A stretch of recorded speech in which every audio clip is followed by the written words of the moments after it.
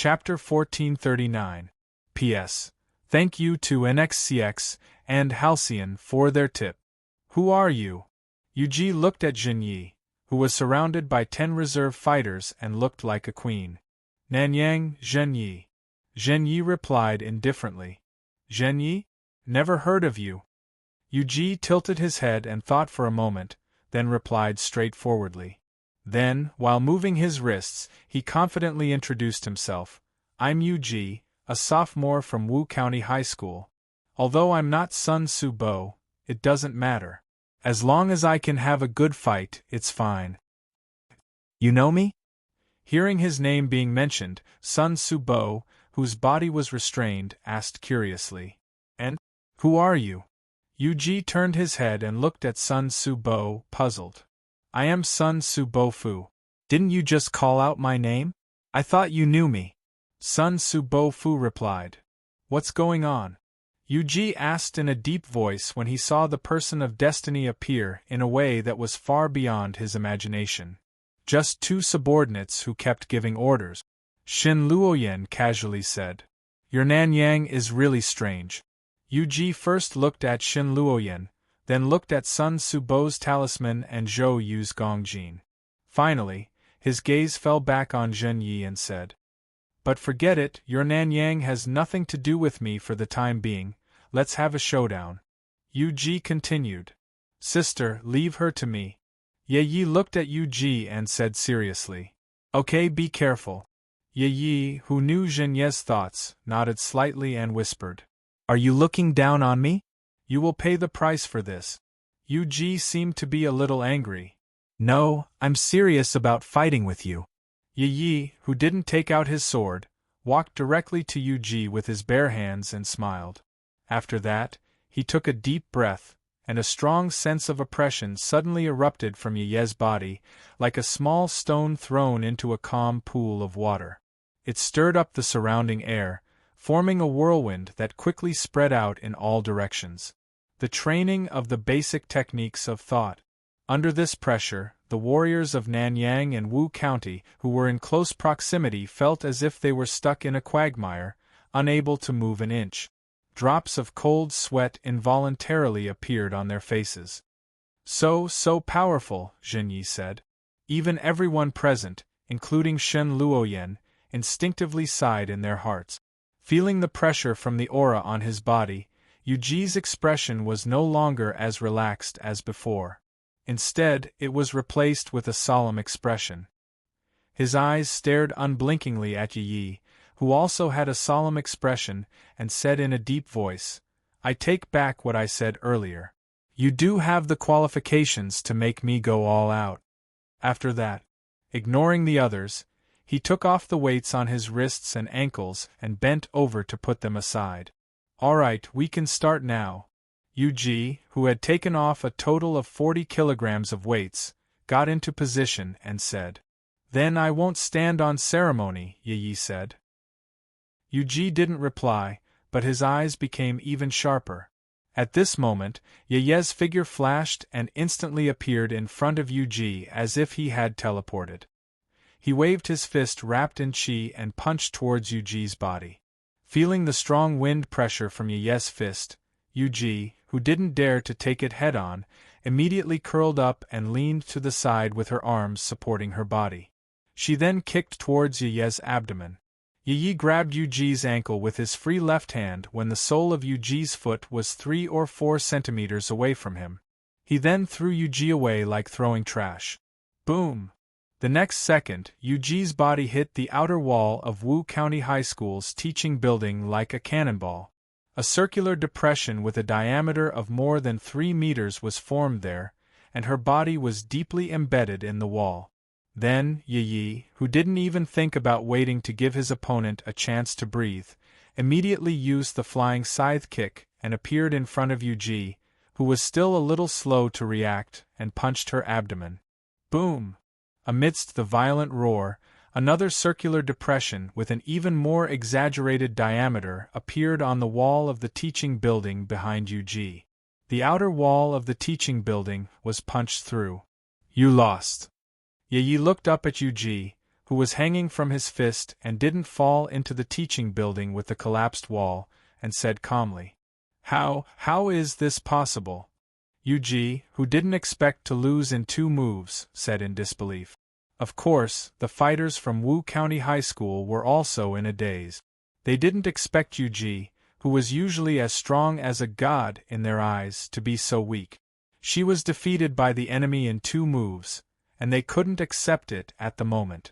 Unlike the fighters of Wu County High School, after the fighters of Nanyang High School got over their initial shock, they immediately cheered with excitement. They were happy that Nanyang had such a powerful expert like Yi. Yi didn't care about Yuji's disappointment and slowly retracted his fist. Plop! Without any external support, Yuji's knees immediately went soft and he knelt on the ground. However, that was all. As for injuries, there were almost no injuries. This was because Yi's previous punch seemed powerful, and it was a powerful attack that could destroy the outer wall of the teaching building to such an extent after Yuji, an A-rank fighter, blocked it with Qigong.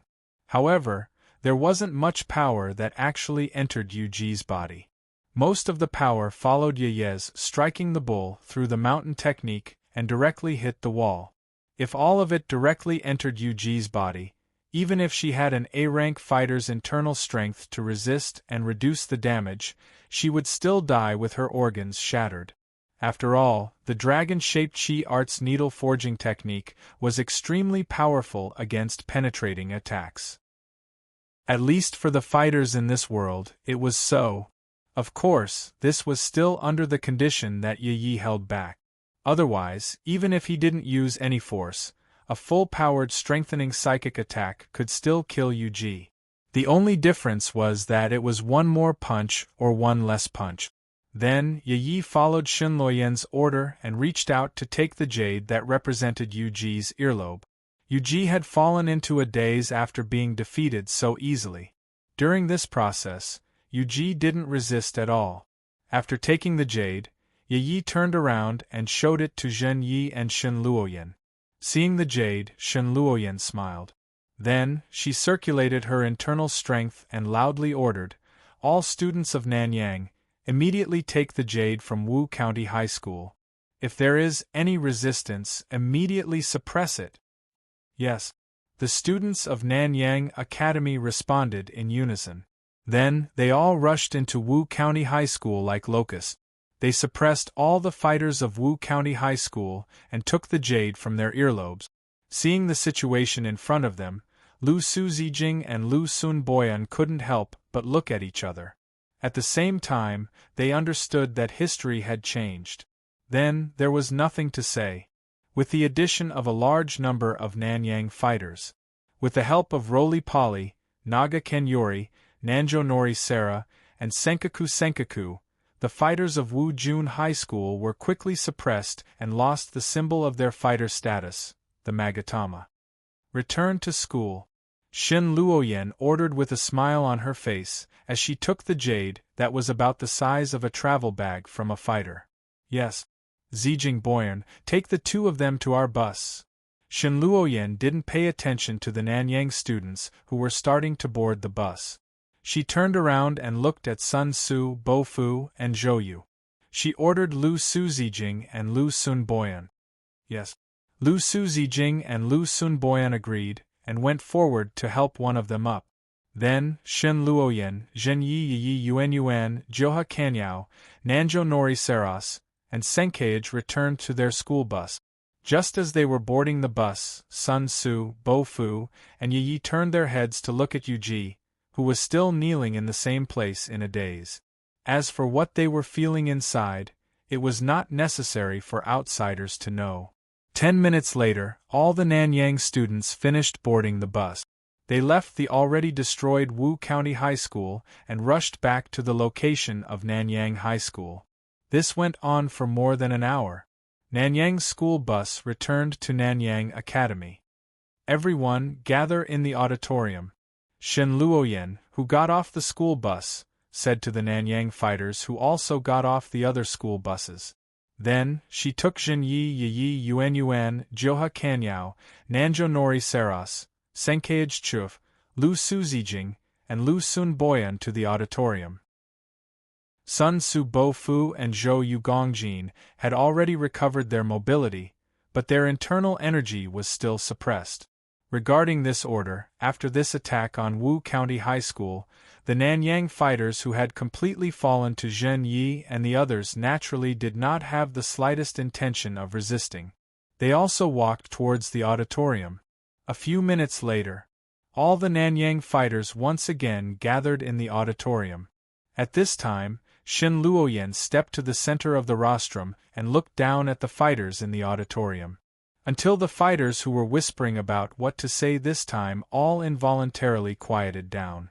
Then, she slowly said, "Now, I declare that the attack on Wu County High School by Nanyang has officially ended. We have won. Yeah. Long live." After she finished speaking, the fighters of Nanyang immediately cheered.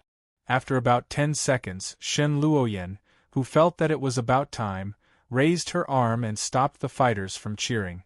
She said again, however, "During this process, I found many of your shortcomings. First of all, you were not strict in the execution of my orders." As soon as these words came out, all the fighters felt a chill in their hearts. "Bring them up," Shen Luoyan said coldly. Then, Yuan was pushed up to the rostrum with Zhou Yugongjin and Sun Su Bofu, and finally stopped beside Shen Luoyan. "Wow!" Seeing the faces of the two, the Nanyang fighters below immediately made a noise. Obviously, they were puzzled by the fact that they were pushed up, and faintly felt that something was wrong. "I think you should be familiar with these two." "Yes, they are Sun Su Bofu and Zhou Yugongjin, who caused chaos in Nanyang some time ago. However, that has nothing to do with us. Lord Zhen Yi won't do anything to them because of them. However, during the attack on Wu County High School today, the two of them left their posts without permission and sneaked into Wu County High School without orders. In my opinion, this behavior is a violation of military discipline," Shin Luoyan said coldly with a cold gaze. "However, I also know that you, who have not received military training, will not be able to accept it for a while. Therefore, I can be lenient with their actions this time, but the punishment must not be reduced. Therefore, I announce that their Magatama will be sealed and their identities as fighters will be stripped." Wow! The students of Nanyang, who had just quieted down not long ago, made a noise again. There was no other way. In this world, the Magatama was a second life for fighters. It was something that could not be separated unless they encountered a powerful force, such as being defeated by an enemy or something like that. No one wanted their Magatama to be taken away for some reason, so it was natural for there to be an uproar.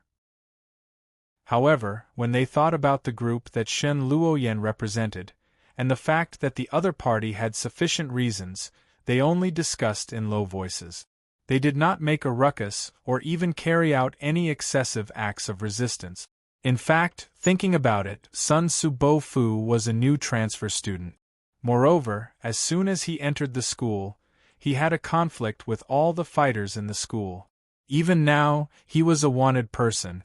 Therefore, he did not get along well with the fighters in the school. In addition, they were not the ones who had their Magatama sealed. Therefore, even if some smart people knew that Shen Luoyan was killing the chicken to scare the monkey, they did not do anything. As for the other person, Zhou Yugongjin, his pretty boy appearance had long been disliked by some of the martial arts students. In addition, he usually behaved a bit cowardly. Even after the incident with Sun Su Bofu broke out with a powerful force, it still did not change the fighter's view of him. Therefore, he was also included in the ranks of the unlucky ones. Hearing Shin Luoyan's announcement, Zhou Yugongjin and Sun Su Bofu did not have time to act. Immediately, the Magatama on their earlobes was taken away by Yuan. "Let them go." Seeing that her goal had been achieved, Shen Luoyan glanced at the two of them and said. Yuan nodded and pushed the two of them to the side and left the rostrum. Subsequently, Shen Luoyan used the power she had just established and the martial arts. she had obtained after defeating Wu County High School to announce some rules and regulations for similar operations. That is, military rules. She also made a training plan. The instructor of the training naturally fell into the hands of Zhuge Hall, who had been the world's army instructor for a period of time in the Tang Empire, and Yuan Yuan, who was originally the army's heirloom. Chapter 1440. In another world, at the top of a building in Tokyo's Chiyoda district near the government building, Suzu Ito, Erika, Liliana, Katsuyama Yomi, Tsutamaya Kagura, and Rana Linchin appeared. "You really don't need us to follow you?" Tsutamaya Kagura looked at Erika and asked in a low voice. "There's no need for that. It's safer for me to be on my own. Besides, if something really does happen, you'll be able to provide support for me by staying outside." Erika flicked the stray strands of hair on her shoulder with a nonchalant smile. "Okay then, but remember to turn on the signal of your communicator." Suzu Ito nodded and said, "Okay." Erika smiled. "Then I'll be going." Then, seeing that no one had anything else to say, Erika immediately turned around and walked towards the passage leading to the top of the building, quickly disappearing behind the closed door. Erika, who was alone, walked down the building with a solemn expression. Because she had been using the safe passage, even if Erika was inside a party's headquarters building, she still didn't attract any attention from the guards, allowing her to safely arrive at the floor where the target should be. And the so-called target was a relatively important person in the political party represented by this building. As for the reason why Erika and the others appeared at the top of this building, and why Erika broke into the building alone, it all started 2 days ago. On that day, Erika and the others, who had completed the creation of the spiritual disaster and eliminated the ghoul, Jingling Road, knew that the original plan to use the spiritual disaster to lure the 12 divine generals who had seen their faces, Magi Zenjiro, to the office had failed, so they could only use the original plan to invade the Inyang Hall through the government. But compared to before, Suzu Ito, who had seen the uniqueness of this world's Inyang technique, decided to make a slight change, which was to send Katsuyama Yomi and Tsutamaya Kagura to study in the Inyang school to master this world's Inyang technique system. However, the premise of all these plans was that they had to be able to control a powerful official. But don't forget, this world is a real magical world with Inyang technique and Inyang masters, although on the surface, only the so-called 12 divine generals are experts. However, no one knew how many of them there were in the dark. Perhaps there was a powerful Yin-Yang master who was hiding his identity by the side of the officials they randomly targeted. Thus, in order to increase the success rate of her plan, Erika naturally had to filter her targets to a certain extent. After all, the greater the influence, the more likely it was that there would be hidden experts around. This was an undeniable truth, no matter which world one was in. However, for the sake of safety, they had to choose the weaker members of parliament, officials, and so on. Their strength was not enough to meet the requirements. Unless they were extremely lucky and met someone with a wide network of connections, they would be able to use that person to send them to an important place like the Inyang Hall. Thus, in the end, Erika locked her eyes on a certain political party. It was not the most powerful party leader. He wasn't one of those low-ranking counselors who wasn't weak either. Instead, he was someone who they could only confirm after a series of investigations that his influence wasn't weak. However, he wasn't that close to the Inyang masters. Standing in the safety passage, Erika's mind moved, and the style of her clothes immediately changed in a large number of small mosaics. She changed from the original black pants and red shirt to a thin leg wrap, a gray short skirt, a white shirt, and a gray matching small suit. She was dressed as a professional beauty. Then, Erika raised her hand and tied her blonde hair up high behind her head. She summoned her beloved sword, the Heart of the Lion King, and turned it into a metal card the size of a poker card. She inserted it into the pocket of the small suit, in case she encountered any dangerous situations later. Then, Erika took a deep breath, and her eyes flashed with a demonic light. With a smile on her face, she opened the safety passage in front of her and stepped into the building. Erica raised her head and puffed out her chest, dressed like a standard secretary, and walked towards a room on this floor. Along the way, many people were curious about Erica, this girl who was so beautiful that it was impossible to be real. But for some reason, as long as they saw her bright blue eyes, they would subconsciously go into a trance, and then, as if they had forgotten something, they would no longer pay attention to her.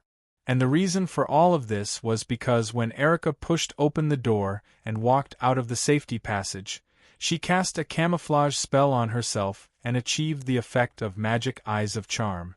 Just like that. With the help of this kind of behavior that was spontaneously derived from the laws of this world, Erica arrived outside the office of the person she had chosen as her target. Knock, knock, knock. Erica raised her hand and knocked on the door. Come in.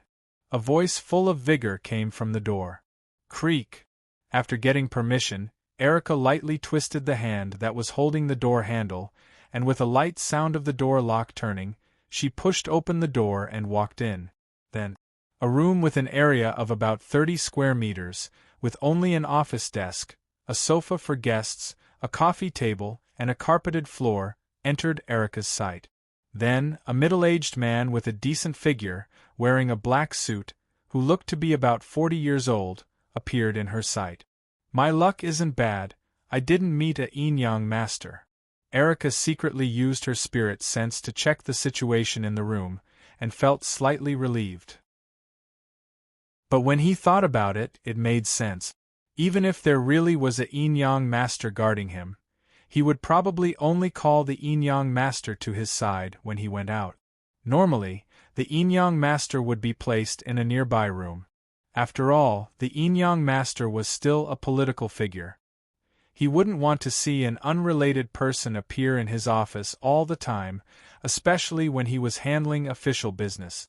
At the same time, the man raised his head to look at Erica, but in an instant, he was caught by Erica's charm magic and fell under her control. Then, Erica smiled as she controlled the man to give orders that could help them, for example, help them get a legal identity. For example, help them apply for some qualifications, and so on. But because some things were more troublesome, even the target needed some time to deal with, so Erica used magic to give the man enough hints, and stuffed a surveillance talisman into the man's pocket. Then, she went back to the rooftop and met up with Suzu Ito and the others. Then, they waited for an entire day. He didn't know if the Onmyoji following Erica was weak, or if the Onmyoji had relaxed their vigilance because they hadn't seen anything for a long time, or if the Onmyoji hadn't been waiting for them in the past few days. Ito Rin didn't feel that the monitoring paper talisman she stuffed into Erica's pocket through her hand had been discovered. This was good news. Then the next afternoon, after Suzu Ito used yin-yang to activate the surveillance talisman, and after confirming that there was indeed no danger around the man, she let Erica meet the target alone again. The process was still smooth, and Erica met the target again. This is what you want. Seeing Erica, who was once again a professional woman, the target took out a brown paper bag from the drawer and threw it on the desk. As for the other request you made, I also contacted the other party last night. Later, you just need to take this thing to the Muroko branch and find this person. Then, the target took out a cardboard piece that looked like a business card and put it on the desk. What about yin-yang school? Erica walked to the desk and casually glanced at the card with the words, Shinshu Yamashiro, written in black. She picked it up with the brown paper bag on the desk, then opened the brown paper bag and looked down to check the contents. I can't do anything there. You can only participate in the annual entrance examination of yin-yang school through the normal way and enter the school to study. The target shook her head and said, Okay then. After checking the contents of the brown paper bag, Erica put it away and said casually, Thank you for this matter. The target didn't speak. She nodded and accepted Erica's gratitude. Seeing this, Erica smiled slightly, turned around and left the target's office. Following the original path, she left the building where the target was located. She found Ito Rin and the others who were hiding nearby just in case, and left the place together. After a while, they stood beside a bench in a park. At this time, Erica opened the brown paper bag and took out the things inside one by one. Then, 6 hardcover books similar to household registration booklets, 6 white cards similar to ID cards with a few people's bareheaded photos, 6 small green booklets similar to driver's licenses, and a small booklet with the Inyang Type 1 National Certification Examination written on it, as well as a few other items that could be used for other purposes, appeared in front of everyone's eyes. From now on, we are no longer unregistered residents.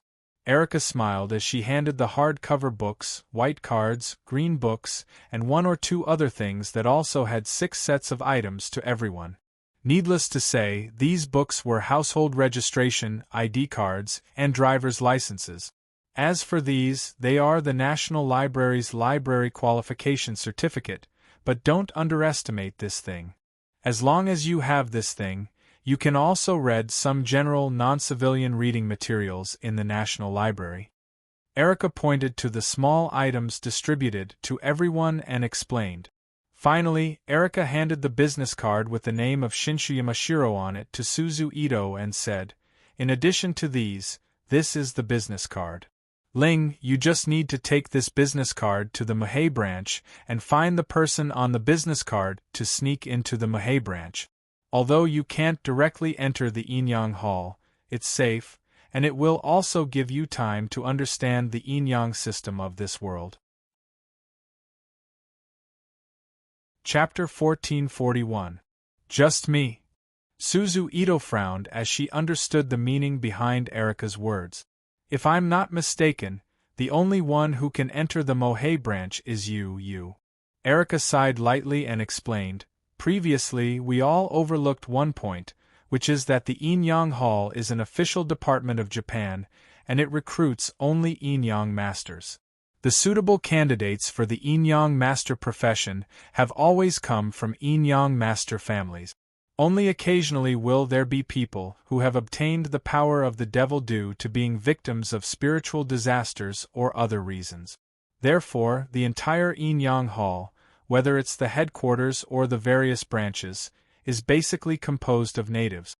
The reason why I didn't say it was absolute is because when I searched for information, I didn't see any information that foreigners are not allowed to work in the Inyang Hall. So, excluding Yomi and Kagura, who have already confirmed to study in the Inyang school, Lily and I, who are destined to not be able to mix in regardless of whether it's Zhang Xianghe or not, and Lana, who can't enter the Inyang Hall because of the wrong form of power, only you meet the requirement." Indeed. Suzu Ito, who put away the business card, sighed. But speaking of the Inyang school, Erica turned to look at Yomi and Tsutomu Kagura and said, "Although that counselor has some power, he's not from the orthodox Inyang family, so he can't help you get the qualifications to directly enter the school. So, you still need to pass the Inyang school's examination in a few months.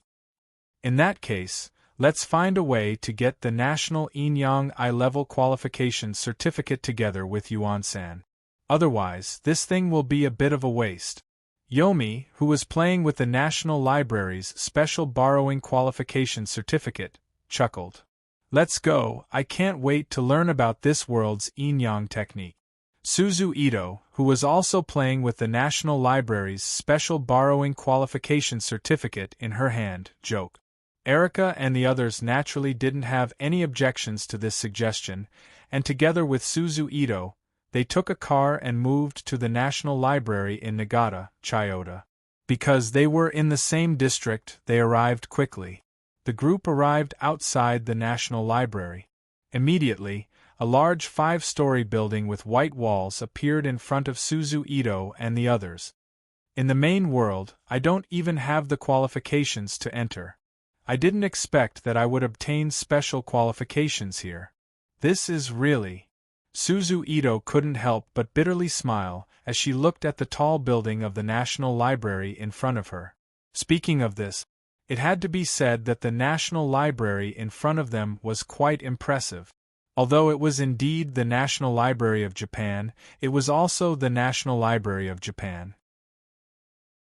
Therefore, it stored a large number of national meeting documents, materials, legal provisions, and other historical information, and so on. Therefore, it was very troublesome to obtain the right to view here. At the very least, you had to be a real scientist. It was very difficult to qualify as a researcher in a related research project.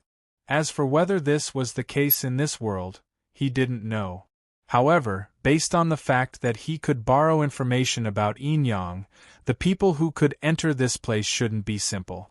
Even if they weren't the scientists and researchers of the past, they should be related to the Yin-Yang Hall. Or perhaps, he was a member of the Yin-Yang Hall. Aren't you used to this kind of thing? Anything unimaginable can happen by the king's side. Erika chuckled. That's true. Suzu Ito agreed with a smile. Originally, she was just sighing with emotion, so she immediately erased the emotions in her heart. She stepped on the stairs with Erika and the others and walked inside the National Library. Then, Suzu Ito and the others logged in their special library card information at the entrance of the National Library. They entered the National Library through the door. A large number of bookshelves were filled with documents, books, materials, newspapers, miscellaneous history, pictures, photos, and even precious manuscripts. They found something they were interested in and quietly read it. And this time, he spent nearly a week looking at it.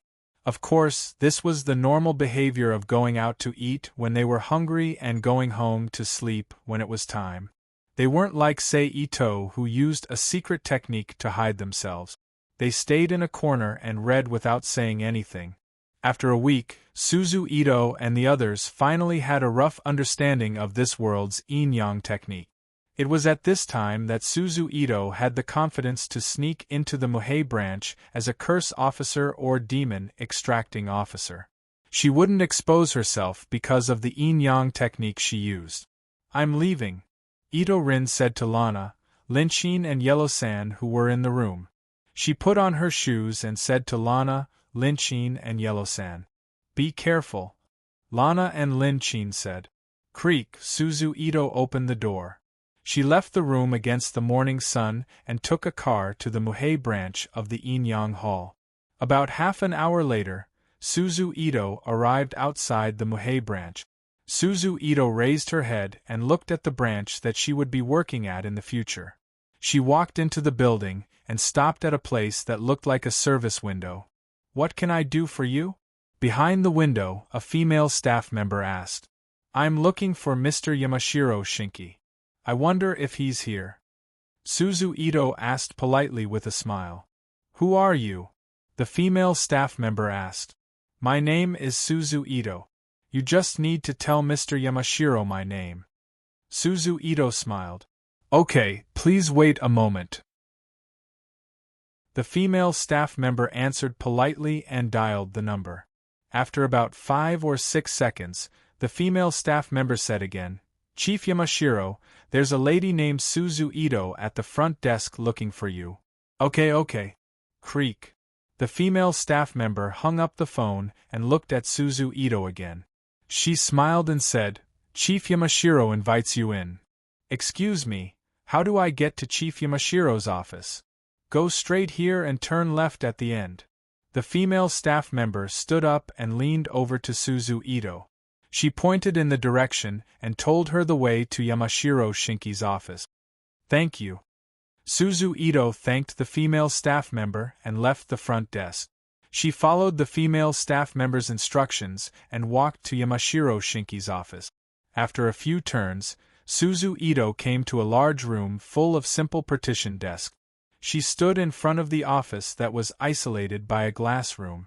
Under the attention of several curious staff members, she knocked on the wooden door in front of her.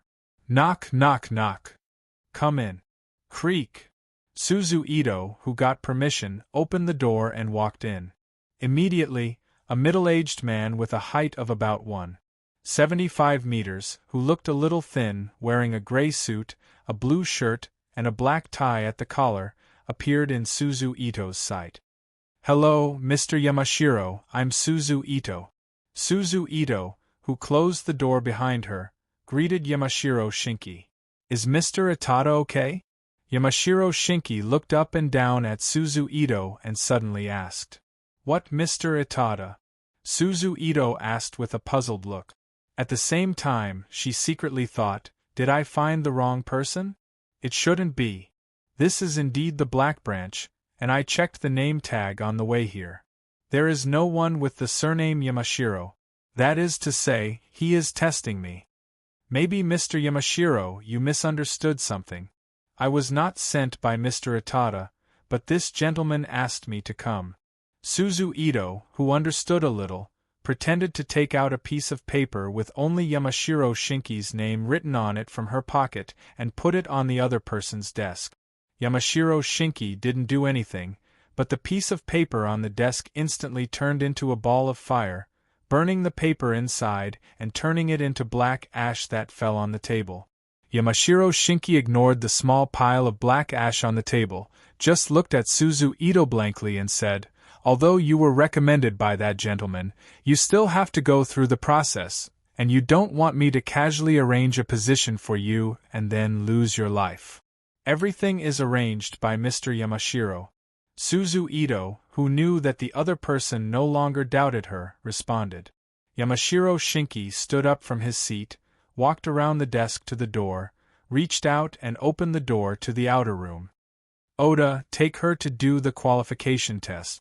Yamashiro Shinki looked at a male staff member who was sitting at the partition closest to the office. The male staff member was wearing a pair of blue trousers, a white shirt and a dark red tie. A matching suit of the same color was casually placed on the back of the chair. "Yes, Chief." Oda, who was called, stood up and responded. "Please come with me." Oda invited. "Thank you." After that, Suzu Ito followed Oda out of the office. About 5 or 6 minutes later, Oda and Suzu Ito appeared in the training and resting area where the members of the demon hunting team were. They found one of the men wearing a blue protective suit and told him about Suzu Ito's matter. "Come with me." The man looked at Suzu Ito, turned around and walked away. When Suzu Ito and Oda saw this, they didn't hesitate and quickly followed him. Soon, Suzu Ito, Oda, and the other 4 members of the demon hunting team entered an empty room with an area of 200 square meters. However, there wasn't a single decoration in the room. Instead, the walls and floor were painted with pentagrams and inscriptions. Chapter 1442. P.S. Thank you to NXCX and Halcyon for their precious monthly vote. Thank you to NXCX and Halcyon for their tip. In the empty room, Suzu Ito and the leader of the team were standing 5 meters apart from each other. Oda and the other 4 members of the demon hunting team, who were also wearing blue suits, were standing in a row in front of the wall as if they were referees of a match. They were watching the fight that was about to take place. At this time, the leader standing opposite Ito-rin didn't do anything, but a 3-meter-tall spirit-branded retainer with a metallic luster appeared out of thin air. It looked like a miniature version of an ancient armored knight or a miniature version of a Gundam. "You can make your move," the leader of the team said in a light voice. "Then I'm sorry," Suzu Ito said as she took out a talisman. After saying that, he opened his palm and held the stack of paper talismans with his palm facing up. He looked forward and allowed the paper talismans in his palm to shoot out one after another. Then, they turned into wolf-like creatures made of blue energy in midair and charged toward the man in the lead. Man-made spirit-branded retainer, a simple spirit-branded retainer. Seeing that the spirit-branded retainer was about to attack, the Inyang Hall's G2 type spirit-branded retainer, Yaksha, who was guarding the leader, immediately moved in front of the leader and swung the huge sword in his hand towards the wolf-like spirit-branded retainer. Swish, swish. Under the attack of the huge sword, the wolf-like spirit-branded retainer was injured and turned back into a useless talisman. Suzu Ito's expression didn't change at all. While the wolf-like spirit-branded retainer still had some time left, she hurriedly ran away and moved towards the leader of the team. At the same time, she took out a talisman, activated it, and turned it into a rocket, shooting it towards the leader of the team. The leader of the team made a hand seal and immediately summoned a barrier in front of him to block the rocket. He then waved his arm and shot several talismans towards Suzu Ito. During the flight, the talismans turned into water. It rushed towards Suzu Ito. Seeing this, Suzu Ito stopped in her tracks. She immediately lowered her body and stuck a paper talisman on the ground. Soon after, a thick earthen wall immediately rose in front of Suzu Ito. It blocked the waves of water that were rushing towards them. The 5 elements promote and suppress each other. Earth restrains water. Next, Suzu Ito jumped up from the ground, leaping over the wall and into the air. She waved her arms. He shot several paper talismans at Yiksha, who was about to finish killing the spirit-branded retainer, and the leader of the group. The G2 Yiksha Shikigami was unable to dodge in time and was hit by the talisman flying towards it. Boom! Instantly, several loud booms were heard, and a large ball of reddish-yellow flames engulfed the Yiksha Shikigami. Explosive talisman. But then, several dagger-like metal flying knives flew out from the explosive ball of flames. They shot towards the leader of the team, who was also hit by the talismans, but the damage was offset by the Akalanatha spell. At the same time, Suzu Ito, who was in the air, once again threw 2 paper talismans to the ground. She then landed on the top of the earthen wall that was formed by one of the talismans. She then jumped onto the top of the earthen wall formed by the other talisman and rushed towards the leader of the team, who summoned the barrier. Seeing this, the leader dodged Suzu Ito's approach. Several dark brown vines quickly rose from the ground and entangled Suzu Ito's body. At this time, Suzu Ito, who was about to be entangled by the vines, put her hands together and formed a seal. A large ball of flames appeared around her body and burned the vines that were about to entangle her into ashes. But then, several paper talismans flew into the flames from the outside, turning the flames around Suzu Ito's body into scattered pieces of mud, and fell to the ground. At the same time, the G2 Yiksha Shikigami, who had escaped from the explosion of the talisman, swung its giant sword towards Suzu Ito, who was temporarily defenseless. A strong Ryatsu pressure was exerted on Suzu Ito's body along with the giant sword's slash. At this time, Suzu Ito didn't care whether she looked good or not, and whether she was behaving like a woman or not. She directly jumped away from the blade and rolled to the side of the G2 Yiksha Shikigami's feet. She then placed a paper talisman on the Shikigami's calf. In an instant, the paper talisman lit up, and a large ball of mud immediately appeared on the Shikigami's calf. It was connected to the ground, and like a stumbling block, it stopped the Shikigami's movement and slowed its movement. Then, Suzu Ito once again moved to the Shikigami's back and stuck several paper talismans on the Shikigami's back. Then, without hesitation, she jumped away from the Shikigami's side. The next moment there was a loud explosion. A large ball of fire enveloped the body of the G2 Yiksha Shikigami, causing its body to become sluggish, just like the mosaics in the movies. After that, Suzu Ito, who had dodged to the side, pressed her hands on the ground. A dozen brown vines as thick as a baby's arm immediately shot out from her palms. Almost in the blink of an eye, the vines crawled around the Yiksha Shikigami, who was temporarily unable to move due to the stagnation of its spirit and movement. Like a man-eating plant, the vines fearlessly wrapped around the Yiksha Shikigami, completely trapping it in place. But right at this moment, the spirit-branded retainer hovering above Suzu Ito's head suddenly flew towards her. Samo Safu, Sata Sindi Piao, Safu, Muki Piao, Sata Chue Luoja, Zanyumo Halu Safu, Safu Wei Zhongnan, Sata Luoja, Yen Man. Knowing that she would be caught if she was entangled by these spirit-branded retainers, Suzu Ito didn't dare to be careless. She immediately chanted the Fire World curse. In an instant, blazing flames appeared around Suzu Ito's body, burning all the birds that flew down to ashes. Then, Suzu Ito's curse didn't stop.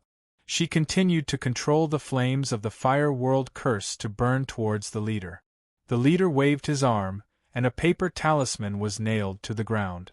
Then, a 1.5 meter wide, 2 meters tall, and half a meter thick earth wall quickly appeared on the ground. It blocked the flames of the Fire World curse. But that was it. It didn't use the principles of the 5 elements to trigger a follow-up yin-yang attack like before. It didn't stop until Suzu Ito, who was puzzled, burned the earth wall. But at this time, the figure of the leader was no longer behind the earth wall. Seeing this, Suzu Ito immediately calmed her mind and searched the surroundings vigilantly. But before she could do anything, a heavy confinement force immediately appeared around her, imprisoning Suzu Ito in place. Of course, at this time, if Suzu Ito was willing to burst out the spiritual power in her body. Now, this degree of confinement would naturally be immediately broken by her powerful Ryatsu. But in that case, Suzu Ito would naturally not be able to disguise herself as a new job seeker and blend into the Dark Branch, making all her previous efforts go to waste. Therefore, Suzu Ito had to pretend to be an ordinary yin-yang master. She was imprisoned.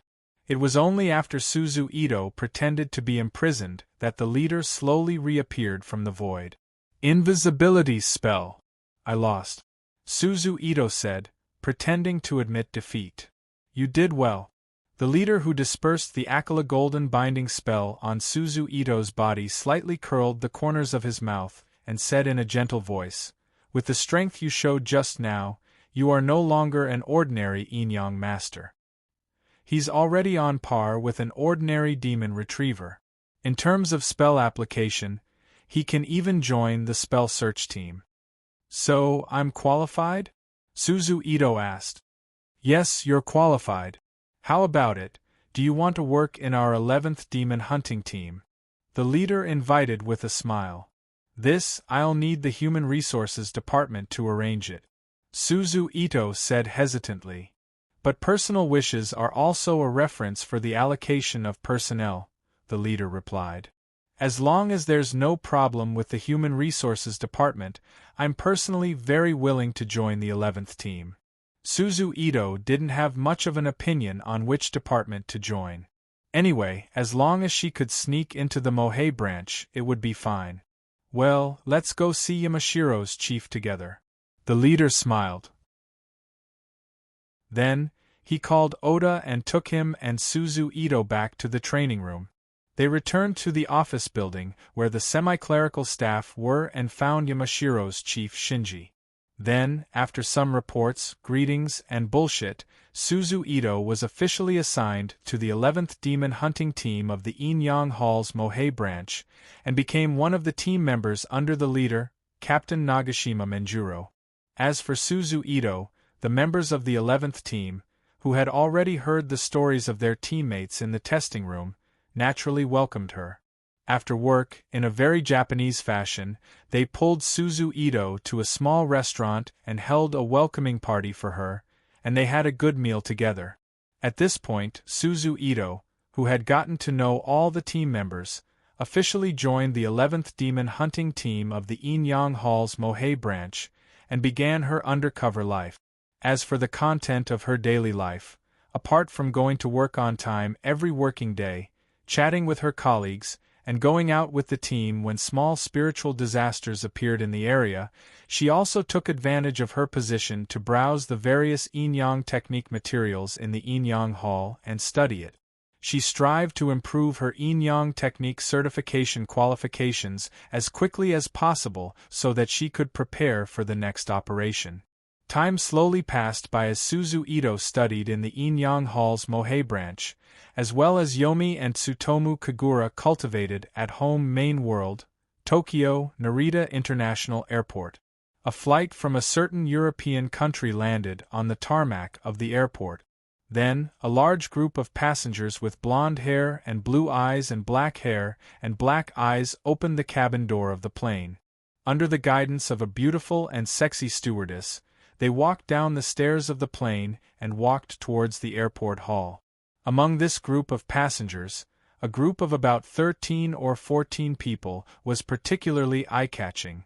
As for the reason, it was because of their unique temperament that was completely different from ordinary people. They looked like well-trained soldiers. Of course, not all of them were like that. There were two middle-aged men with white hair who looked particularly kind. Just by looking at each other, they couldn't help but have a good impression of each other. They were willing to trust each other and even listen to each other's arrangements. The group of people left the tarmac and walked out of the airport along the corridor. "Sir, the person who picked us up is here." At this time, a man in a black suit with an awe-inspiring aura came to the side of the kind-looking old man. He looked at the black-haired woman who was holding a board with the words, "Martino Company," written on it in Latin characters. The kind man nodded slightly and walked towards the black-haired woman holding the board. "Hello, we are people from Martino Company." The man who spoke before left the group and walked in front of the woman who picked them up and said indifferently, "Hello, I am Nakayama Eiko, an employee of the Japanese branch's Public Relations Department. I am here to pick you up on Mr. Patrick's orders." The woman who picked them up was a typical Japanese woman. Her height was not much shorter than the tall and handsome foreign man. Coupled with the awe-inspiring aura that the other party invisibly exuded, the woman couldn't help but feel nervous. She stuttered in Latin, "Lead the way." The man ignored the introduction of the woman named Nakayama Eiko and directly ordered, "Yes." Nakayama Eiko saluted and replied. Then, he led the tall man and the foreign team of more than 10 people, including the two friendly-looking people, out of the airport hall and stopped next to a brand-new bus. "This is the car sent by the company to pick you up, please," Nakayama Eiko, who stood at the door, said. In the group of foreigners, except for the two kind men who nodded slightly to her, the others ignored her and stepped directly into the bus and sat down silently. Seeing this, Nakayama Eiko didn't dare to be angry. She just followed everyone into the bus and sat down near the door. Screech, the next moment, the bus closed the door, started the engine, and drove away from the parking area outside the airport. On the way, Nakayama Eiko, who was the receptionist, tried to find some words to ease the dull atmosphere in the bus several times. However, after 2 attempts, she was met with cold responses. She gave up the idea and sat up with a helpless expression, allowing the bus to drive silently into the city. "What is that?" One of the old men with a kind face looked out of the window at the round metal barrel that looked like a trash can but also like an adult toy vibrating egg that had been enlarged by God knows how many cups. "That's a product of a robot manufacturing company in the autonomous region of Akiyuko City. I remember it's called Multifunctional Application Robot. It was introduced by the police department to serve as the city's traffic command, and the effect is very good. At least the traffic situation in Tokyo has been improved." Nakayama Eiko turned her head and looked out of the window, looking at the multifunctional robot suspended in midair in the middle of Tashiko Road, and explained, "In addition, I heard from the news that the police department has decided to purchase another batch of these robots to cooperate with the existing police to carry out normal police patrol work. I don't know if it's true or not." Chapter 1443. Akiyuya Autonomous Region? The amiable old man asked with a puzzled expression. The so-called Akiyuya Autonomous Region is actually the original Akiyuya City, located in the west of Tokyo. However, due to some special reasons, it received special permission from the previous and current cabinet, as well as the Emperor of Japan, to form the new Akiyuya City together with the neighboring Ashigashadachi. They also drafted their own constitution, set their own taxes, and formed their own independent government. Apart from still recognizing it as Japan's territory, It is basically an independent kingdom. Therefore, for the sake of convenience, they changed it to its current name. Nakayama Eiko explained. However, due to some reasons, or perhaps because she herself didn't know the relationship, she directly and vaguely glossed over some things. In Japan, this kind of thing can also be done? The amiable old man asked in surprise. Of course not under normal circumstances, but Akiyuya City is a bit special, so it was allowed. Nakayama Eiko's face revealed a hesitant expression. Special? The amiable old man asked again. Nakayama Eiko turned her head and glanced at the old man. After meeting his bright eyes, she instinctively felt a sense of trust in him, causing her to hesitate for a moment before opening her mouth to explain. I don't know the specific situation, but there are rumors that Akiyuya City is a place where espers gather. Legendary espers can be seen everywhere in the city. Moreover, the city's technology is advanced, far more advanced than the outside world by 30 to 50 years. Legendary virtual equipment and hovering cars have long been popularized in the city. So it's like that. The amiable old man nodded and said. However, at this time, Nakayama Eiko and the old man seemed to have found a topic to talk about. One question and one answer, they chatted about the situation of Akiyuya City. However, Nakayama Eiko, who was immersed in chatting with the old man, didn't notice that the other old man and the dozen or so men and women didn't reveal any strange expressions on the surface, but secretly, they all pricked up their ears and eavesdropped on the two's conversation. Like this, after about half an hour, until the bus stopped in front of a high-rise building in the central district. Only then did it end. Then, Nakayama Eiko straightened her spirit and returned to her female appearance. With a smile on her face, she led the passengers off the bus. They walked toward the building's main entrance.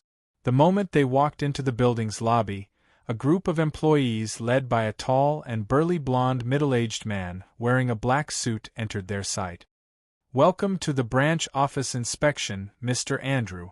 The blond man immediately stepped forward. With a big smile on his face, he stretched out his hands and held the hand of the kind-looking old man. "Patrick. My name is Patrick." The kind old man named Andrew said with a smile. "All right, let the others disperse." Andrew glanced at the staff who came to greet him and ordered. "Yes." Calm, Patrick quickly nodded. Then he turned to the staff door. He ordered the employees. Upon hearing the order, the male and female employees bowed to Patrick and the old man in unison before dispersing and returning to their own work. Then, Patrick sent Nakayama Eiko away and personally led Andrew and the others into the building. He took the private elevator to the office on the top floor of the building and brought Andrew and the others to his office. However, the moment Patrick closed the office door, Patrick suddenly knelt on one knee in front of Andrew and the others. With his right hand on his chest, he lowered his head and said respectfully, "Greetings, Archbishop Andrew." "Greetings, Archbishop Mark." Needless to say, Archbishop Mark was the other old man. As for the others, since they were able to accompany the Archbishop and had the temperament of a soldier, they must be the guardian knights of the church. Otherwise, how could they set off the status and importance of the Archbishop's position, which was only second to the Pope? "Get up, Mr. Patrick." Archbishop Andrew walked to Patrick, who was kneeling on one knee, and pressed one hand on the other's head. His palm emitted a white light as he said softly. Seeing Patrick's body bathed in white light, the eyes of the knights at the side immediately showed a look of envy. "Thank you for your blessing, Archbishop Andrew." Patrick, who felt the changes in his body, first leaned over and kissed Andrew's black leather shoes with a look of excitement. Then, he raised his head and got up to express his gratitude. The reason for his reaction was entirely because of the layer of white light on his body. Just like what Patrick said when he expressed his gratitude, this ball of white light was a blessing in the Catholic Church. Of course, if it was just an ordinary blessing, Patrick would naturally not be so agitated, even if it was the Archbishop who gave the blessing. However, the blessing this time was obviously different. Not only did it improve Patrick's physical condition and make him healthy, it also added a hidden attribute of luck, as well as the possibility of him not being disturbed by diseases and demons for at least 5 years, and the possibility of him becoming a true believer. Health was needless to say, as everyone was willing to be healthy. Luck would allow people to stay away from danger and encounter good things easily. It could make people feel happy and happy. Although being free from diseases and demons for 5 years wasn't of much use, it was still better than nothing, especially in a place like Japan, where demons often roamed around. As for the final possibility of becoming a true believer, what was a true believer? It did not refer to the ordinary people who abided by the doctrines, abided by the rules, and wholeheartedly believed in God. Instead, it referred to the guardian knights standing behind and on both sides of the archbishop, or those unknown priests and bishops who had special powers. They were people who could be recorded in the church's register. Of course, there was a slight chance, but without receiving the church's training from a young age and obtaining the cultivation method, it was completely wishful thinking to really rely on this slight chance to become a special person. However, as the saying goes, having a chance was better than having no chance at all, wasn't it? As a loyal lamb serving the Lord, this is what you deserve. Archbishop Andrew smiled. All right, go and hand over the information to us. Archbishop Andrew then instructed. Yes. Patrick responded respectfully and quickly walked to a wall at the side. He moved the oil painting to reveal the white wall behind it. He reached out and pressed, and the wide square white wall immediately sank into the inside of the wall. From the right side of the wall, it disappeared into the wall, revealing a small safe inside. Patrick entered the password and opened the safe. He took out a stack of documents from the safe and returned to Archbishop Andrew's side with both hands. He respectfully handed the documents over. Andrew received the documents and lowered his head to flip through them. Then, a blurry photo of Sei-Ito, which should have been taken secretly, appeared in front of Andrew's eyes. Andrew, who had already seen the clear version of Sei-Ito's photo, did not mind it. He moved it to the side and looked at the paper documents and other photos below. Most of the information was about the situation in Akikuruno City. The photos were of artificial angels obtained from who knows where, as well as the current map of Akikuruno City. In short, everything about Akikuruno City was recorded in those few documents. It was obvious that this group of people from the church did not come here for a friendly visit. They came here with a goal against Akikuruno City. As for the reason, it had to be explained after Sei-Ito screened the Samsara Travelers some time ago. Before the screening of the Samsara Travelers, the Black Sphere team had a large number of people. Basically, every team from every country had enough experienced warriors. Therefore, when they carried out the mission set by Sei-Ito to target the church's branches in various countries, they performed well. Therefore, the church's people were held back. In order to protect the various branches of the church was temporarily unable to mobilize capable people to deal with the problem of Sei-Ito who summoned angels. However, after the screening of the Samsara Travelers, the number of members of the Black Sphere team suddenly decreased sharply. Even if a large number of new people joined every day as replacements, it would still take a long time for them to form a certain level of combat power. Therefore, the pressure on the church was reduced sharply. This gave the church the ability to mobilize a group of knights to carry out the exploration or annihilation missions that they had put aside for a long time.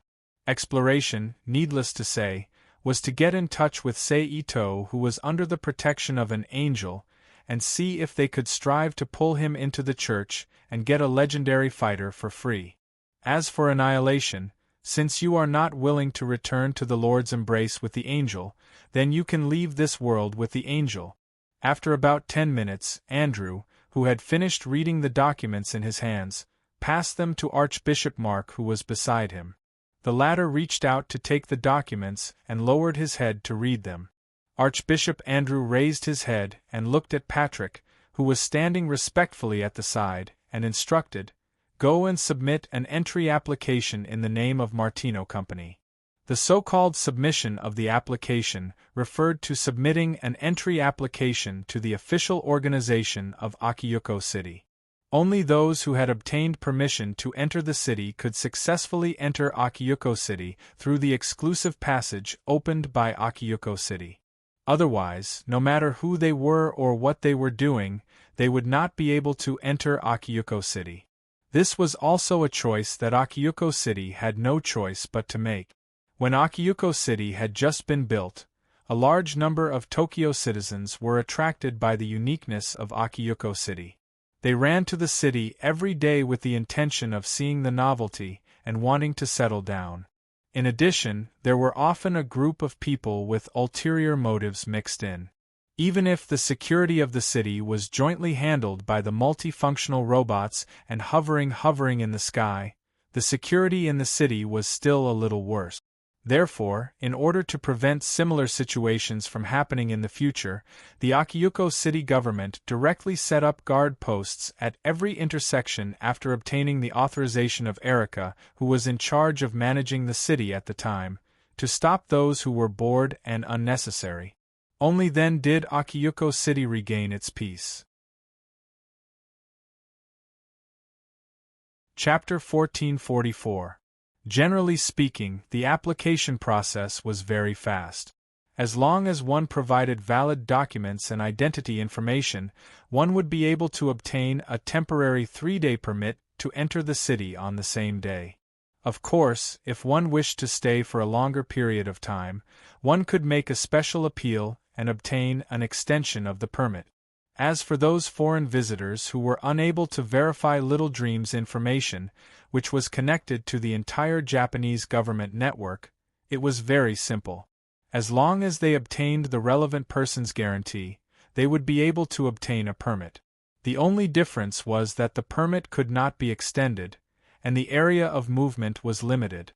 Thus, 3 days later, Hideko Nakayama, the manager of the Public Relations Department and the guide for the inspection team from Martino's head office, led Archbishop Andrew and a dozen others to the Akiya Autonomous Region, located in the western part of Tokyo. Under the influence of the multifunctional application type robots produced by a certain technology company in Akiryu City, Tokyo's traffic had been improved. It only took about half an hour for the bus to arrive at the checkpoint connecting the Akiryu Autonomous Region and Tokyo. This checkpoint was similar to a highway toll booth, but unlike a toll booth, there were no sentry booths here. There were only automatic railings used to block the road, multifunctional combat robots used as guards, and surveillance probes used to verify and attack laser weapons. The checkpoint was sandwiched in the middle by thick alloy walls that were more than 15 meters tall on both sides of the road. "Show your permit number," a female electronic announcement sounded. 300-985-7621, Hideko Nakayama hurriedly said. As soon as the announcement was made, the virtual screen suspended above the checkpoint immediately jumped, and the half-length photos of 15 people, including Hideko Nakayama, Archbishop Andrew, Archbishop Mark, and others, appeared. At the same time, a colorful beam of light penetrated the space inside the bus and scanned the bus and its passengers from head to toe. During the scanning process, the dozen or so knights instinctively tensed their bodies, ready to attack at any time. As the main personnel, Andrew and Mark exchanged glances, then waved their hands behind them in a relaxed manner. They gestured for the others to relax. "Your identity is qualified. You may enter," the female electronic voice sounded again. "You have 72 hours to stay in the city. Please take note. Otherwise, we have the right to forcibly expel you from the city." Then, accompanied by the sudden sound of exhaust, the obstacles in front of the bus quickly retreated to both sides, presenting a barrier-free road to the bus driver. The bus driver did not hesitate. He immediately released the handbrake and stepped on the accelerator, starting the car and driving toward Akakuruno. Unbeknownst to them, the moment they were scanned by the laser, 2 sets of information were sent through the network to Akuya City's Special Human Services Administration and Little Spirit Dream. Little Spirit Dream then copied the information and sent it to the city's security network. Let's put it this way. From the moment they passed through the checkpoint, Jinru, and set out for Akazuruno City. As a result, they became the focus of surveillance for certain departments and combat robots in Akazuya City. After driving for about 10 minutes, the bus officially entered Akakuruno City. In an instant, a bustling modern building appeared in front of Archbishop Andrew and the rest through the window of the moving bus. In Akakuruno City, high-rise buildings with novel designs and logical plans could be seen everywhere. The roads were wide and clean, without a single bit of trash. Furthermore, one could often see a barrel-shaped cleaning robot with a ball of brush at the bottom moving around, constantly cleaning the road. The traffic environment was extremely good. Almost every distance, one could see a barrel-shaped robot like the one seen on the streets of downtown Tokyo floating in the air, directing traffic. As for public security, although there were no criminal incidents, there must be a unique management system that stabilized the public security environment. In addition, there were often decorative fountains in the city, or artistic buildings that played soft music. They provided a good living environment for the residents of the city. In general, the first impression that Akakuruno City gave people was that it was clean, generous, and comfortable. It made people want to settle down here. By the way, I heard that you can see angels here. Why didn't I see them? Archbishop Andrew looked at the empty sky outside the window. Then, he turned his head and asked Nakayama Eiko, who was sitting in front. Angels? There was indeed a period of time on the internet that there were angels protecting Akakuruno City. Because of this, some people even gave Akakuruno City the name of Angel City. However, that was quite a long time ago. Not many people talk about this anymore. Why, Mr. Andrew, are you interested in such rumors? Nakayama Eiko explained, then asked curiously. I'm a Catholic, so when I heard that there were angels here, I wanted to come and take a look. This is also the reason why I came to this city, Archbishop Andrew said with a smile. I see. Nakayama Eiko said with a look of realization.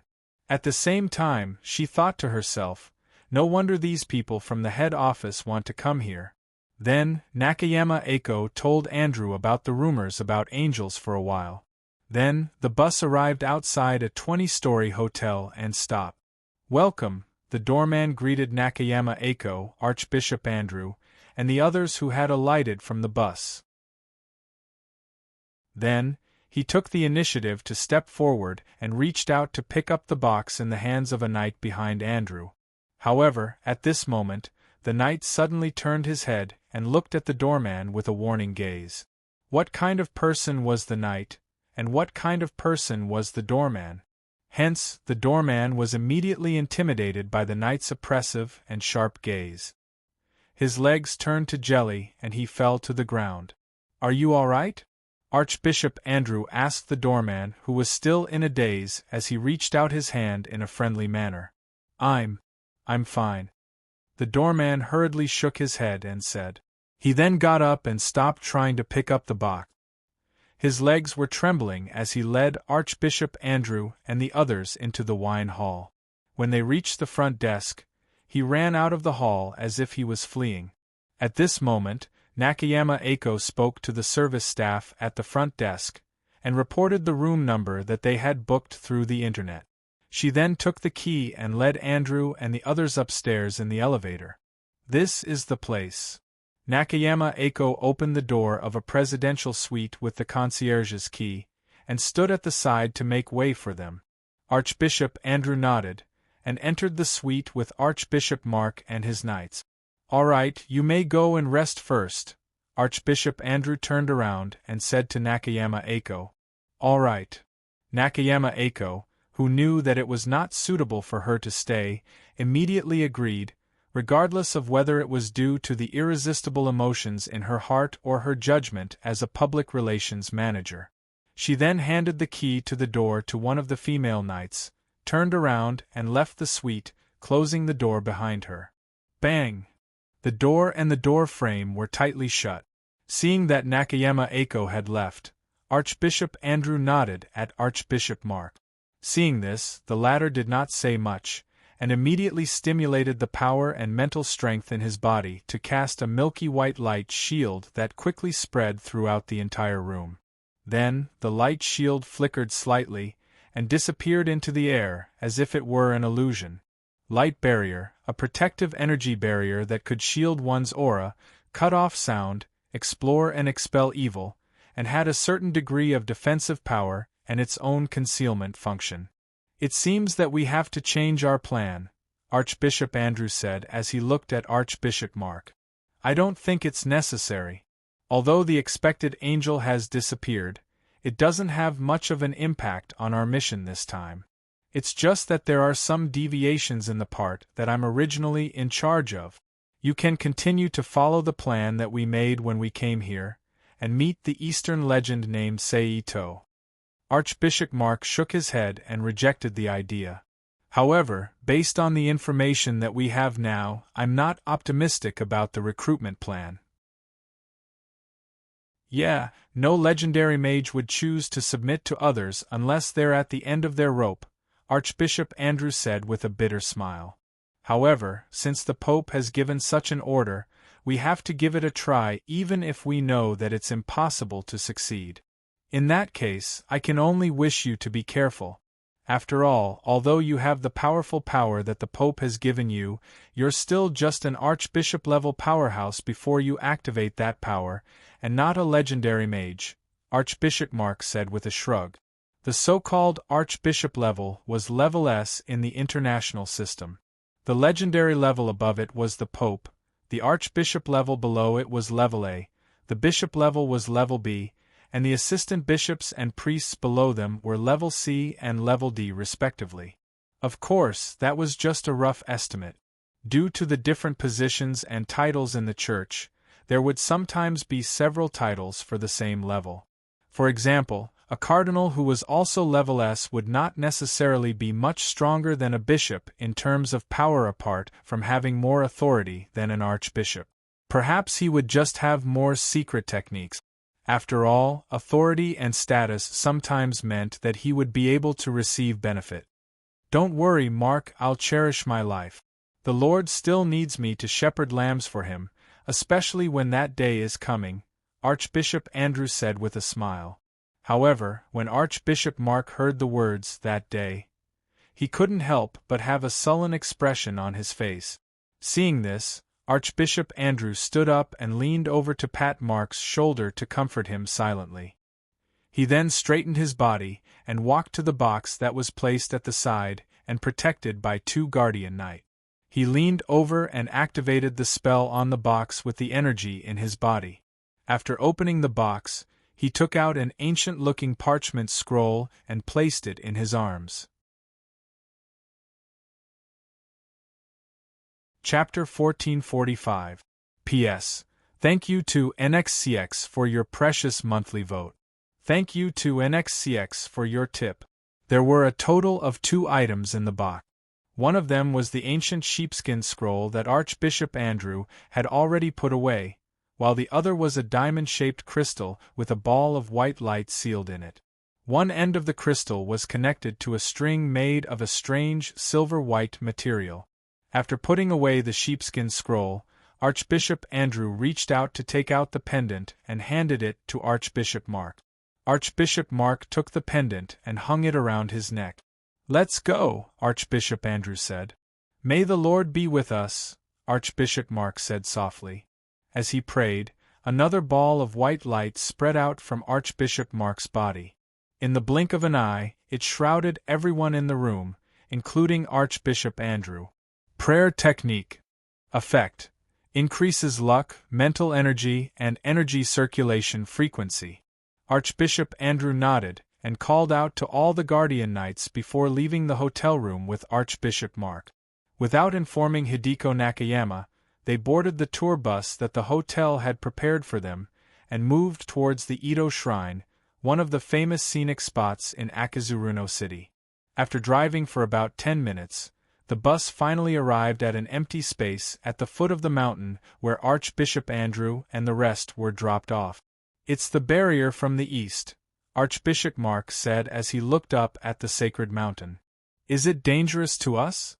Archbishop Andrew asked. Clearly, he was not as knowledgeable as Archbishop Mark when it came to barriers. Otherwise, he wouldn't have asked such a question. "This barrier is currently in a half-activated state. As long as we don't enter through any abnormal means, it won't be able to defend against the barrier. Basically, it won't come into contact with the defensive mechanism of the barrier, so it's considered safe." Archbishop Mark carefully observed the spiritual light around the sacred mountain that was not visible to the naked eye. "That's good," Archbishop Andrew said. Archbishop Andrew said as he adjusted the suit that he was wearing for disguise. He then held his head high and led Archbishop Mark and the guardian knights to the stairs that led up the mountain. They walked up the mountain step by step.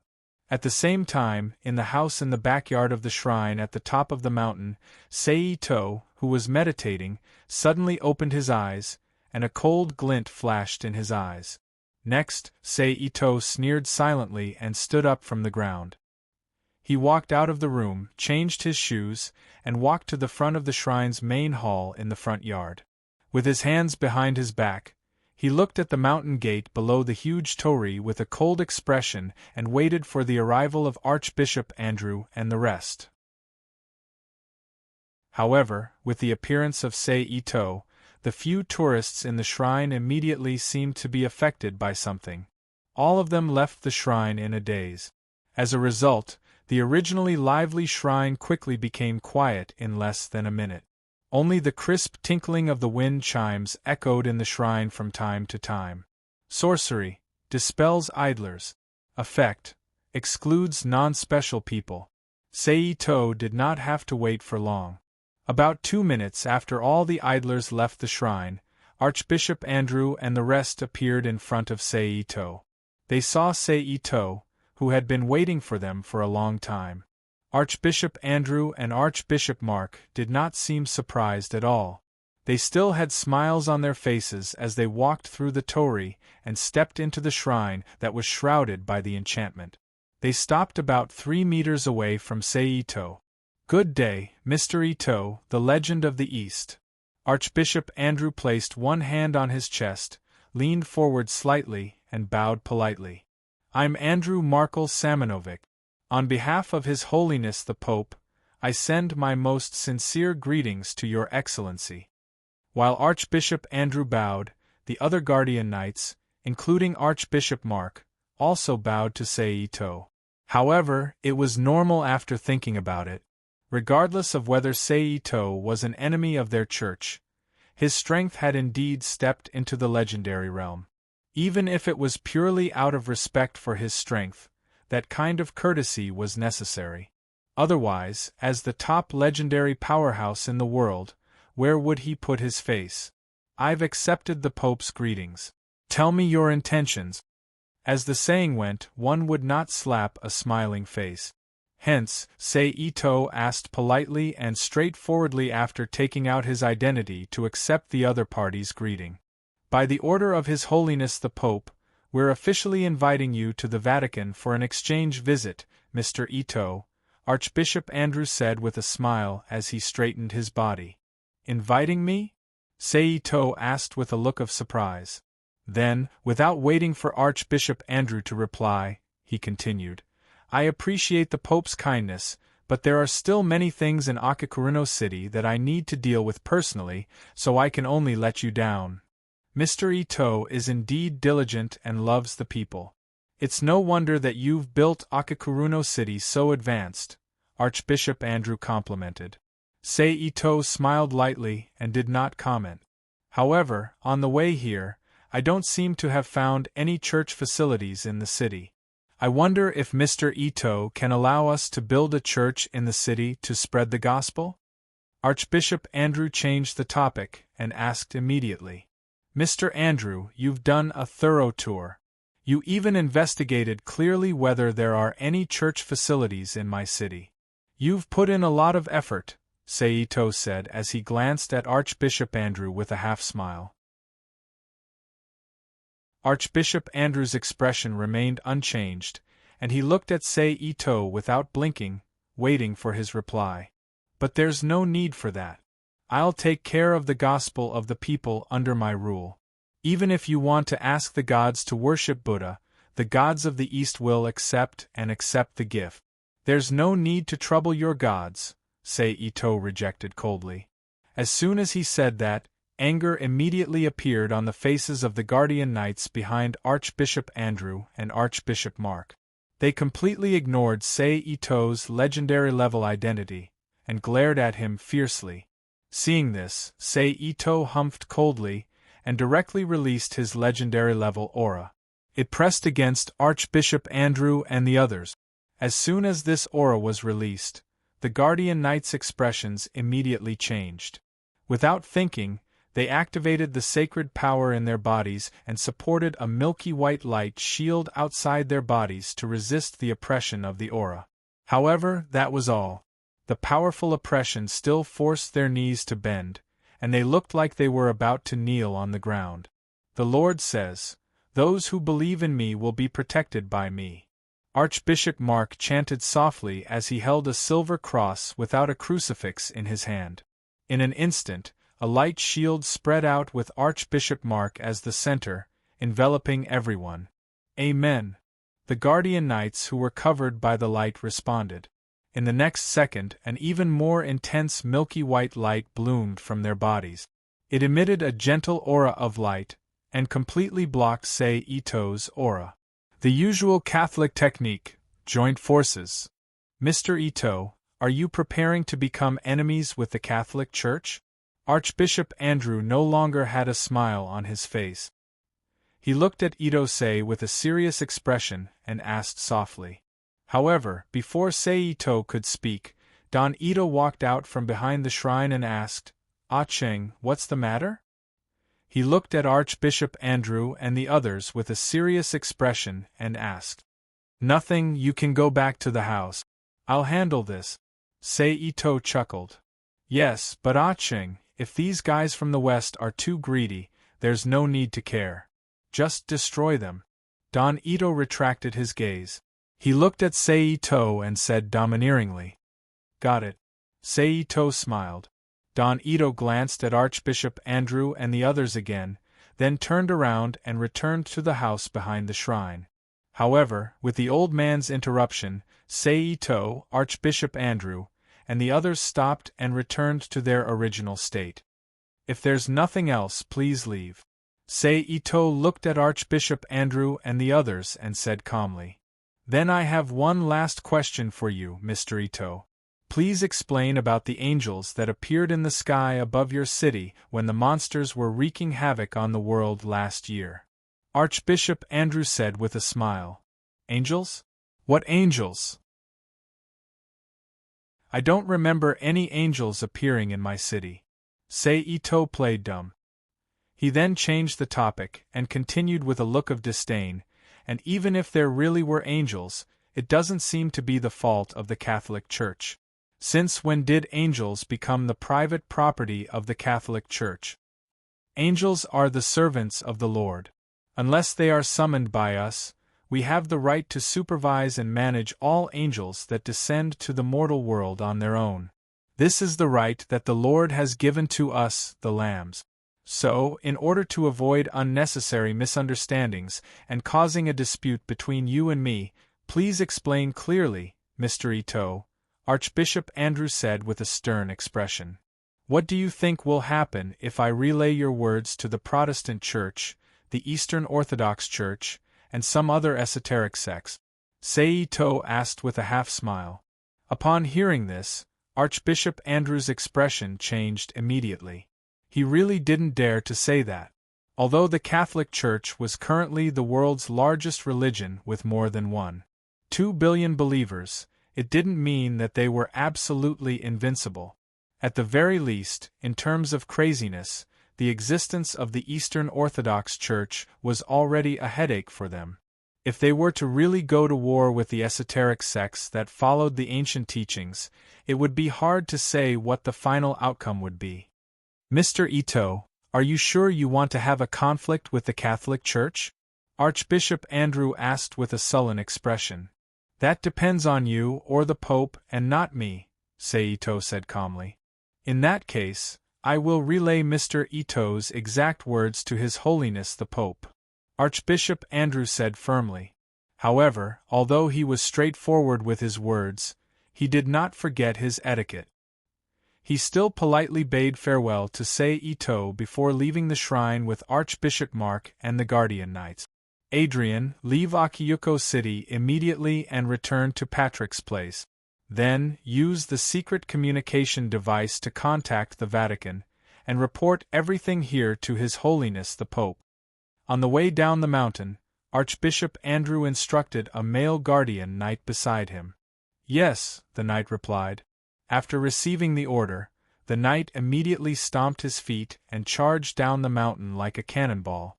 Not long after, he disappeared from the sight of Archbishop Andrew and the rest.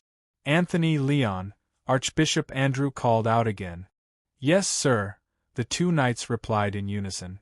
The two of you stay here and closely monitor the movements of that man and the old man you saw earlier. As long as either of them leaves this mountain, inform me and Archbishop Mark immediately, Archbishop Andrew ordered. Yes. The other party is very strong. You have to be more careful and don't lose your lives, Archbishop Mark reminded. Yes. Then, when Archbishop Andrew and the rest left the stairs and returned to the ground of Akiyuko City, the other knight who had received the order immediately left the team and disappeared in the blink of an eye. Next, the remaining Archbishop Andrew and the rest boarded the tour bus and returned to the hotel where they were staying. They returned to their rooms and waited patiently for the news from the knight named Adrian. Seito naturally saw Archbishop Andrew's arrangements clearly through the hovering above the entire Akiyuko City. However, he did not take it to heart. He sneered in disdain, turned around, and returned to his room to continue his meditation. About half an hour later, tourists who were sightseeing or worshipping appeared in the shrine again. They consciously moved around quietly in the shrine. More than 2 hours later, a melodious ringtone suddenly sounded, attracting the attention of Archbishop Andrew and the rest who were waiting in the room. Archbishop Andrew hurriedly took out his cell phone from his pocket, pressed the answer button, and placed it by his ear. Andrew, a kind and calm voice sounded from the phone. Upon hearing this voice, Archbishop Andrew immediately stood up from his seat and greeted respectfully, Your Majesty. After hearing Archbishop Andrew's words, Archbishop Mark, who was at the side, also quickly pricked up his ears and listened attentively. Let's put the legend of the East aside for now, the Pope said softly. However, you can't let go of the angel that exists there. You must bring it into the church. Even if you can't, you must send it back to heaven. Yes, Your Majesty. I know what to do, Archbishop Andrew said with a solemn expression. I look forward to your good news, the Pope said calmly. Oops, the Pope then cut off the call. Did you hear that, old friend? Archbishop Andrew, who had put away his phone, turned to look at Archbishop Mark, who was sitting at the side. The latter nodded solemnly, indicating that he had heard it. Oriel, go and call Anthony and Leon back. Archbishop Andrew turned his head and ordered a female guardian knight who was guarding at the side. Chapter 1446. That night, at around midnight, Archbishop Andrew left the room with Archbishop Mark and more than 10 guardian knights. They followed the hotel's safety passageway and arrived at the roof of the hotel. Today's sky palace is Aries. Its attribute is fire and its color is purple. We are now in the Far East. Its attribute is earth, and its color is green. The wind is blowing to the northwest. Archbishop Mark, who had arrived at the roof, looked up at the sky and used his astrology to confirm some information. He then reported it one by one for the Guardian Knights to record. "All right, let's do it," Archbishop Mark said to the Guardian Knights after he had finished explaining a bunch of things to take note of. The Guardian Knights did not hesitate after receiving the order. One of them immediately squatted down and placed the aluminum alloy lockbox in his hand on the ground. He then used the holy power in his body to activate the spell on the password lock. With a click, the lockbox was opened. In an instant, more than 10 scattered tools appeared in front of the Guardian Knight's eyes.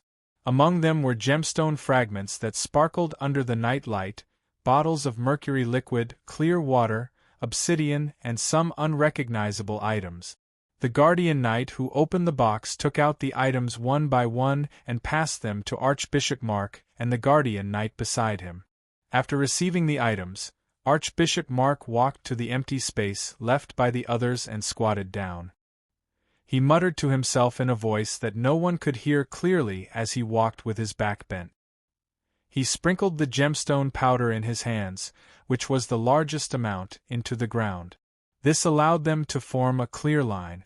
Behind him, another Guardian Knight would pour mercury along the line that Archbishop Mark had piled up with the gemstone powder and infuse it with pure holy power so that the gemstone powder would not scatter in the night wind. Just like that, under the clear division of labor between the two of them, it took them almost an hour to create a concentric circle with a diameter of about 2 meters. Between the two circles, ancient Hebrew verses were written in the same way using gemstone powder mixed with mercury and holy power. There was a vertex in the center of the inner circle that was connected to the boundary of the inner circle.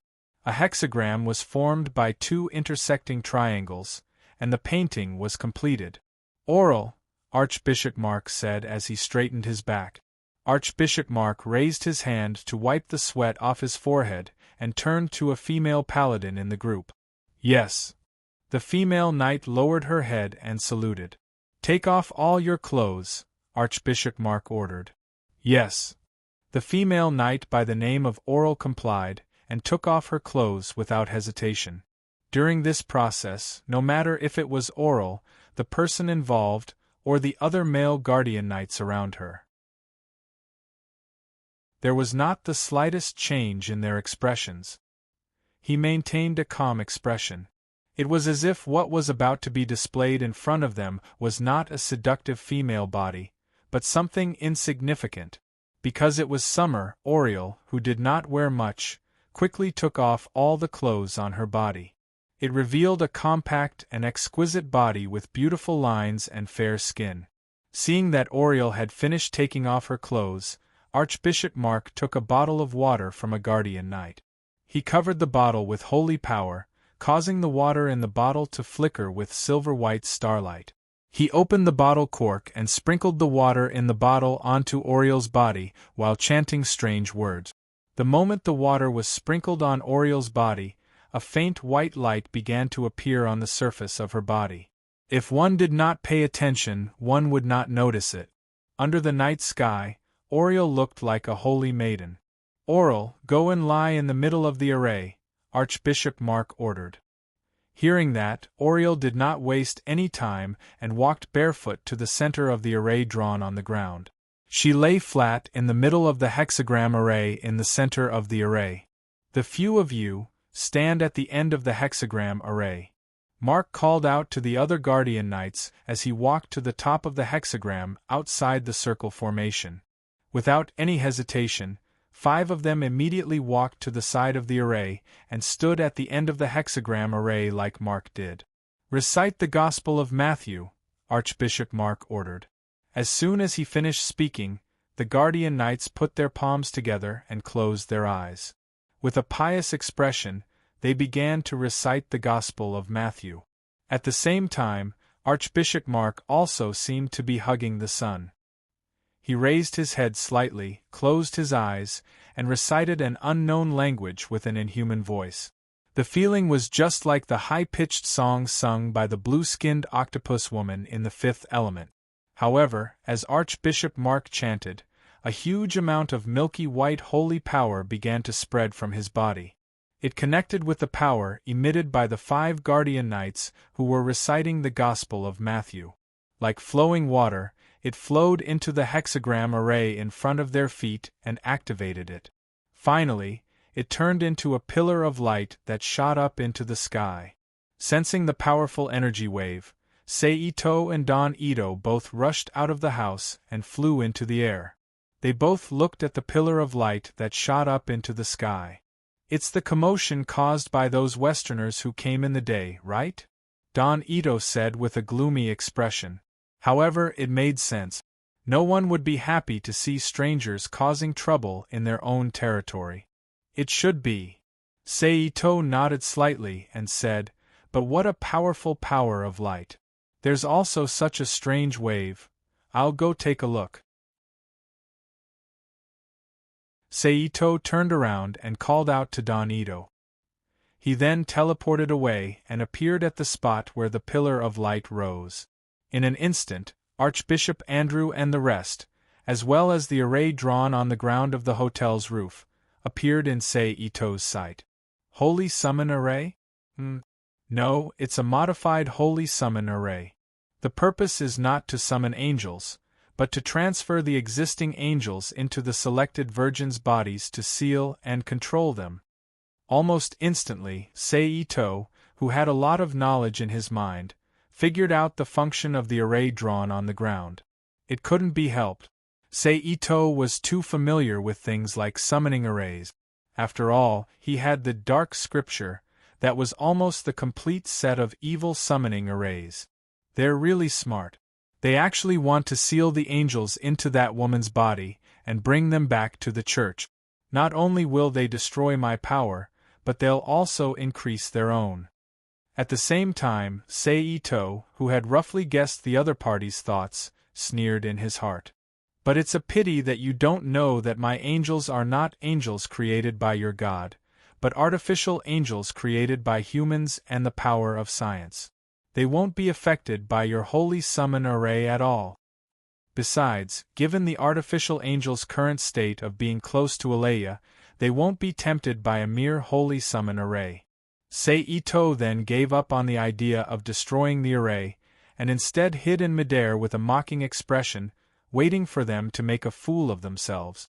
Of course, in order to prevent the artificial angels that were considered part of the defense system of Akakuruno City from disrupting the situation, Seito also used his thoughts to inform the artificial angels and the other legendary level expert hiding in Akakuruno City, Paparova, not to appear, and to continue doing what he was supposed to do. Just like that, Seito watched as the light pillar continued to soar into the sky, depleting the sacred power in Archbishop Mark and the rest's bodies. 5 minutes, 10 minutes, 15 minutes, pow! 18 minutes later, the pillar of light that shot up into the sky from the array suddenly exploded, turning into photon particles that slowly dissipated in the air. Archbishop Mark and the others who were originally under the light of the pillar of light were once again exposed. However, at this moment, the 5 guardian knights who were supporting the array turned pale, and seemed to be on the verge of collapsing. The female guardian knight who was lying in the array had her eyes rolled back, and her body trembled as if she was suffering from epilepsy. The reason she was in such a state was entirely due to the damage caused to her body by the powerful power in the Holy Summon Array. If the Holy Summon Array was successful enough to summon the living angels, the power would form a seal and healing power when the angels entered their bodies. Although they would also feel weak, they would only feel as tired as humans who had done heavy labor, and would recover quickly with a little rest. However, the sacred power that was rushing through her body was like a sharp knife that was scraping off her bones, stimulating her muscles, blood vessels, and nerve. She was in excruciating pain and wished she could just die. On the other hand, Archbishop Mark, who was in charge of the array, did not have any other changes apart from some sweat on his forehead and panting a little. This showed that he was a powerful archbishop. Did it fail? Archbishop Andrew asked with a frown. Although he was not very proficient in the setting up of arrays, he was knowledgeable, and could definitely tell if the array was successfully cast or not. The reason he still asked was because he wanted to hear the confirmation of a professional. It failed. I didn't get any feedback from the angel's spirituality at all. If it weren't for the fact that the intelligence confirmed that there were angels here, I would have thought that there was something wrong with me, Archbishop Mark said in a deep voice after taking a deep breath. How could that be? Andrew asked in disbelief. There are two possibilities. 1, it's not an angel at all. 2, there's something wrong with that angel. Archbishop Mark looked at Archbishop Andrew with a solemn expression and said, otherwise, no matter what sect the angel is from, they should have been summoned by the Holy Summon Array. Which possibility do you think it is? Archbishop Andrew asked with a frown. I don't know either, Archbishop Mark said with a bitter smile. Why don't you try that thing? Archbishop Andrew suggested hesitantly after remaining silent for a while. All right, we can only do that in order to confirm that there's something wrong with the angel here, Archbishop Mark said after a moment of silence. Chapter 1447. Since he had already made up his mind, Archbishop Mark did not hesitate any longer. He raised his hand and took off the crystal pendant around his neck that had a ball of white light sealed in it. He held it in his hand and then hollered in a deep voice with a solemn expression, "The Lord says, all my servants are not to hide from me." As soon as he said that, a strange wave spread out rapidly with the crystal in Mark's hand as the center. In the blink of an eye, it had spread out to a distance of 1 kilometer, and continued to spread forward. Word spirit? Command? What a strong nomological vibration! Seito exclaimed in shock when he sensed the strange wave that swept past his body and discovered that the surrounding space was squirming slightly. Seems like this thing should be a special tool that targets creatures like angels. Seito made a rough inference based on the conversation between Archbishop Mark and Archbishop Andrew, as well as Archbishop Mark's actions just now. Seito then sighed softly. It's indeed a world-class organization that has been around for nearly 2,000 years. Its foundation is really strong. Seems like we've failed again. Archbishop Andrew looked at the empty night sky and sighed helplessly. At this moment, Archbishop Mark's face was pale, and his body was trembling slightly as he panted heavily. Clearly, using such a tool that was specifically targeted at angels was a huge burden on his body, especially when he had just used the Holy Summon Array. Hence, he did not respond to Archbishop Andrew's words. Belfin, go help Oral get dressed. We're going back. Archbishop Andrew retracted his gaze, and ordered another female guardian knight in the team. The female guardian knight nodded, and quickly walked to the clothes that had been thrown to the side. She picked them up and walked to Oral, who was in the array. She then started putting them on for her, starting from her undergarment. Anthony, Leon, clean up this place. The two of you, clean this place up. Don't leave any evidence for the other party. Archbishop Andrew instructed again. She then stepped forward to support the arm of the pale-faced Archbishop Mark, and walked towards the entrance of the passage under the protection of a few other guardian knights who were fine. You've done such a big thing in my territory, yet you don't even give me an explanation. Isn't that a bit too much? Ito-sei's voice suddenly rang in everyone's ears, scaring Archbishop Andrew and the others so much that their faces turned pale. They immediately turned to look in the direction of the voice. In the air, Seito's figure floated quietly, looking at them with a faint smile. Seeing Seito, except for Knight Oral who had yet to recover from her convulsions, all the guardian knights immediately surrounded Andrew and Archbishop Mark. Their bodies were enveloped in white light, and they were all in a defensive stance. Seito smiled when he saw this. He stepped into the air as if he was stepping on an invisible staircase. Step by step, he returned to the ground. Finally, he stood still when he was about 5 meters away from Archbishop Andrew and the rest. Mr. Ito, we represent the Catholic Church. Are you sure you want to keep us here? Archbishop Andrew asked in a threatening tone with a solemn expression. Even the Catholic Church has to be reasonable, unless the Catholic Church wants to be like the Middle Ages and have a dictatorship. Otherwise, I don't think the Catholic Church will have a conflict with me because of your actions. At least, I won't have absolute confidence, Seito said with a smile. Archbishop Andrew's expression changed upon hearing this. Just as Seito said, the Catholic Church was indeed not in the mood to carry out a trial on Seito in Akikuruno City at the moment. It was not only because they did not have the time and conditions, but also because the Catholic Church did not want to casually provoke a new legendary-level powerhouse who was also above average among the legendary-level powerhouses. The destructive power of a legendary-level powerhouse who had let go of the restrictions was not something that the Catholic Church could withstand. Hence, even if they were caught, the Catholic Church would definitely not do anything to Seito because of them, apart from choosing to exchange them peacefully.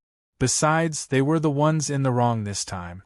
Hence, they would not do anything, at least on the surface. As for doing something in the dark, that was another matter. Are you going to surrender without putting up a fight, or try to resist for a while and then be captured by me after suffering a little? Seito said with a smile as an obscure energy wave appeared at the tip of his finger. Glory of the Knights! Before Archbishop Andrew could speak, the guardian knights surrounding him and Archbishop Mark immediately shouted in unison. They put up an even brighter milky white light shield around them, and connected it with the light shields of their companions to form a huge milky white ball of light that enveloped everyone, including Archbishop Andrew and Archbishop Mark. Archbishop Andrew, please give the order, the male guardian knight who should be the leader of the guardian knights said in a deep voice. Archbishop Andrew raised his hand to touch the item in his arms, and a look of hesitation flashed across his face. Lord be with us. At this moment, Archbishop Mark, who was being supported by Archbishop Andrew, struggled to stand up straight, and announced with a solemn expression.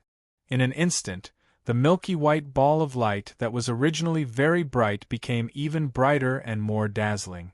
Seeing this, Archbishop Andrew obviously understood what Archbishop Mark meant. He immediately ordered loudly, "Sing the hymn."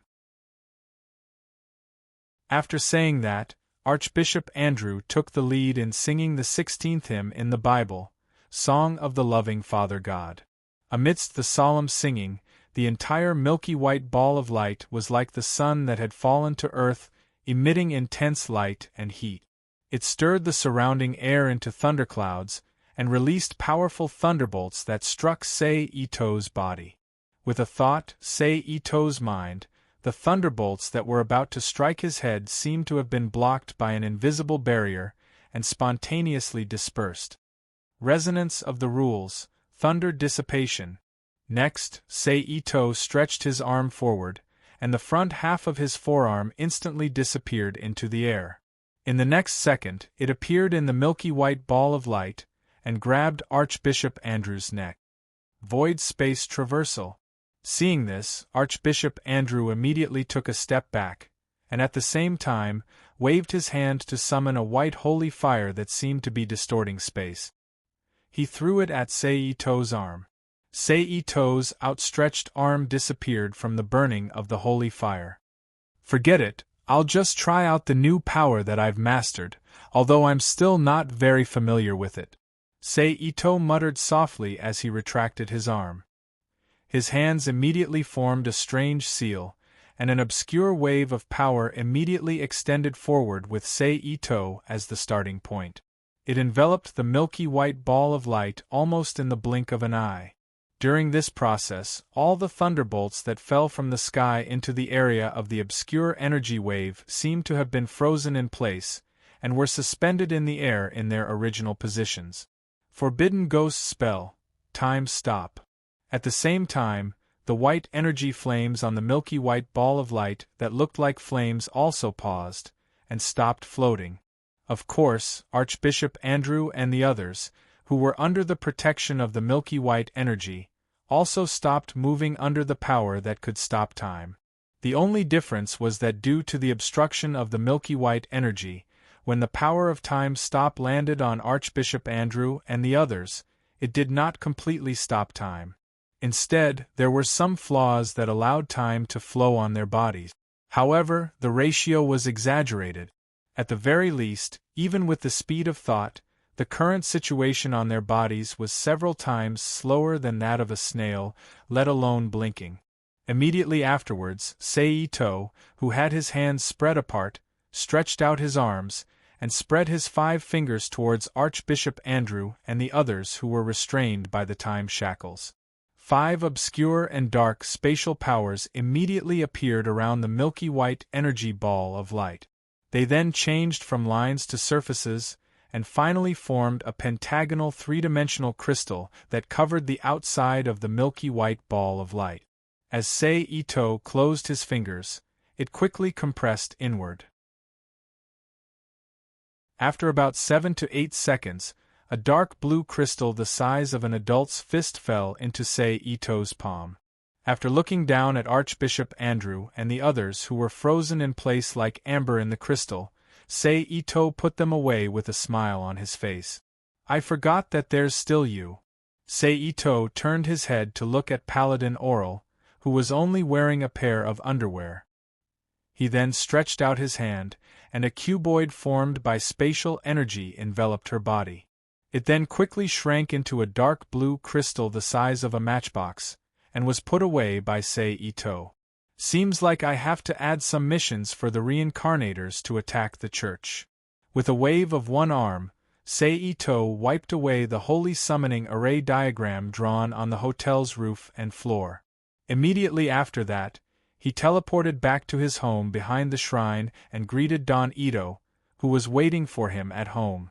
He then returned to his room and continued to experience the changes related to the Keto Forbidden technique. Time stopped. Nothing happened for the rest of the night, and time passed smoothly until the next day. Clang, clang, clang. There was a series of knocks on the door. Knock! With a soft sound, Hideko Nakayama, who was in charge of entertaining Archbishop Andrew and the others, appeared from behind the open door. She was wearing flesh-colored stockings and a gray short skirt and suit. "You are?" Hideko Nakayama asked with a puzzled expression as she looked at the 2 strangers in front of her. "We're from the Foreign Personnel Supervision Office of Akiyu City. Due to some special reasons, your application to stay has been cancelled, so please leave the territory of Akiyu City immediately within half an hour. Otherwise, we have the right to take any action against you," the female of the 2 announced coldly. How could it be?" Hideko Nakayama said with a stunned expression. "P.S. My eyes have been hurting a little recently."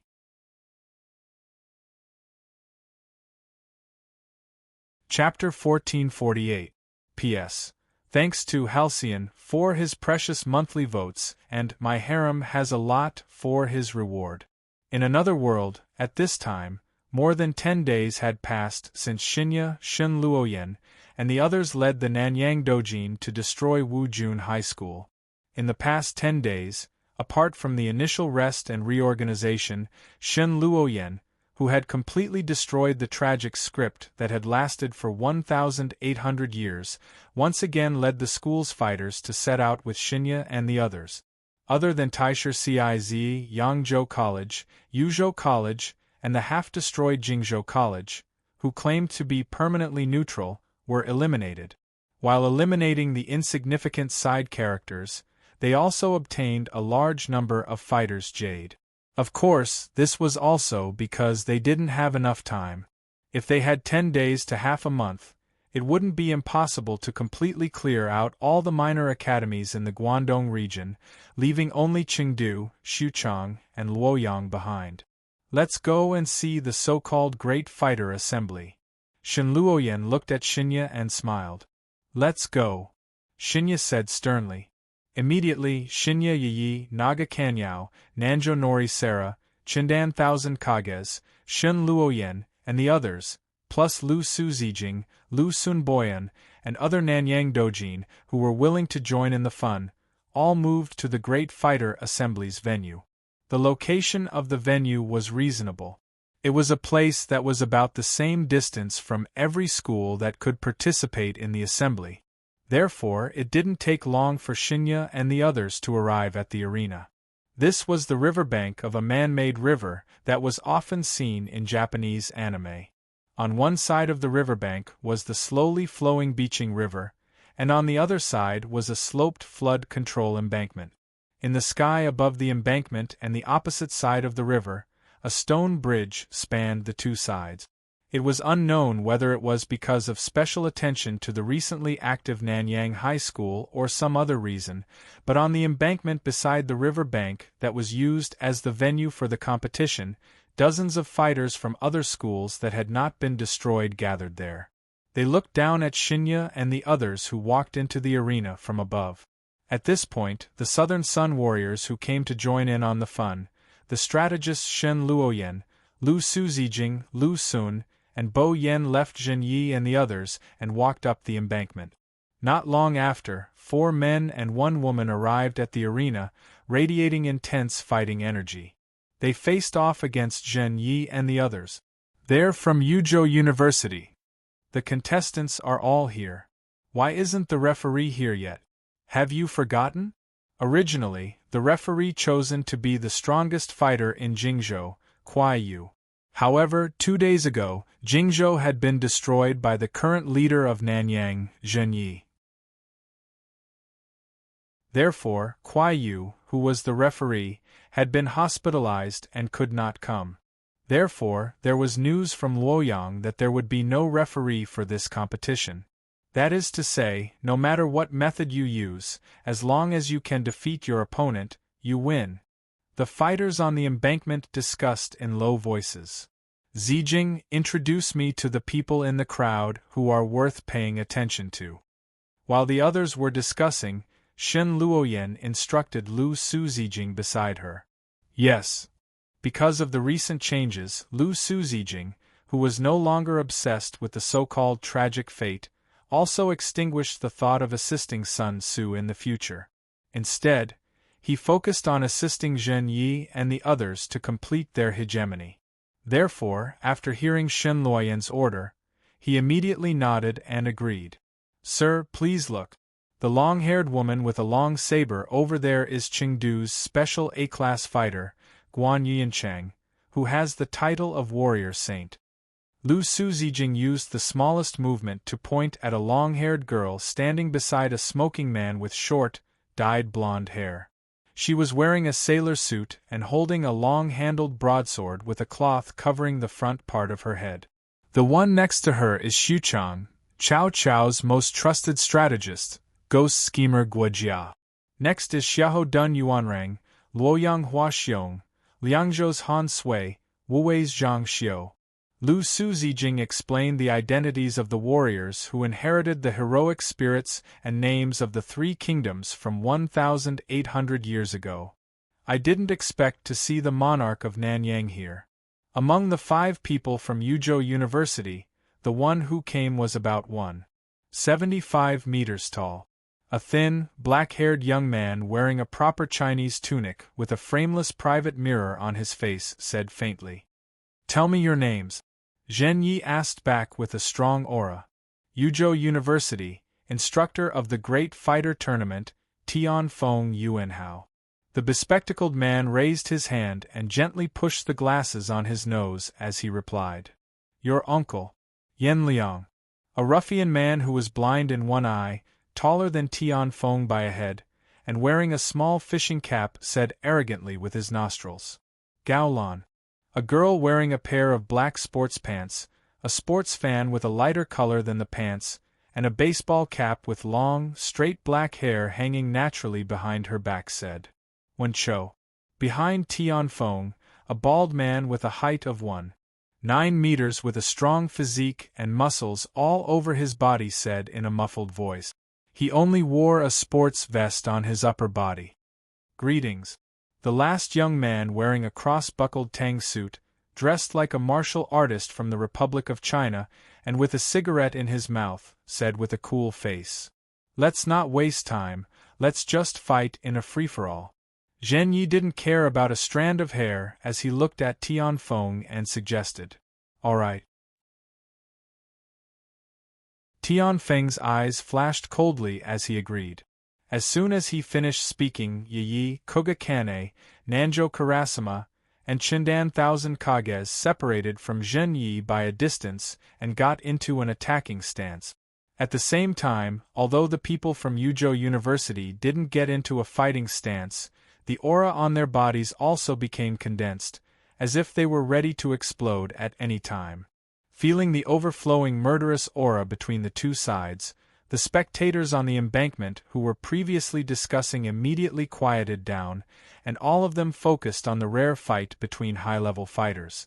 Yes, it was indeed a fight between high-level fighters, because the 5 people from Yuzhou University, including Tian Feng who should be a strategist, were all A-level fighters that were rarely seen in other universities. On the other hand, Zhen Yi and the others didn't wear magatama. Hairless used the color of the magatama to determine their levels. However, judging from how easily he annihilated an entire school, everyone had already categorized them as A-level fighters. In fact, according to the news that came out from Wu County's high schools, it wasn't an exaggeration to categorize them as special A-level fighters. Go! Zhen Yi shouted in a low voice. A sound was emitted. The 10 people from both sides rushed towards each other at the same time, using the most ruthless method to attack their enemies. Among them, Zhen Ye's opponent was Yuzhou University's tournament director Tian Feng Yuanhao. Ye's opponent was the somewhat perverted Yan Liang. Naga Hall's opponent was Wen Chou. Nanjo Nori Sara's opponent was Ju Yi. Chikage Beach's opponent was the only female among the 5 from Yuzhou Gao Lanfang. Among the 10 of them, the one who ended the fight faster with his mouth was Yi. Because of Yan Liang's abnormal performance, Yi, who felt a sense of disgust in his heart, directly released half of his strength, using the powerful strengthening qi to form an explosive attack. First, he met Yan Liang's kick with a punch, forcefully flipping it over, then he kicked Yan Liang's chest. In the crisp kacha-kacha sound of bones breaking, Yan Liang was sent flying like a cannonball.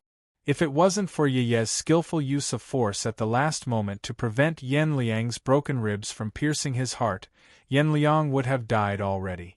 Yan Liang should have stopped breathing when he was retreating. How could he be coughing blood and gasping for breath after landing? But before the spectating experts from various universities could recover from this swift victory, Chindan Thousand Kages, who used the Chindan Ryu Jutsu, also ended the fight. She retreated from Gao Lanfang's side, whose face was bruised and swollen, and even one of her thighs had been hit by a pressure point. And after the 2 of them, Zhen Yi also successfully beat her opponent, Tian Feng Yuanhao, to the ground. It couldn't be helped, although Tian Feng Yuanhao was a strategist. His attack methods were more unpredictable than the others, but against Zhen Yi of the Tenzhou Dragon sect, who could neutralize and absorb all kinds of strange forces, he was just an ordinary martial artist. In fact, in terms of martial arts knowledge, he was several times worse than Zhen Yi, so it was impossible for him to not be defeated without being able to use his strange advantages. Bang! At this time, following a muffled sound, Wen Chou, who was about to use the dark strike of the Koga-Ryu staff fighting technique's 5 great mysteries, was heavily hit in his dantian, and was attacked by the Qi of Tranquility. His eyes immediately bulged, and his knees went soft as he knelt on the ground. Then, he covered his stomach with both hands and fell to the ground with his head touching the ground, his face twitching in pain. At this point, except for Ju Yi, who was still fighting with Nanjo Kazara, the other 5 from Yuzhou University had all been defeated. And even if it was Ju Yi who was left, looking at his situation, he wouldn't be able to hold on for much longer, and might even be defeated soon. This was because Ju Yi, who had used the throwing knife technique to perform a long-range attack, had indeed left many fine wounds on Nanjo Nora's body. This had completely activated Nanjo Nora's wild nature, allowing her to completely enter the atavistic state of Cat Fist Do. Sure enough, in less than 5 seconds, Nanjo Kurosawa, whose body had become abnormally nimble under the wild mode, rushed to the front of Ju Yi with just 2 leaps. With a curled-up body roll, he ferociously smashed his opponent's head with a kick, knocking him unconscious. Meow.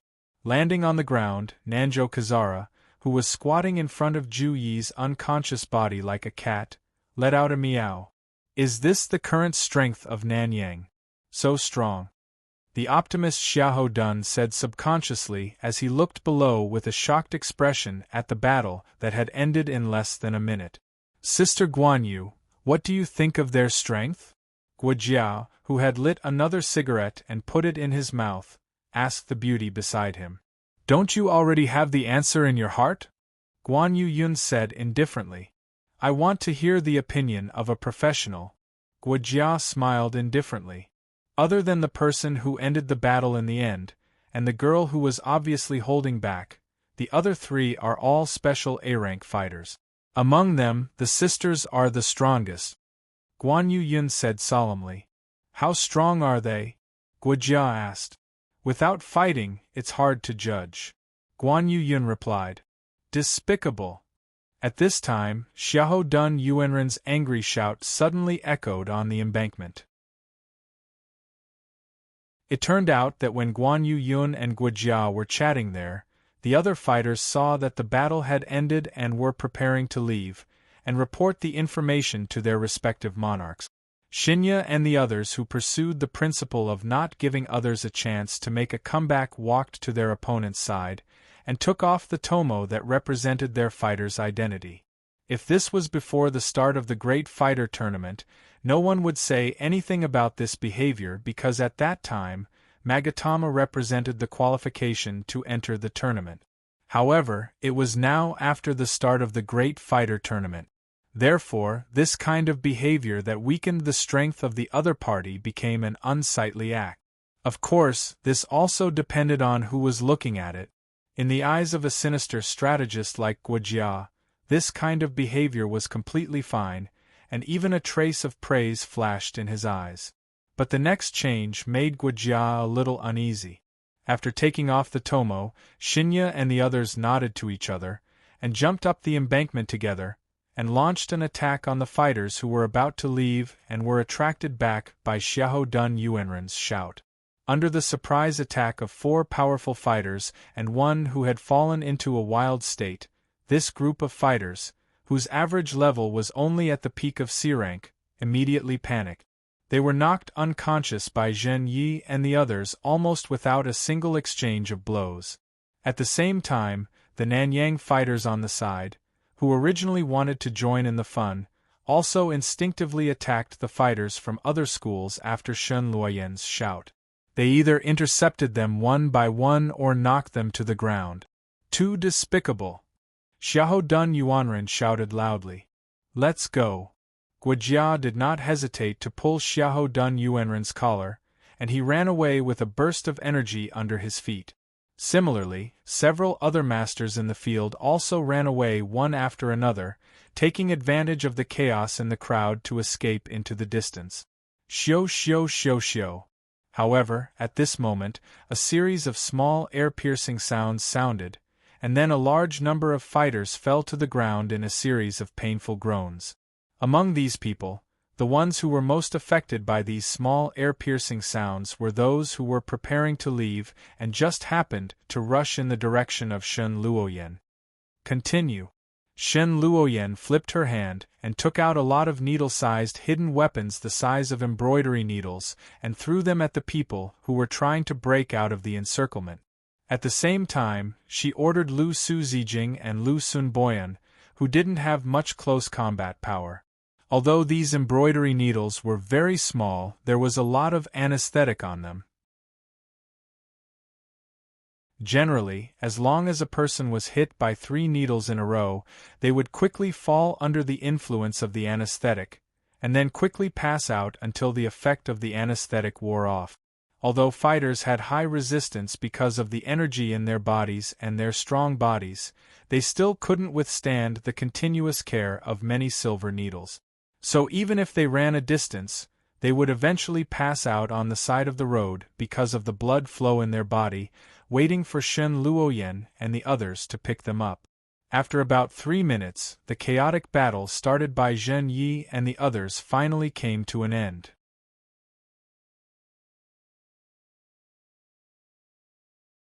Chapter 1449.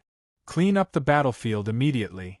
Shen Luoyan ordered the fighters of Nanyang loudly after the melee was over. Yes. The fighters from Nanyang responded loudly. They forced themselves to walk over to the fighters from other schools who were lying on the ground. One by one, they removed the magatama that represented their identity as fighters from their earlobes. Unfortunately, Chengdu's Guanyu, Xuchang's Guojia Xiahodun, Luoyang's Hua Xiong, and Liangzhou's Han Sui all ran away, leaving only Wuwei's Zhang Xiu behind, Shen Luoyan said regretfully as she walked to Zhen Yi and the others while her fighters were cleaning up the battlefield. However, things will go smoothly in Yu Province from now on. Then, Shen Luoyan changed the topic and looked down at Tianfeng and the others lying on the riverbank, which was originally the battlefield, and smiled. The cleaning work went quickly. In less than 5 minutes, all the magatama of the defeated fighters were collected and fell into Shen Luoyan's hands. Return to school, Shen Luoyan announced loudly. After saying that, Shen Luoyan, Zhen Yi, and the fighters of Nanyang returned in the direction of Nanyang High School. On the way back to Nanyang High School, Shen Luoyan ordered Lu Suzijing, who was beside her, Zijing, contact the fighters in the school and issue an order to assemble. Get all the fighters who can move to gather at the auditorium immediately. Yes. Lu Suzijing accepted the order, then took out her phone and contacted the school fighters she knew.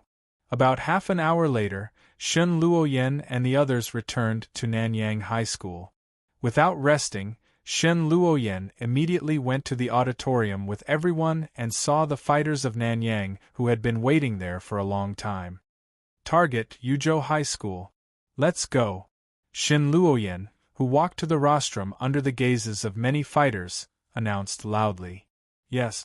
Because of the recent school extermination operations, the fighters of Nanyang High School were all excited. The fighters of Nanyang, who were full of enthusiasm for school extermination, responded in unison with excitement. The earth-shattering response directly shook the glass of the auditorium. Then, the fighters of Nanyang, who knew what to do, immediately rushed out of the auditorium and went to the school's parking lot. They orderly boarded the stalled school bus one by one. After all the students had boarded, they started the bus and drove to Yuzhou High School, which had basically lost half of its fighters. On the rooftop of an empty teaching building at Luoyang University, a man was covered in dozens of Band-Aid. The skinny boy, who looked like a sickly rich young master, pressed his elbows on the parapet. His left palm was open and his right hand was holding a paper knife. Without hesitation, he carved on his left hand.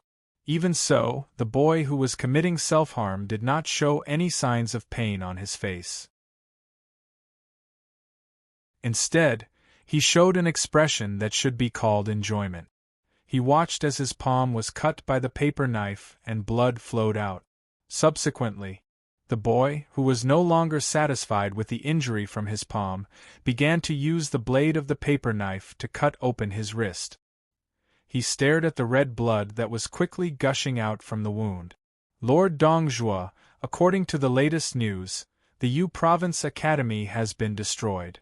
At this moment, a man in Luoyang High School's autumn uniform with long, straight black hair that reached his buttocks appeared. A girl wearing a pair of rimless round-rimmed glasses pushed open the door and came to the rooftop. She stood about 5 meters away from the boy and reported, "The attacker is still Nanyang University, which has been in the limelight recently. What about that person?" Dong Zhuo asked without turning his head. He moved the paper knife upward and stopped the tip of the knife at the skin of his throat. Then, he forcefully cut open his throat. After the new monarch of Nanyang seized the Magatama, he has not been able to retrieve it. He is still in a stable state, the girl in glasses replied. Lord Dong Zhuo, I don't think we can continue to let Nanyang University run amok. Please allow me to mobilize people to annihilate them, the girl who answered Dong Zhuo's question suggested. He, do you think history has changed? Dong Zhuo turned around. He looked at the girl in glasses and asked softly. This? The girl named when he hesitated for a moment before replying. According to the current situation, history has indeed changed because of the intervention of the new monarch of Nanyang. It has even become completely different from this period of history. We can no longer view the current situation according to the past. Then what about our fate? Has it also changed? Dong Zhuo asked again. Perhaps. Although many things have changed, the people and things related to us do not seem to have changed, he replied with a frown. Let's go to Nanyang University tomorrow, Dong Zhuo ordered as he walked slowly toward the entrance of the teaching building. Yes, who understood that Dong Zhuo's decision could not be changed, lowered her head and replied. In a breath's time, the two of them passed by each other.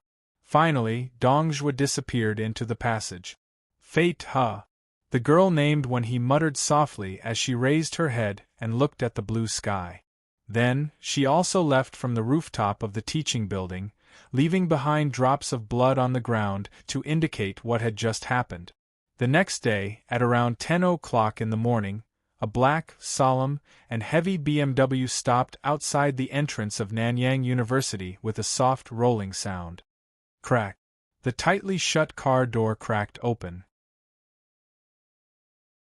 Then, Dong Zhuo, whose face, arms and body were covered with dozens of band-aids under Luoyang University's short-sleeved summer uniform, walked out of the car with a long saber wrapped in a blue cloth. Similarly, the girl named he also walked out of the front passenger seat. After getting out of the car, Dong Zhuo did not say anything. He directly led the girl, into Nanyang University through the main entrance, not caring about his own safety at all. That's Dong Zhuo? A Nanyang student who happened to be on the field screamed in disbelief and fear when he saw Dong Zhuo walk into the school. Under the influence of fear, he didn't realize how sharp and annoying his voice was at this moment. Hearing his scream, the other students also looked at Dong Zhuo and he slowly walking forward. However, even though they clearly knew who these two people were and that they were enemies, not a single student dared to attack them. Instead, they all stood where they were or ran away from Dong Zhuo's path, watching them as they walked forward. Clearly, as the Demon King, Dong Zhuo's terrifying reputation had frightened these warriors. Fortunately, although their performance was unbearable, some of them were still smart. At least, they knew to run and inform the head of Nanyang about Dong Zhuo's arrival, Zhen Yi and the others. Amidst the noise of the smart people and the students in the teaching building, Zhen Yi and the others also learned of Dong Zhuo's arrival. They left their classrooms and came to the entrance of the teaching building to greet Dong Zhuo. During this process, Yi Yuan, Naga Kanyao, Nanzhou Nora, Sun Tanmyun, and Shin Luoyan also gathered beside Zhen Yi and confronted Dong Zhuo, who had stopped in the middle of the field. You're Nanyang's new monarch, Zhen Yi? You don't seem to be anything special, Dong Zhuo said softly as he tilted his head and sized up Zhen Yi. What are you doing in Nanyang? Zhen Yi asked. I'm here to see what ability you have to change history, Dong Zhuo replied. It seems that I've disappointed you, Zhen Yi said. It doesn't matter. I didn't come here with any intentions, Dong Zhuo said indifferently. Is that so? But even so, I'm now interested in you, Zhen Yi said as he stared unblinkingly into Dong Zhuo's eyes. You want to keep me here? Dong Zhuo asked with a dangerous smile. Of course. You're now a big fish for Nanyang, Zhen Yi replied indifferently.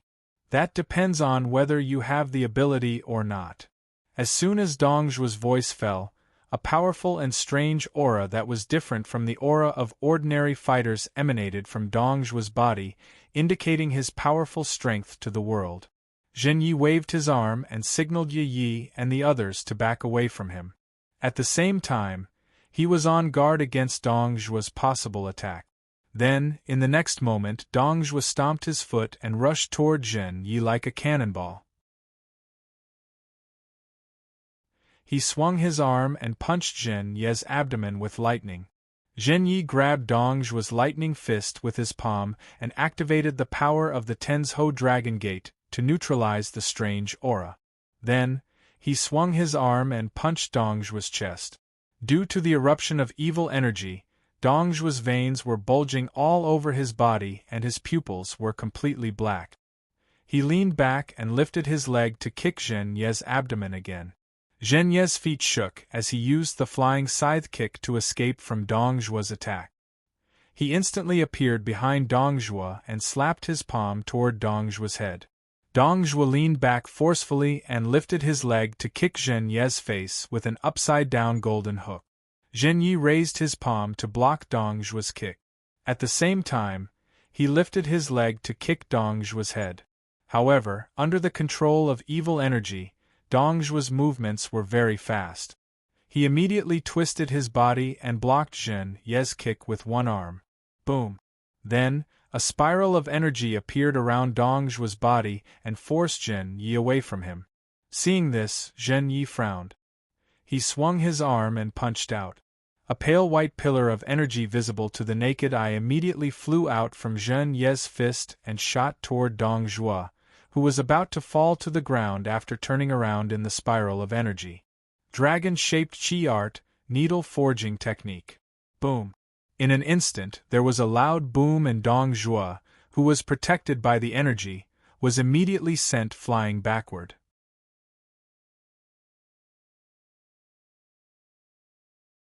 Chapter 1450. After sending Dongzhuo flying, Zhen Yi didn't stop attacking. As soon as the dragon-shaped chi art's needle forging technique passed, Zhen Yi immediately used the ground shrinking skill to rush in front of Dongzhuo. He used his palm, which was filled with the power of the Tenzhou Dragon Gate, to grab Dongzhuo's crossed arms. Then, he straightened his right palm and slapped Dongzhuo's open chest. Bang! A powerful force poured into Dongzhuo's body through his palm. However, it was immediately blocked by another force in Dongzhuo's body. It didn't cause any damage to Dongzhuo's internal organs. It only made Dongzhuo's body stop for a moment because of the shock. Although it was only for a moment, it was a rare opportunity for Zhen Yi. Therefore, the moment Dongzhuo's body stopped, Zhen Yi's palm, which was pressed against Dongzhuo's chest, turned and flipped in the Taiji Cloud hand. Then, he sent another force into Dongzhuo's body. Spiral force. Bang! In an instant, Dongzhuo, who was in the evil state, opened his mouth and nose and spat out a mouthful of blood. Obviously, the spiral force had broken through Dongzhuo's defense and injured his internal organs. Then, Zhen Yi clasped his 5 fingers together and smashed Dongzhuo's body to the ground in the Great Tombstone smashing technique. Boom! Amidst a violent boom, Dongzhuo's body slammed heavily into the ground. The force infused into his body by Zhen Yi and the inertia of his fall caused an irregular circular depression with a diameter of nearly 2 meters and densely covered in cracks to appear on the ground. A large cloud of smoke and dust drifted out of the depression.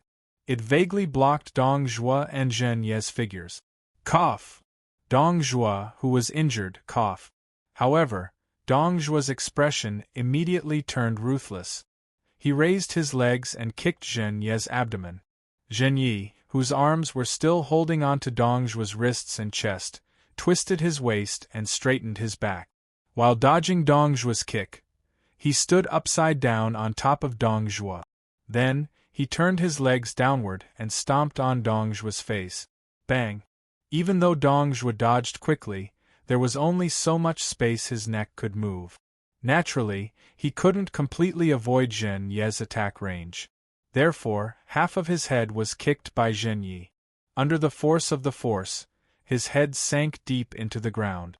Subsequently, with both feet on Dongzhuo's face, Zhenyi straightened up and kicked Dongzhuo's chest again. Kacha! The crisp sound of bones cracking could be heard. Then, Zhenyi reached out and grabbed Dongzhuo's right leg, which was still in the air. Then, using his right foot that was stepping on the broken bones in his chest as a fulcrum, he spun his body. She turned around and swung her leg horizontally, kicking Dongzhuo's right knee that she was grabbing. Kacha! The crisp sound of bones cracking could be heard. Then, Dongzhuo's right leg, which wasn't shaped like a normal human leg, was thrown back to the ground by Zhenyi. Then, Zhenyi rolled over and landed 1 meter away from Dongzhuo's corpse. How is this possible? When he murmured in astonishment at the sight of Dongzhuo's transformed body. It couldn't be helped. After all, Dongzhuo was a powerful demon king in Jia Yuanhe's eyes.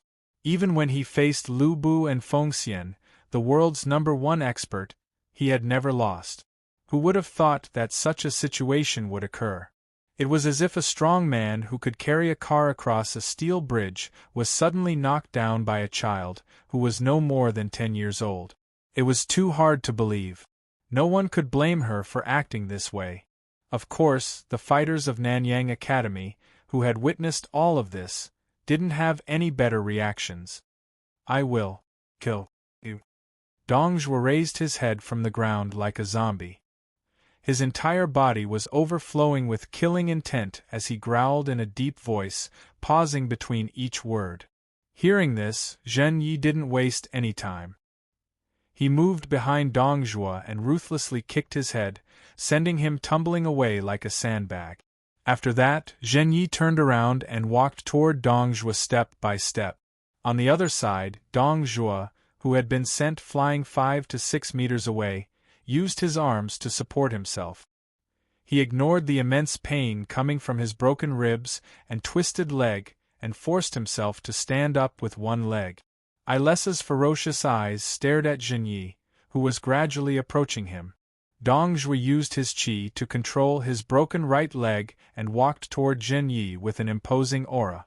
Soon, the distance between the two was shortened to about 1 meter.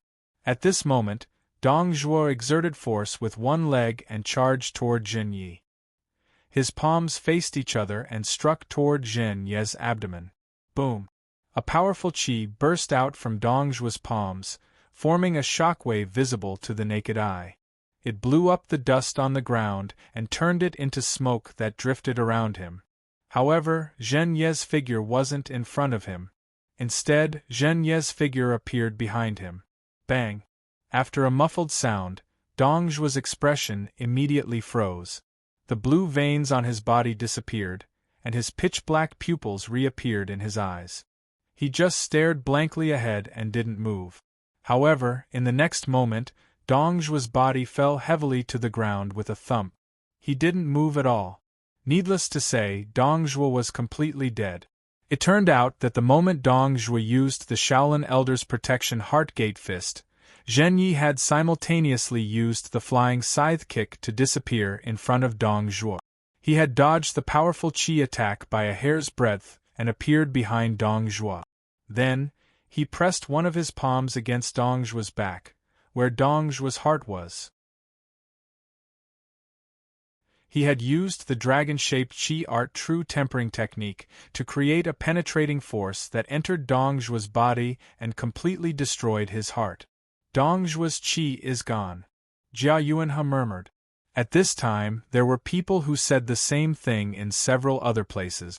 For example, Guan Yinchang in Chengdu, Xiahou Dun Yuanrang in Xuchang, Sun Tzu's mother, Madame Wu, who was hiding in Zhou Yu's house near Nanyang, Lu Bu Fengxian, who was supposed to kill Dongzhuo, Zhua Seiyuanfang, who was hiding somewhere, Qigong Master Zhang Zhao, who was supposed to be dead at Pengcheng Temple, and so on. Crack. The jade hook on Dongzhuo's earlobe seemed to have completed its mission. It suddenly shattered into a pile of tiny fragments that resembled limestone and scattered on the ground. After a while, the warriors of Nanyang, who had finally recovered from the shock of Dongzhuo's death, let out a deafening roar. They were cheering for the death of Demon King Dongzhuo and rejoicing that they had such a powerful monarch. Zhen Yi lowered her head and raised her hand to touch the skin on her waist that was exposed under her school uniform, which had been damaged by Dongzhuo's Shaolin Elder's heart-protecting fist. She gently exhaled. It was obvious that although Zhen Yi had dodged Dongzhuo's last attack, she hadn't been able to completely dodge it. She had still been grazed by the Shaolin Elder's heart-protecting fist. Otherwise, how could her school uniform have been damaged like this? Zhen Yi calmed herself down and walked to the long sword wrapped in a blue cloth bag that had fallen to the side. She bent down and picked it up from the ground. She opened the bag and revealed the long sword inside. In an instant, a sword that was exactly the same as the Bai sword she had taken from Pengcheng Temple appeared in front of Zhen Yi. The only difference was that the sword was engraved with the character dragon in the Han script. Zhen Yi guessed that this was one of the 5 Bai swords. She put the bag back on and walked toward Jia Yuanhe, who was a little helpless because of Dongzhuo's death and the enemy camp. On the side, Shen Luoyan and Ye Yi also came over one after another. Now you have 2 choices. Shen Luoyan smiled as she looked at Jia Yuanhe, who was pretending to be calm, and said, 1. We will take off your Magatama and imprison you in Nanyang Academy as a prisoner. 2. Surrender to us. I surrender. Jia Yuanhe chose to surrender without any hesitation, as if it was her historical name. That's good. Ye Yi, I'll have to trouble you to bring Yuan, Yao Ji Shaluo, and little Qianying along with her and attack Luoyang. Shen Luoyan, who got the answer, smiled and turned to Ye Yi, who was beside her. Okay. Ye Yi straightforwardly replied. Hearing Shen Luoyan's arrangements, Jia Yuanhe's expression changed. However, she also knew that she had no choice but to lower her head. If she didn't hand over the proof, the smiling woman in front of her wouldn't trust her. Moreover, this was what she had originally thought. If Shen Luoyan didn't arrange it like this, she would feel uneasy. She didn't say anything. Smart people were suspicious, and paranoid people were paranoid. There was no solution. Immediately, Ye Yi called Yuan and the others over and explained Shen Luoyan's arrangements. Then, he took a group of Nanyang fighters who should be the logistics team and the new defectors, Jia Yuanhe, and boarded a school bus and rushed to Luoyang Academy. Now, our only enemies are Cao Cao of Xuchang and Liu Bei of Chengdu, Shen Luoyan said softly as she watched the school bus leave.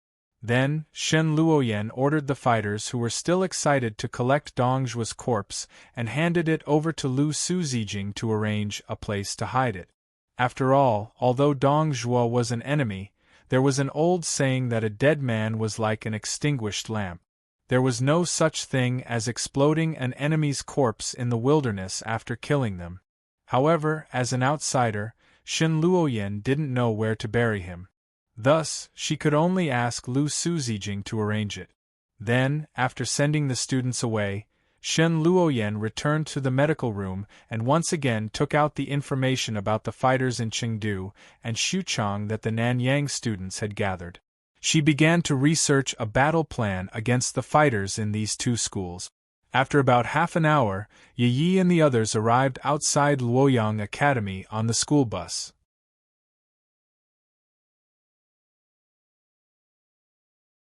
Chapter 1451. P.S. Thank you to Dark Flame Light and Deep Sea Mud Beast for their precious monthly votes. Thank you to NXCX for your tip. Amidst the soothing sound of tires, a large bus that could fit 40 people stopped outside the gates of Luoyang High School. Then, a group of excited Nanyang Dojin rushed out from the open door of the bus and spontaneously stood at the gate of Luoyang High School. This continued until the leaders of this mission, Ye Yi Yuan, Koga Kanyao, Nanjo Nora, Senkaku Chiba, and Jia Su, who had just surrendered less than half an hour ago, stepped down from the bus. Please follow me. Without needing anyone to remind him, Jia Su took the initiative to lead the way and led them into Luoyang University. With Jia Su, Dongzhi was trusted aide leading the way. The Luoyang fighters who were not strong enough to sense the disappearance of Dongzhi's aura did not know what these people from Nanyang were here for. Therefore, they did not stop them out of hostility. They just watched them enter the school building with furrowed brows before quietly dispersing to inform their Luoyang fighters. For example, Hua Xiong. For example, Lu Bu. For example, Li Ju. For example, Ho Qing. Therefore, not long after, Jia Su's group, who had been heading toward Dongzhi's treasure storage room, ran into someone who came to stop them. The other party was none other than Ho Qing, who had always had the ambition to become independent. Jia Su, didn't you go out with Lord Dongzhi? Why do you have time to bring Nanyang guys to Luoyang? Are you planning to betray Lord Dongzhi? Ho Qing put his hands in his pockets and tilted his head slightly. His eyes shone with a lustful light as he looked at Jia Su and Yi Yi. This guy is called Ho Qing. He's a B-rank fighter with a perverted personality. The women who fall into his hands never have a good ending. Jia Su did not immediately answer Ho Qing's question. Instead, he turned to Yi Yuan and the others. Of course, the meaning behind his words was to infuriate Yi and the others so that they could cripple or kill Ho Qing. Jia Su, you really did betray Lord Dongzhi, Ho Qing said with a maniacal smile. Great, I've been wanting to taste you for a long time. Just wait and obediently lie under my legs. Go, take this group of people down. Soon after, Ho Qing waved his hand at the 3 or 4 Luoyang warriors beside him and sternly ordered. Hearing the order, the 4 warriors immediately rushed towards Yi Yi and the others. At the same time, Ho Qing launched an attack on Jia Su after giving the order. Seeing the enemy attacking, Yi Yi reached out and pulled Jia Su to the back to avoid Ho Qing's attack. Then, he turned around and swung his leg to kick the air. With a kick, Ho Qing was sent flying.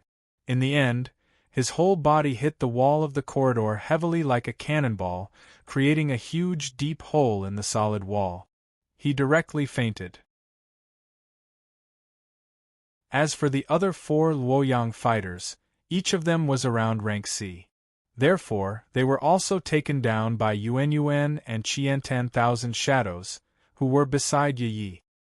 He fell to the ground with a pained expression on his face. Then, after getting rid of the extras blocking the way, a Nanyuan fighter with sharp eyes took off their magatama and handed it to Yuan. Yi Yi and the others followed Jia Su into the building. Perhaps it was because the experts who received the news were too far away or because they did not want to avenge Dongzhi, but they did not encounter any extras who overestimated their strength along the way. This allowed Yi Yi and the others to successfully arrive at the location used by Luoyang University to store valuable items. It was an empty room filled with all kinds of miscellaneous items. At this time, Jia Su quickly walked out from the crowd and entered the room. She rummaged through the pile of items and found a square object wrapped in a small cloth bag. Then, she walked to Yi Yi again. Miss Yi Yi, this is Dongzhi's Imperial Jade Seal. I hereby present it to you. Jia Su held the Imperial Jade Seal wrapped in a small cloth bag with both hands. She leaned forward and lowered her head respectfully. Obviously, this was also one of Jia Su's proof of allegiance. Is this the Imperial Jade Seal? Why is it different from what Sister Luoyan said? Yi Yi, who reached out to take the Imperial Jade Seal, muttered with some confusion. What? Jia Su immediately looked up and said with a surprised expression. Oh, it's nothing. It's just that Big Sister Luoyan once said that the Imperial Jade Seal is shaped like a round mirror. It's not like the Imperial Jade Seal in my hand. Mirror? Jia Su frowned and repeated. Forget it, let Sister Luoyan think about this kind of thing. Yi Yi, who did not bother about the Imperial Jade Seal, put it away and said casually. Jia Su, who happened to see Yi Ye's ability to turn things around, nodded and did not say anything. Is there anything else you want to take? Ye Yi looked at Jia Su and asked. No. Jia Su shook his head and said, Okay, let's get started. Ye Yi nodded and turned to look at Yuan Yuan, Koga Hall, Nanju Norisara, and Chiba Thousand Kage. Yuan Yuan and the others, who understood what Ye Yi meant by action, did not say anything. They immediately formed teams according to their own situation, or scattered independently, and began to annihilate the entire Luoyang High School. Among them, Yuan Yuan, who was an army general, and Chiba Thousand Kage, who received dark education, formed an army by themselves. Koga Hall, who inherited the spirit of the living fist, was paired with Nanju Norisara. However, everyone had the same thing. Each of them would be followed by several fighters from Nanyang. When needed, they would act as soldiers to receive firepower or provide support. When not needed, they would also act as logistics personnel to harvest the identity of the fighters that were defeated by the vanguard generals. As for Ye Yi, who was left alone, he half-guarded and half-led Jia Su, who had surrendered, as well as 4 or 5 South Sun warriors who had stayed behind, casually walking around the school building. From time to time, they would see warriors who had fallen behind, escaped, or rushed to provide support, helping the 4 main attackers to clean up the mess. At first, because the attack was too sudden, the fighters of Luoyang Academy were knocked down.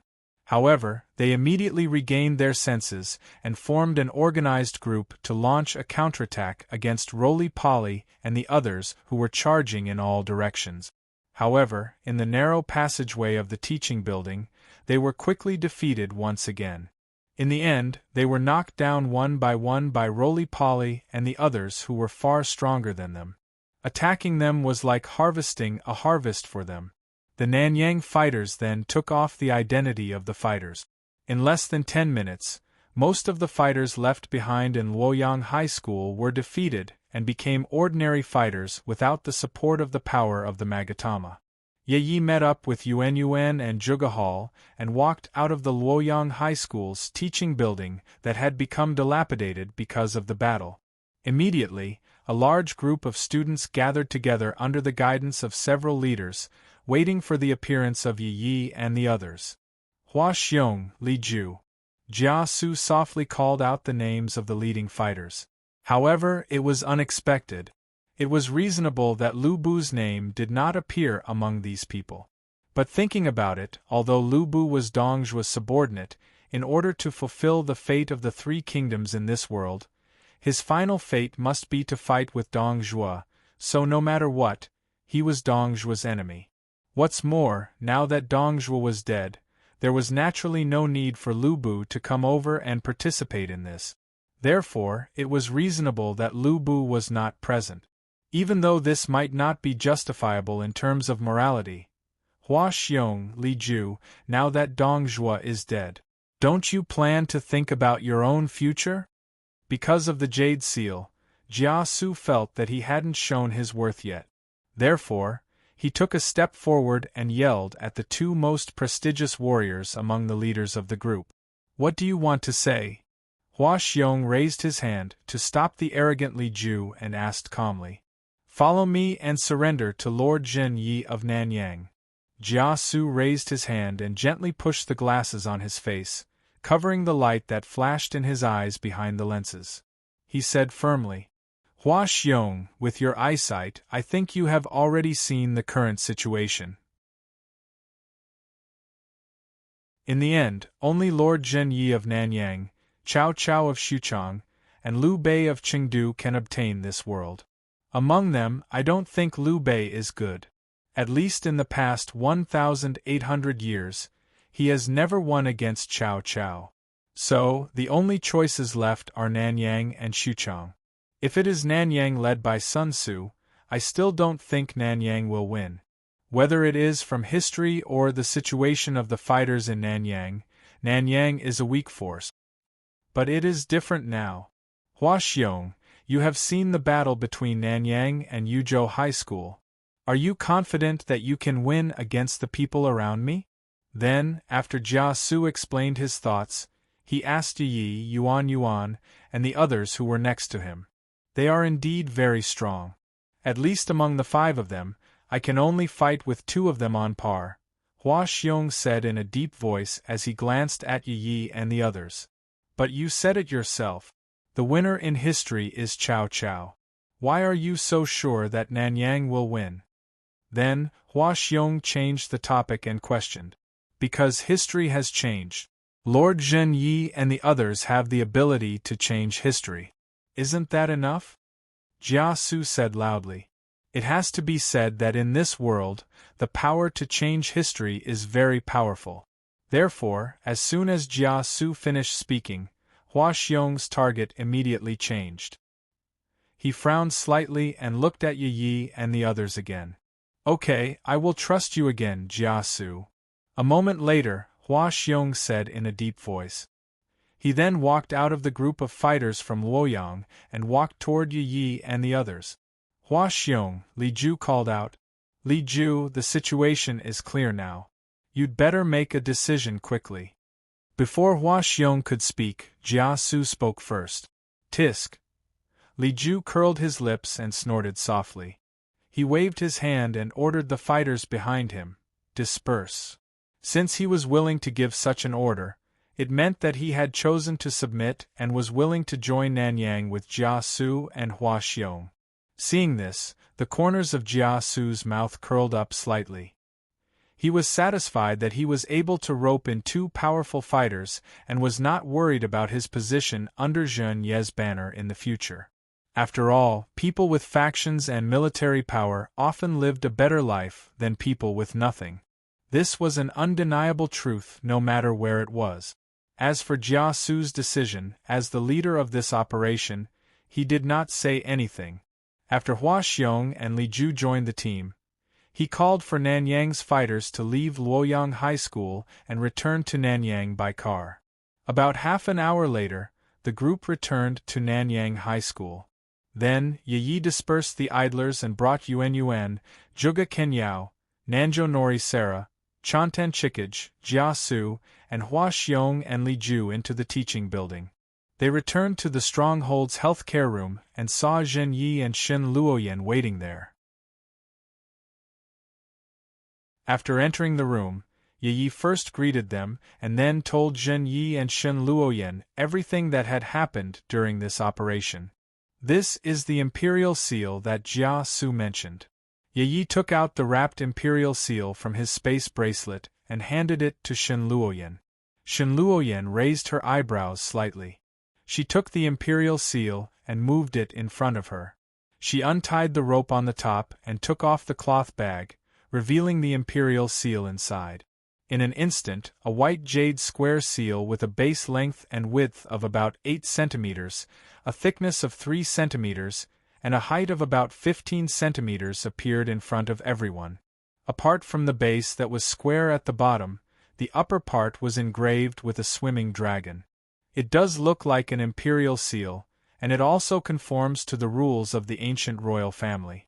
Unfortunately, it doesn't match the imperial seal recorded in the information. It can be confirmed that it's fake. Shen Luoyan, who casually flipped through it, put it back on the table and said, "Besides, if it's really the real thing, Yi, you should have felt something, right?" Then, Shen Luoyan looked up at Yi and smiled. Yi chuckled and tacitly agreed with Shen Luoyan's speculation. On the other hand, when Jia Su heard that Yi could actually react to the imperial seal, a glint of surprise flashed in her eyes. At the same time, she also had some doubts about the identity of Yi and the others. Of course, what interested her the most was the information that Shen Luoyan mentioned before.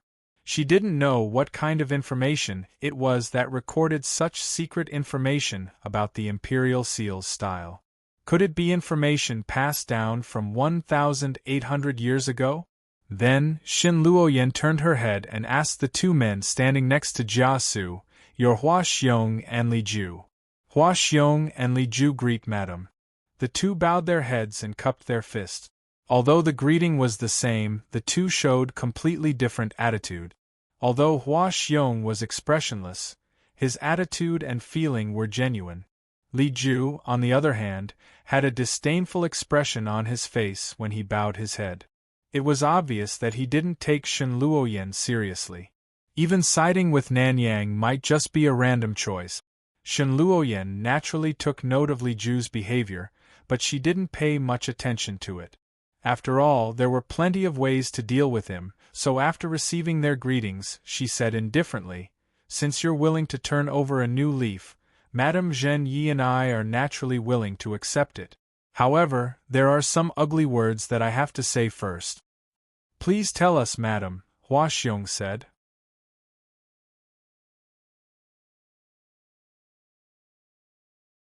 Chapter 1452. N.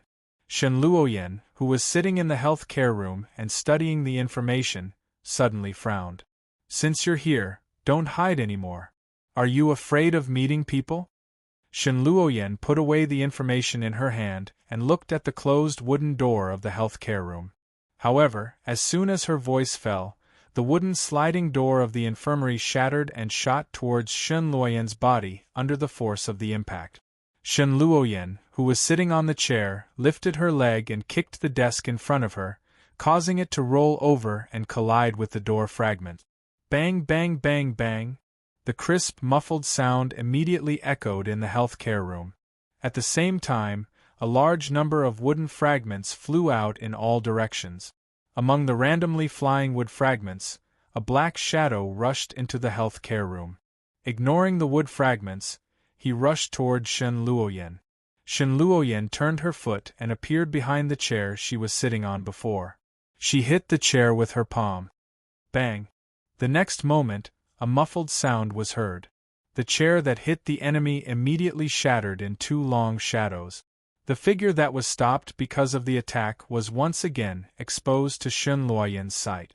The person who came was about 1.75 meters tall. He was wearing a pair of beige casual trousers and a dark orange hooded top. The hood of the top was on his head and slightly covered his face with shadow. However, in this kind of face-to-face situation, this kind of cover was not very useful. Shen Luoyan could still see his face clearly. Rectangular face, eyebrows slanted to the temples, single phoenix eyes, small black pupils, revealing most of the white of the eyes. From the appearance, he was a fierce and evil person. His nose was straight, his mouth was wide open, and a long tongue was sticking out. The sticky liquid that should be saliva kept dripping down from the tip of his tongue. The feeling he gave people was like a lizard in human skin. Moreover, the feeling he gave people was not normal. It was as if he had taken too many drugs. He held a single crutch in each hand, lowered his body, and posed like a warrior attacking. Seeing his appearance and the weapon he was using, Shen Luoyan, who had the information of all the fighters in Nanyang, understood that this person was one of the 4 heavenly kings of Nanyang, Gan Ning Xingba. It was only because Zhen Yi and the others had entered Nanyang. It was precisely because this fellow was seriously injured by Lu Meng Ziming and was recuperating in the hospital that he did not encounter Zhen Yi and the others. Gan Ning Xingba, what is the meaning of this? Shen Luoyan asked coldly. Kill you. Only by killing you can I live, Gan Ning Xingba said in a strange voice like a mental patient. What do you mean? Shen Luoyan's eyes flashed. He asked. Yes, I want to kill you. The impatient Gan Ning Xingba shouted and stomped towards Shen Luoyan, who was standing by the window. He swung his crutch towards Shen Luoyan's neck. Shen Luoyan's figure flashed and dodged Gan Ning Xingba's attack. Then, she pushed her hand forward and hit Gan Ning Xingba's shoulder, causing his body to sway. Bang! Crash! Gan Ning Xingba's head smashed into the window of the health room, shattering the glass on the window. Then, Shen Luoyan moved again and slapped Gan Ning Xingba's body with her palm, filled with internal force. Pooh! In an instant, Gan Ning Xingba spat out a mouthful of blood. However, because of this stimulation, Gan Ning Xingba's spirit suddenly focused. He ignored the pain and forcefully swung his crutch. He broke the window frame and swept towards Shen Luoyan's body. Shen Luoyen, who did not intend to block, stepped lightly and moved to the other side of Gan Ningxingba. She clenched her fist and punched Gan Ningxingba's medulla oblongata. Bang! Gan Ningxingba, whose medulla oblongata was hit, fainted. His upper body weakly leaned against the broken window of the infirmary. You call yourself the 4 heavenly kings of Nanyang with this level of strength? It seems that Nanyang was really weak before. No wonder Jia Su didn't like him. After a short fight, Shen Luoyen discovered that although Gan Ningxingba was called one of the 4 heavenly kings, other than his speed and strength, he didn't have much battle intelligence. It wouldn't be an exaggeration to say that he was brainless. Thus, she easily dealt with him. Then, Shen Luoyen grabbed Gan Ningxingba's collar and pulled him into the messy infirmary. She then threw him onto the bed. However, just as she was about to interrogate Gan Ningxingba, Xin Yi Yi Yuan Yuan, Naga Kanyao, Nanju Nora, and Senkage appeared outside the infirmary. Clearly, they were all attracted by the intense noise coming from the infirmary. Are you okay? Seeing that Shen Luoyen was unscathed, Zhen Yi relaxed and walked into the room, stepping on the wood shavings on the ground. I'm fine. Shen Luoyen, who had sealed Gan Ningxingba's movements, said with a smile. This is... Ye Yi looked at the unconscious Gan Ningxingba on the bed. Gan Ningxingba, one of the 4 heavenly kings of Nanyang. He is the attacker who caused all of this, Shen Luoyen explained. Gan Ning finally woke up from his coma with the help of his internal energy. His qi and blood had become much more active. But as soon as he woke up, an ominous glint shot out from Gan Ningxingba's eyes. If his body wasn't restrained, he would definitely attack the stranger beside the bed. Seeing that Gan Ningxingba woke up, Shen Luoyen immediately took out the spray that could temporarily control someone's consciousness and sprayed it at the immobilized Gan Ningxingba. Almost instantly, Gan Ningxingba's eyes, which were filled with ominous glint, widened and became hollow. Why did you attack me? Shen Luoyen asked. To survive. Gan Ningxingba replied. What do you mean? Shen Luoyen narrowed her eyes and asked. Xiahou Yuan used a special method to seal my acupuncture point. As long as it isn't unsealed for a period of time, qi will flow into my brain and kill me. As the price to survive, I need your heads. Us? Yes, you. Everyone here. Heh, how ambitious. Shen Luoyen sneered. Then, she tapped Gan Ning's neck and knocked him out again. She then turned to Xin Yi and the others and said, It seems that Su Chang is ready to attack us. What do we do? Counterattack? Saro Nanzhou asked. Of course, but not now. Shen Luoyen said softly and stopped talking. Seeing this, Xin Yi, and the others didn't ask any more and left everything to Shen Luoyen. Ji Sarah, I'll have to trouble you to call Lu Suzijing and Lu Sun Boyern over. Shen Luoyen turned to Nanzhou Ji Sarah and instructed. Saro Nanzhou nodded and turned to leave the messy medical room. Ye Yi, use your dragon eye to determine the location of the last Hasabi sword. After Nanzhou Nori Sarah left, Shen Luoyen flipped his hand and took out the 2 Hyakum swords that Shinya had taken from Pengcheng Temple, as well as the 2 Hyakum swords that Dong Zhuo had left behind when he invaded Pengcheng Temple, and handed them to Yi. Okay. Ye Yi, who took the Hasabi swords, replied with a serious face. Then it walked to the side, and under the watchful eyes of everyone in the room, its aura suddenly changed. A pair of golden beast eyes immediately changed to the original dark brown eyes of a human. It exuded a strong, wild, and mysterious aura as it looked at the 2 Bai swords in her hands. Then in the next moment, a large number of images related to the Hasabi swords began to emerge in Yi Ye's mind.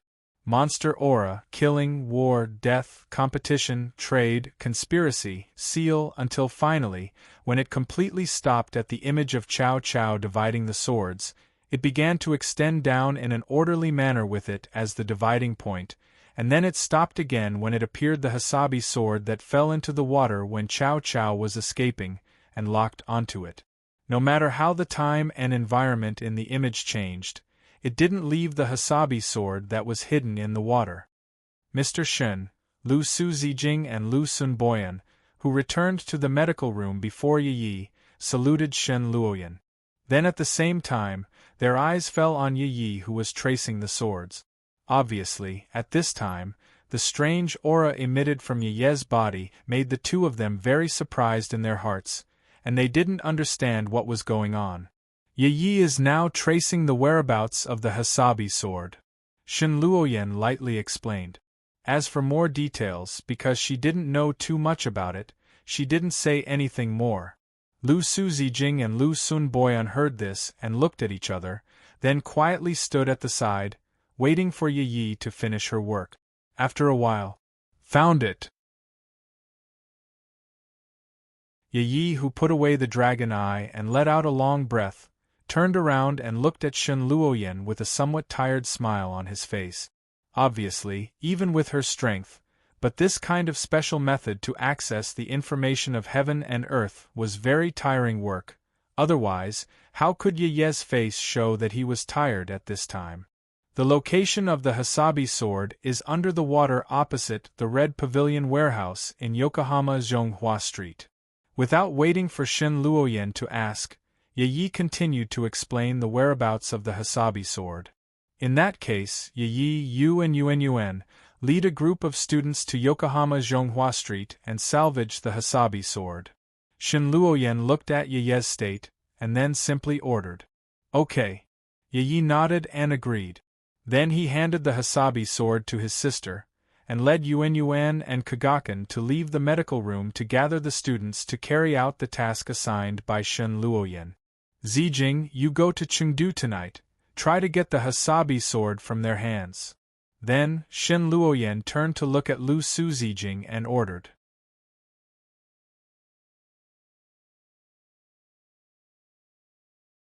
Chapter 1453. Yes. Lu Su Zijing accepted the order. Boyan. Shen Luoyan turned to look at the petite Lu Sun Boyan. Yes. Lu Sun Boyan lowered his head and replied. Contact Lu Meng Ziming Anzua Sayuanfang. Tell them I want to see them. Shen Luoyan narrowed her eyes and said. Yes. Lu Sun Boyan raised his head and looked at Shen Luoyan before quickly replying. Go do it. Shen Luoyan said lightly. Yes. Lu Su Zijing and Lu Sun Boyan replied in unison before turning around and leaving the room. Little Kyankij.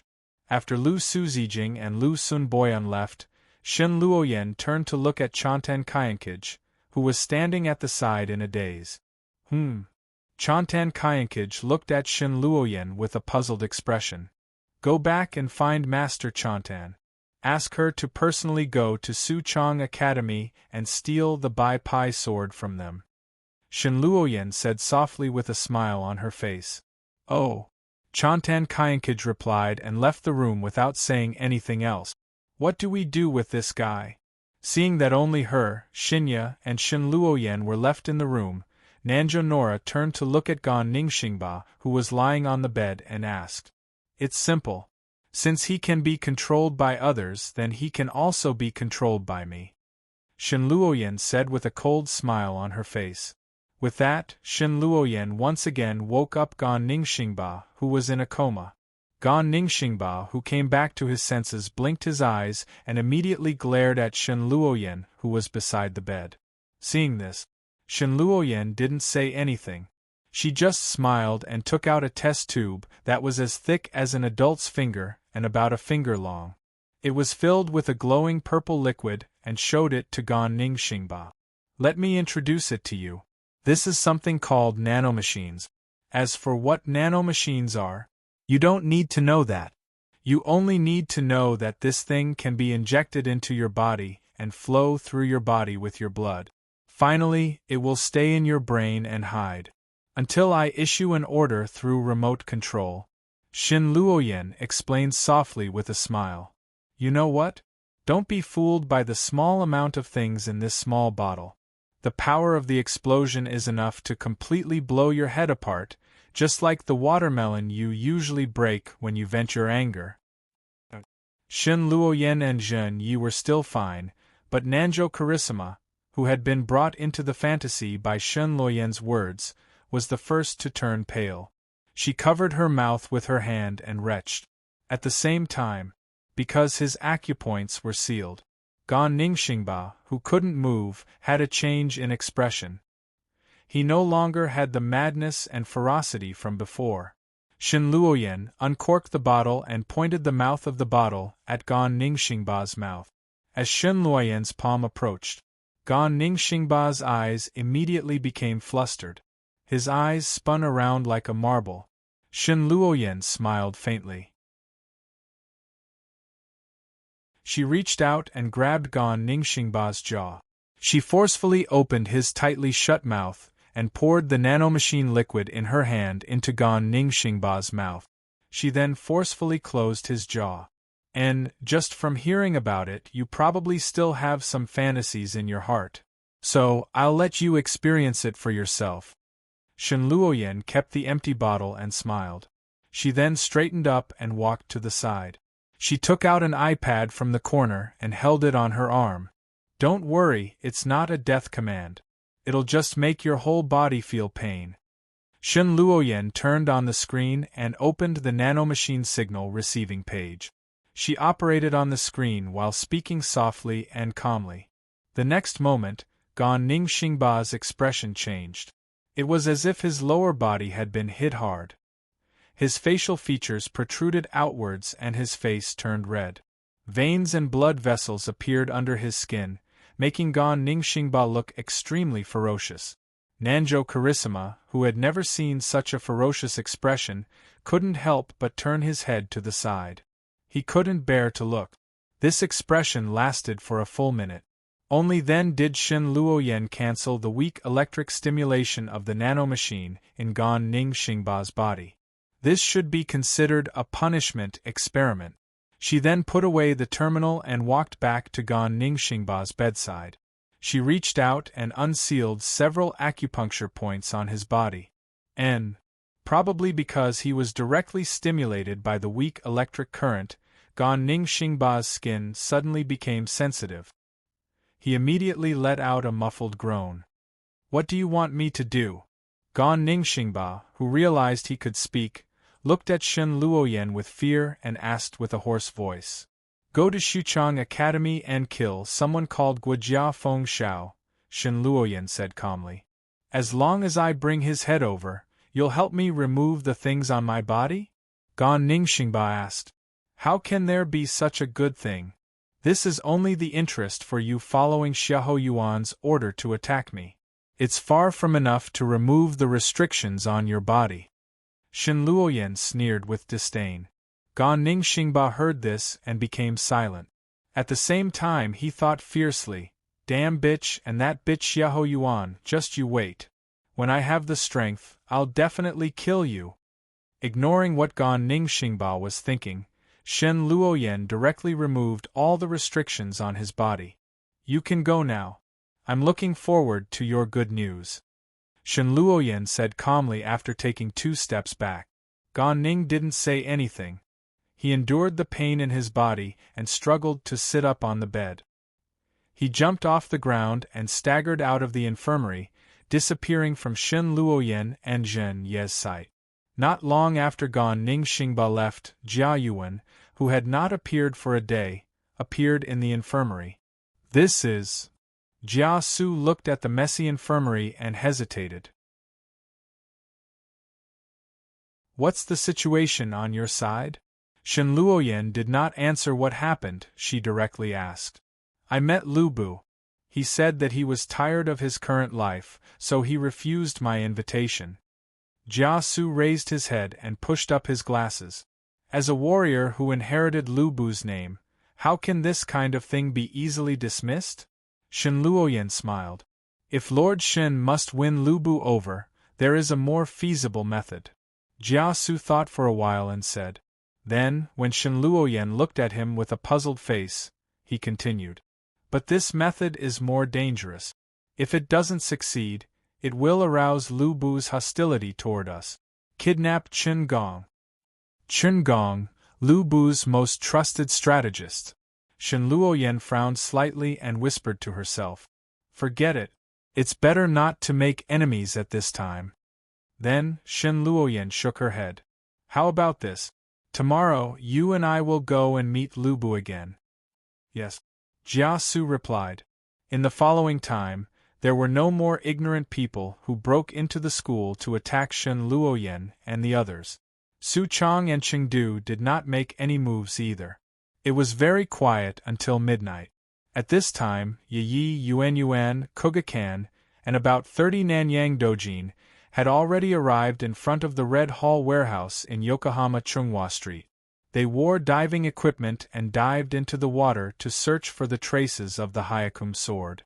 At the same time, Lu Su Zijing had also arrived at Chengdu after a long journey. He met the bookworm Liu Bei, Xuanda, Zhang Fei and Guan Yiancheng. Lu Su Zijing then told them about his purpose for coming. Of course, Niantan Meiyun and Niantan Qianying, who Shen Luoyan had high hopes for, also arrived at Xuchang Academy. They began to invade Xuchang Academy under the cover of night. Needless to say, the result was obvious. Aside from Cao Cao, who had awakened the Crimson Dragon, no one could detect or fight against Cinderella Meiyun's invasion. The defensive arrangements in Xuchang Academy seemed to be transparent. Without alerting a single fighter, Meiyun entered the teaching building and began to search every corner of the building. However, as a non-member of Xuchang Academy, Niantan Meiyun and her master were unfamiliar with the layout of Xuchang Academy. Thus, after searching a small circle without any results, they decided to change their strategy and prepared to capture a spy. Soon, the figure of a lone fighter appeared in the line of sight of the master and disciple duo. At this moment, Tanabe Meiyun's figure flashed and silently appeared behind the fighter. She knocked him out with a palm strike, then grabbed him by the collar and dragged him back to his previous hiding place like a sack. Qianying, wake him up, Niantan Meiyun said as she threw the man to the ground. Yes, master. Chantan Thousand Shadows replied expressionlessly. She then walked up to the man, grabbed his collar with her left hand, and slapped him across the face without hesitation. Pa! The crisp sound of the slap echoed in the empty classroom. Seeing that the man did not wake up, Niantan Qianying slapped him again. Pa, pa, pa, pa. Finally, after 7 or 8 slaps, the man whose face was swollen like a pig's head finally woke up. SSS, the man who just woke up felt the pain on his face and instinctively sucked in a cold breath. However, before he could react, Qiantan Thousand Shadows, who had taken out a spray, sprayed a handful of mist at him with an excited look in her eyes. Almost instantly, the eyes of the man who just woke up became hollow. Where is the blade of 100 pi? Niantan Qianying asked. I don't know. That thing has always been kept by Guojia and the others. Niantan Qianying could not help but look at her master. Where is the place where things are kept in the academy? Niantan Qianying asked.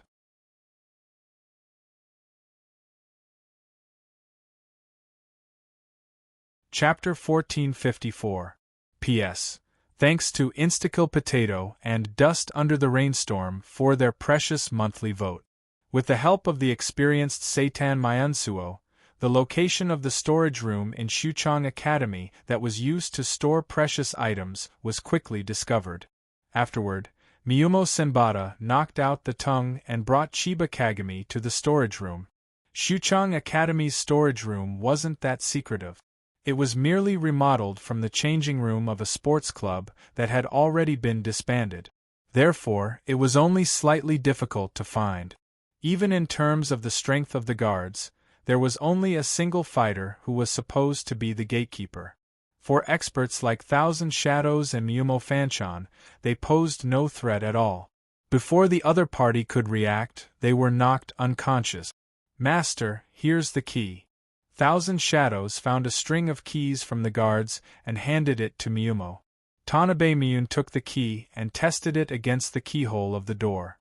Soon, with a light click, the door to the storage room was opened. Chiba Miyumo pushed the door open and dragged the unconscious guard into the room.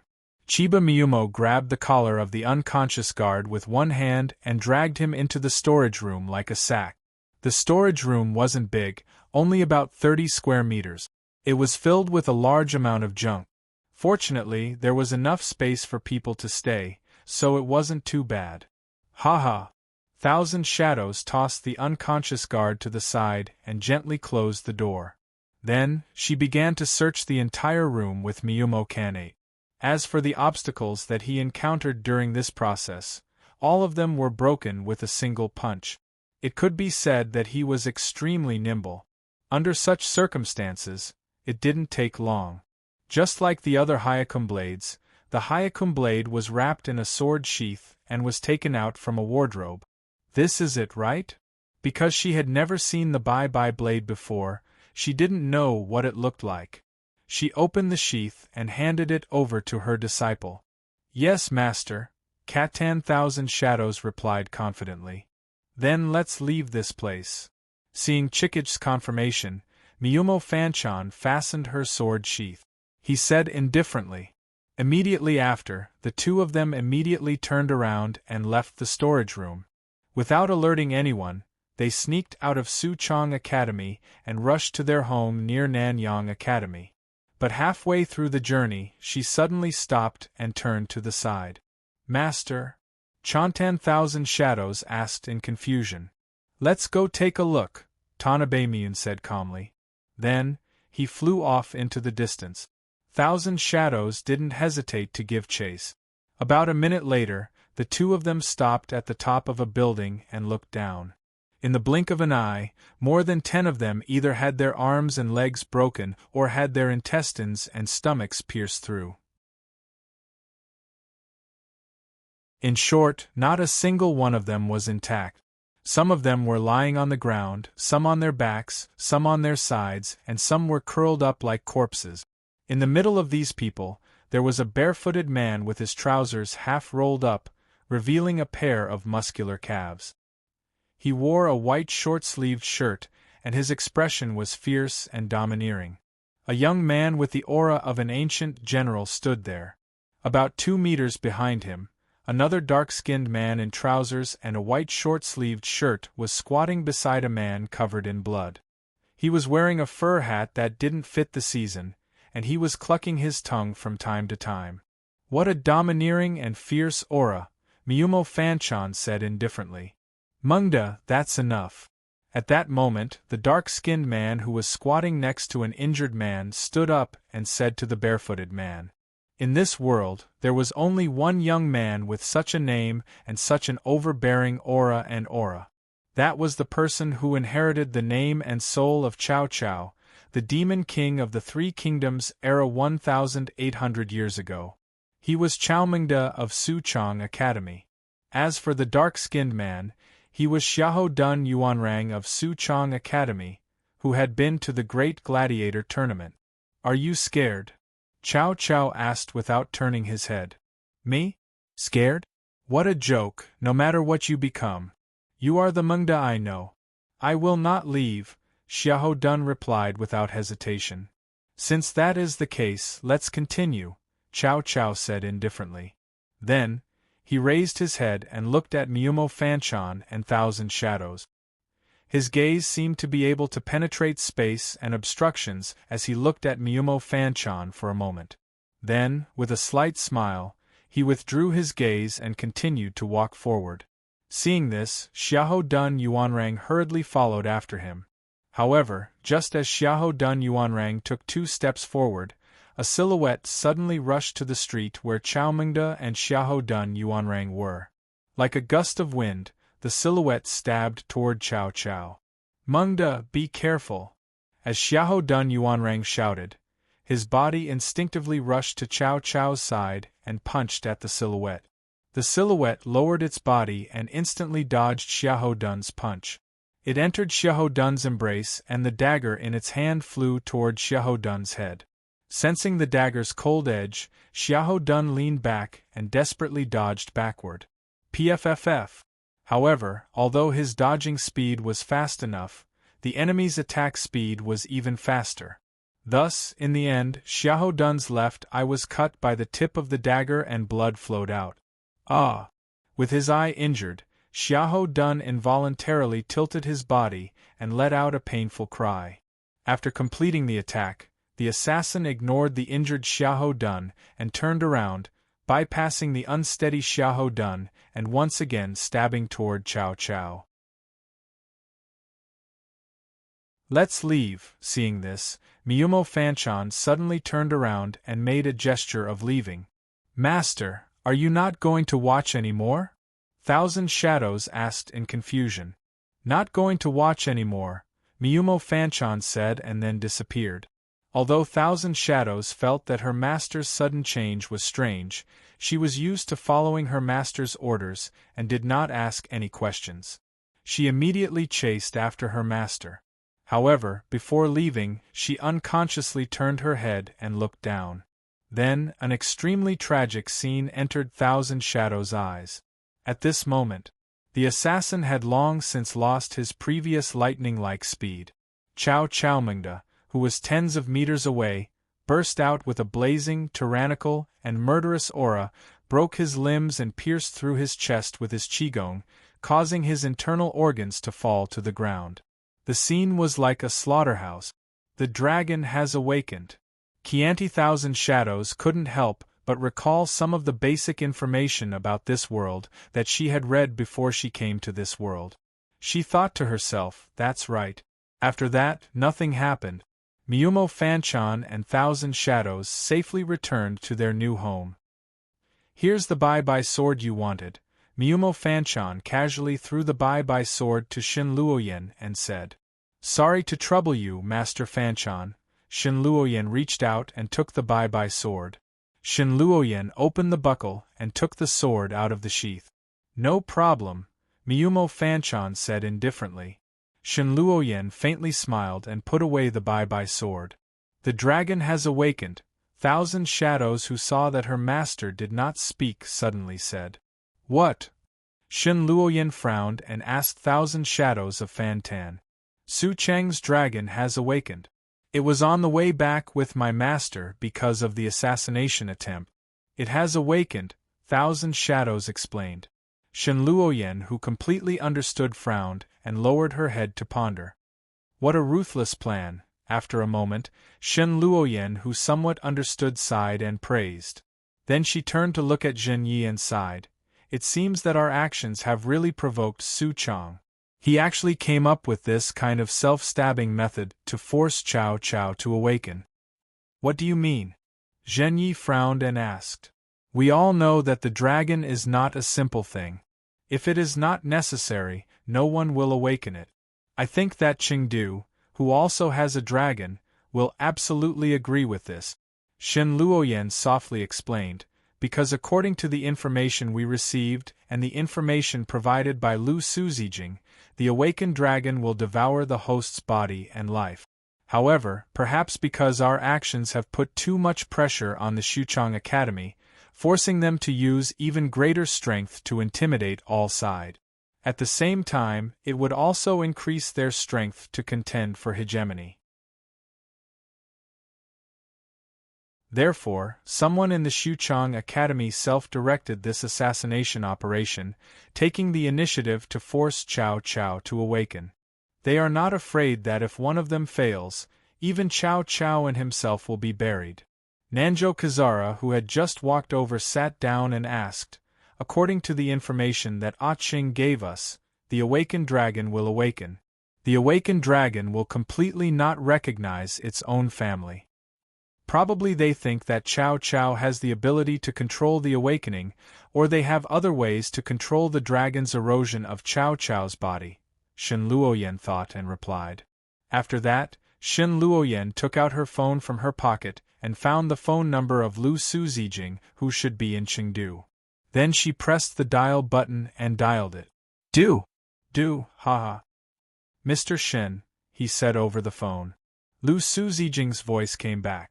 How's the discussion on your side? Shin Luoyan asked straightforwardly. They haven't agreed yet, Lu Suzijing replied. Is that so? Then you tell them, As long as they are willing to hand over the Bai Pai sword to our Nanyang, we are willing to fight against Su Chong and the awakened Chao Chao together, Shin Luoyen said with a stern tone. I understand, Lu Suzijing replied. Immediately, Shin Luoyen cut off the connection with Lu Suzijing.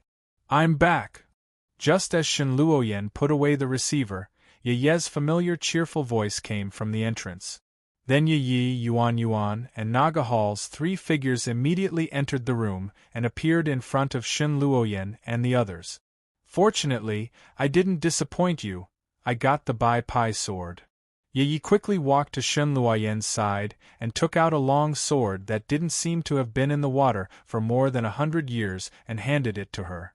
Thank you for your hard work, Ye Yi. Shin Luoyen reached out and took the Bai Pai sword and said with a smile. Well, it's nothing. The ones who really worked hard are those warriors who went into the water to salvage the sword. Ye Yi, who sat down, shook his head and said, Give me their names later, I will reward them later. Shin Luoyen, who put the Bai Pai sword in front of her, nodded and said. Then she looked down at the Bai Pai sword and said softly, Now, only the last one in Chengdu is left.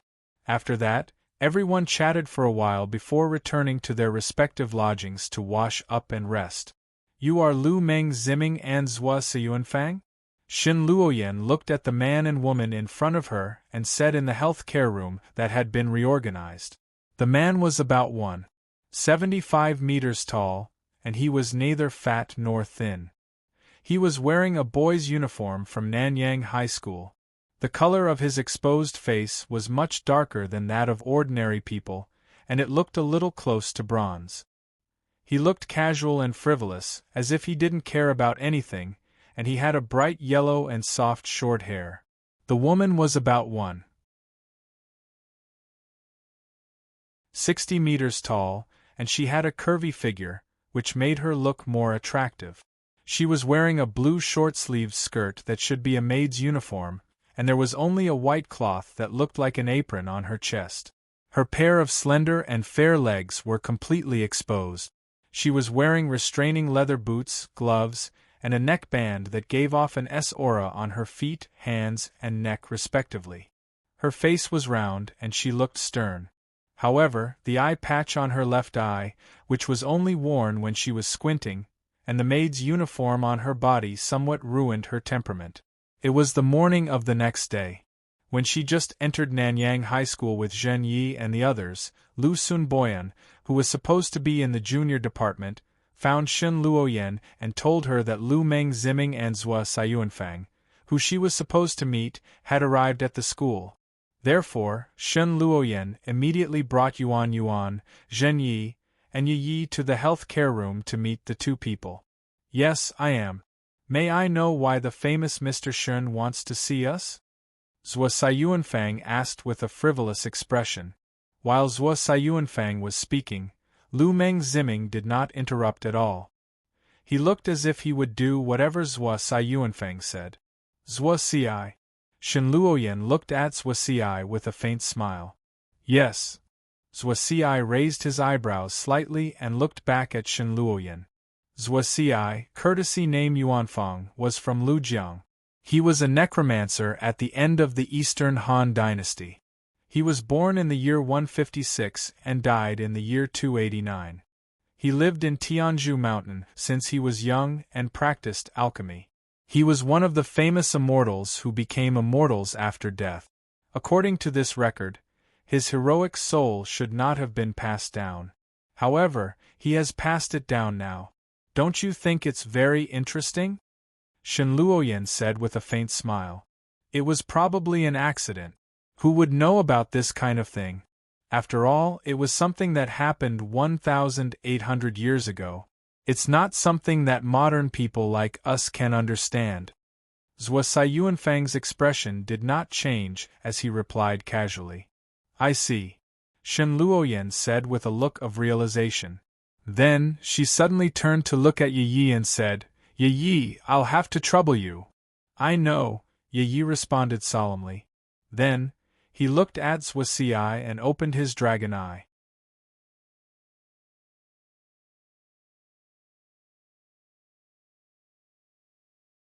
Chapter 1455. Noticing the change in Ye Ye's eyes and the strange feeling in his heart, Zhuo Sayuanfang could not help but frown. At the same time, Lu Mengziming also put on her guard. She looked as if she would attack if Shen Luo dared to move. Of course, as a response, Yuan gently lifted her skirt and took out a short knife. "Mr. Shen, what do you mean by this?" Zhuo Sayuanfang asked, pretending to be relaxed. "Nothing. I'm just curious about your background." "I don't mean any harm," Shen Luoyan replied with a smile. Looking at Shen Luoyan's smiling face, as well as the dangerous aura faintly emanating from the two girls holding swords and Zhen Yi, who had already been recognized as the monarch of Nanyang, Zhuo Sayuanfang could not do anything. He could only laugh dryly and accept Ye Ye's gaze. At the same time, he was also very curious about what kind of power Ye Ye's eyes contained. Just as he was letting his imagination run wild, Ye Ye's dragon eyes closed again. All in all, it took less than 10 seconds from start to finish. It could be seen that Ye Ye's control of the dragon eye was at this point. His real name is not Zhuo Xi. He should be called Wang Yunzisher.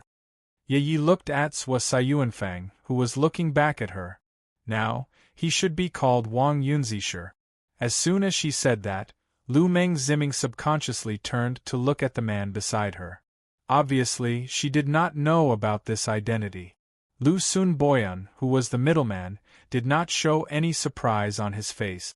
However, his eyes were full of surprise at the power of Ye Ye's eyes.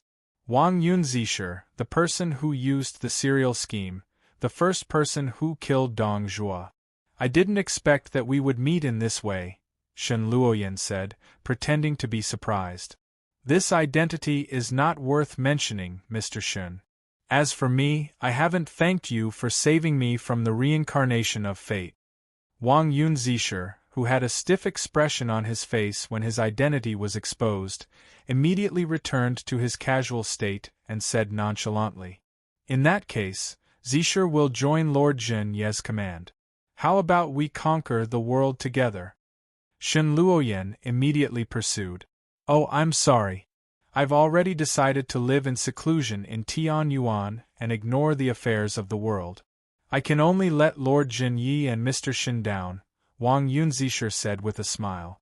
"Isn't it a waste of Zisher's talent to retire at such a young age? My ambition does not lie here. I don't have the heart to do it."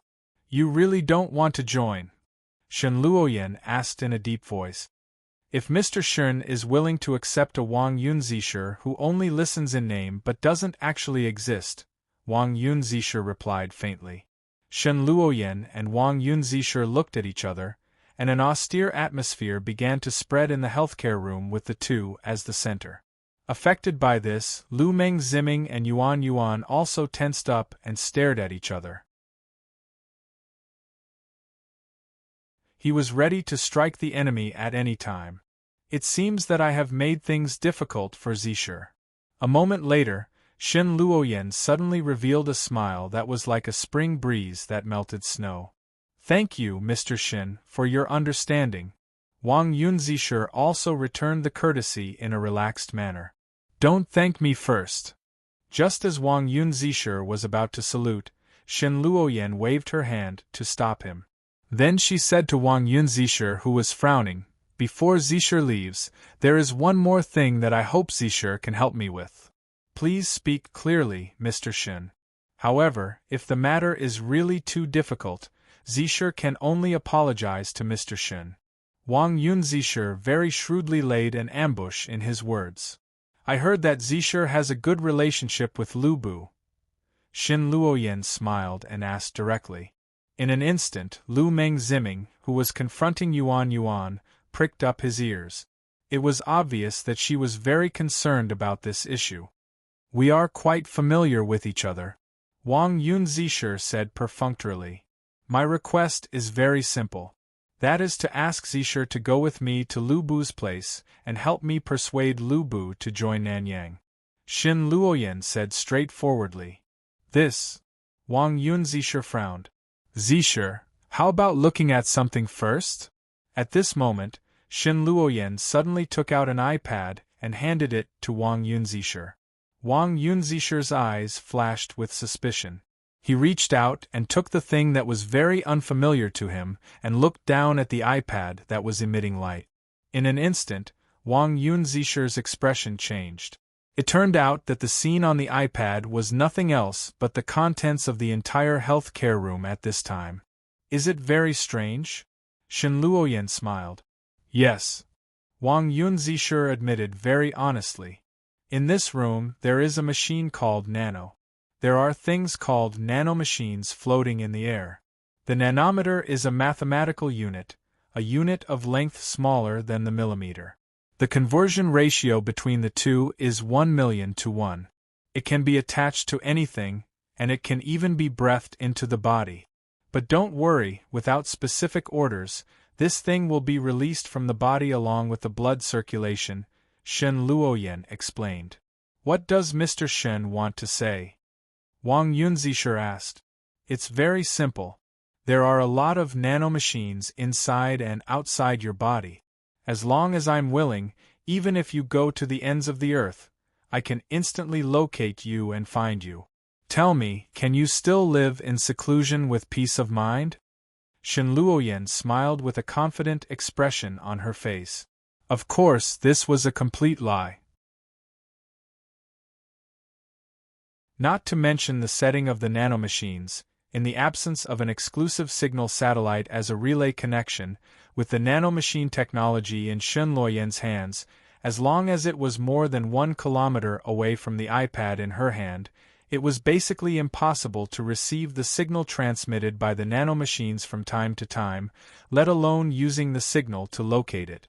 But this situation was completely unknown to Wang Yunzisher, who didn't even know what nanomachines were, so even if he had doubts about this statement, he couldn't help but be shocked by Shen Luoyan's means. Well, I'm willing to accompany Mr. Shen to see Fengxian, but whether I can persuade Fengxian to join Nanyang or not, it's not up to me to decide. Wang Yunzisher, who handed the iPad back, smiled bitterly. As long as Zisher is willing to go with me. Shen Luoyan took the iPad and smiled. Next is Miss Lu Meng Ziming. What do you choose? Shen Luoyan turned to look at Lu Meng Ziming, who was confronting Yuan, and asked, What if I say no?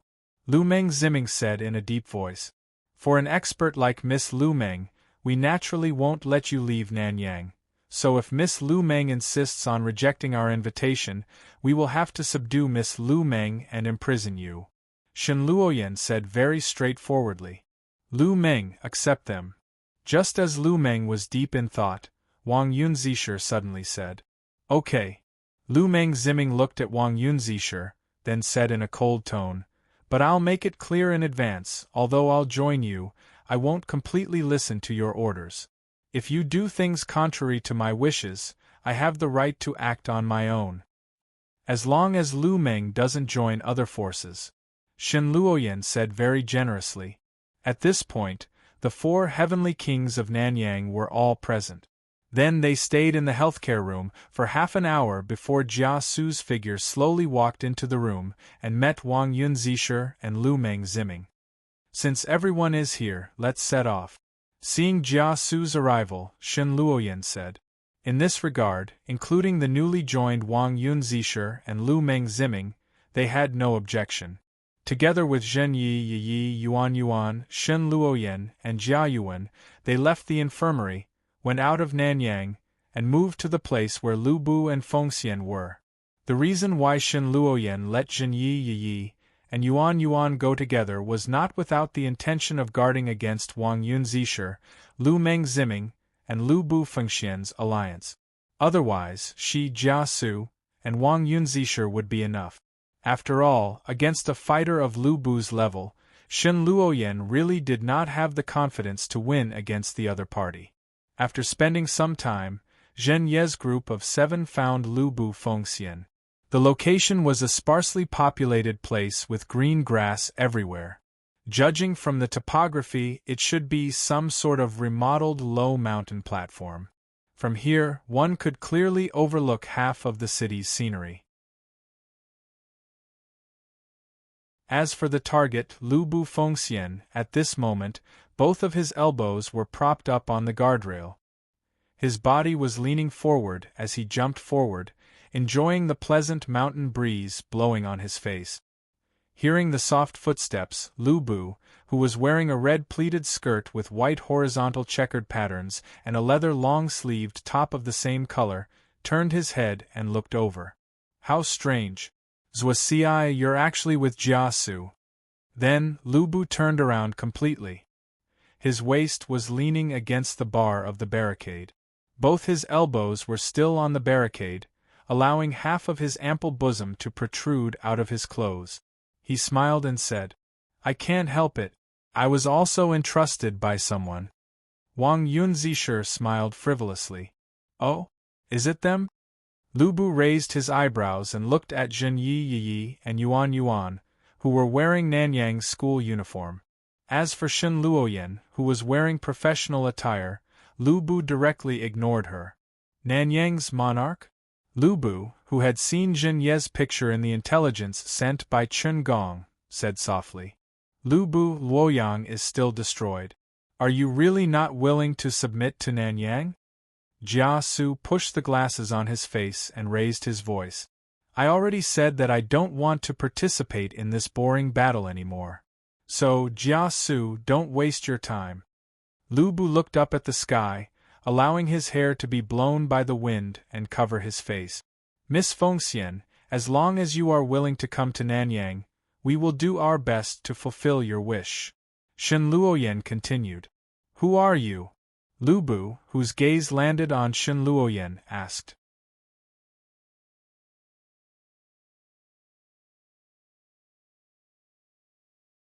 Chapter 1456. My name is Shen Luoyan. Shen Luoyan replied with a smile. So you are that Mr. Shen who was recently rumored to be very powerful. Lu Bu suddenly said. I did not expect Miss Fengxian to have heard of me. Shen Luoyan pretended to be surprised. Now in the existing universities, who doesn't know Mr. Shen from Nanyang? Lu Bu replied casually. Then he changed the topic and continued. But I still have the same words. I am tired of this life of fighting, so you should give up. What if we can cure your disease? Shen Luoyan was unmoved and said with a smile on her face. Hearing that, Lu Bu's expression froze and stared at Shen Luoyan, who spoke. On the other hand, Jia Su, who was completely unaware of Lu Bu's illness, revealed a shocked expression. In addition, Wang Yunzishi's eyes also flashed with a trace of light. Since you already know what disease I have, you should know that this disease is incurable. Lu Bu said with a gloomy expression. The full name of Lu Bu's disease is amyotrophic lateral sclerosis, also commonly known as Lou Gehrig's disease. It is a type of motor neuron disease.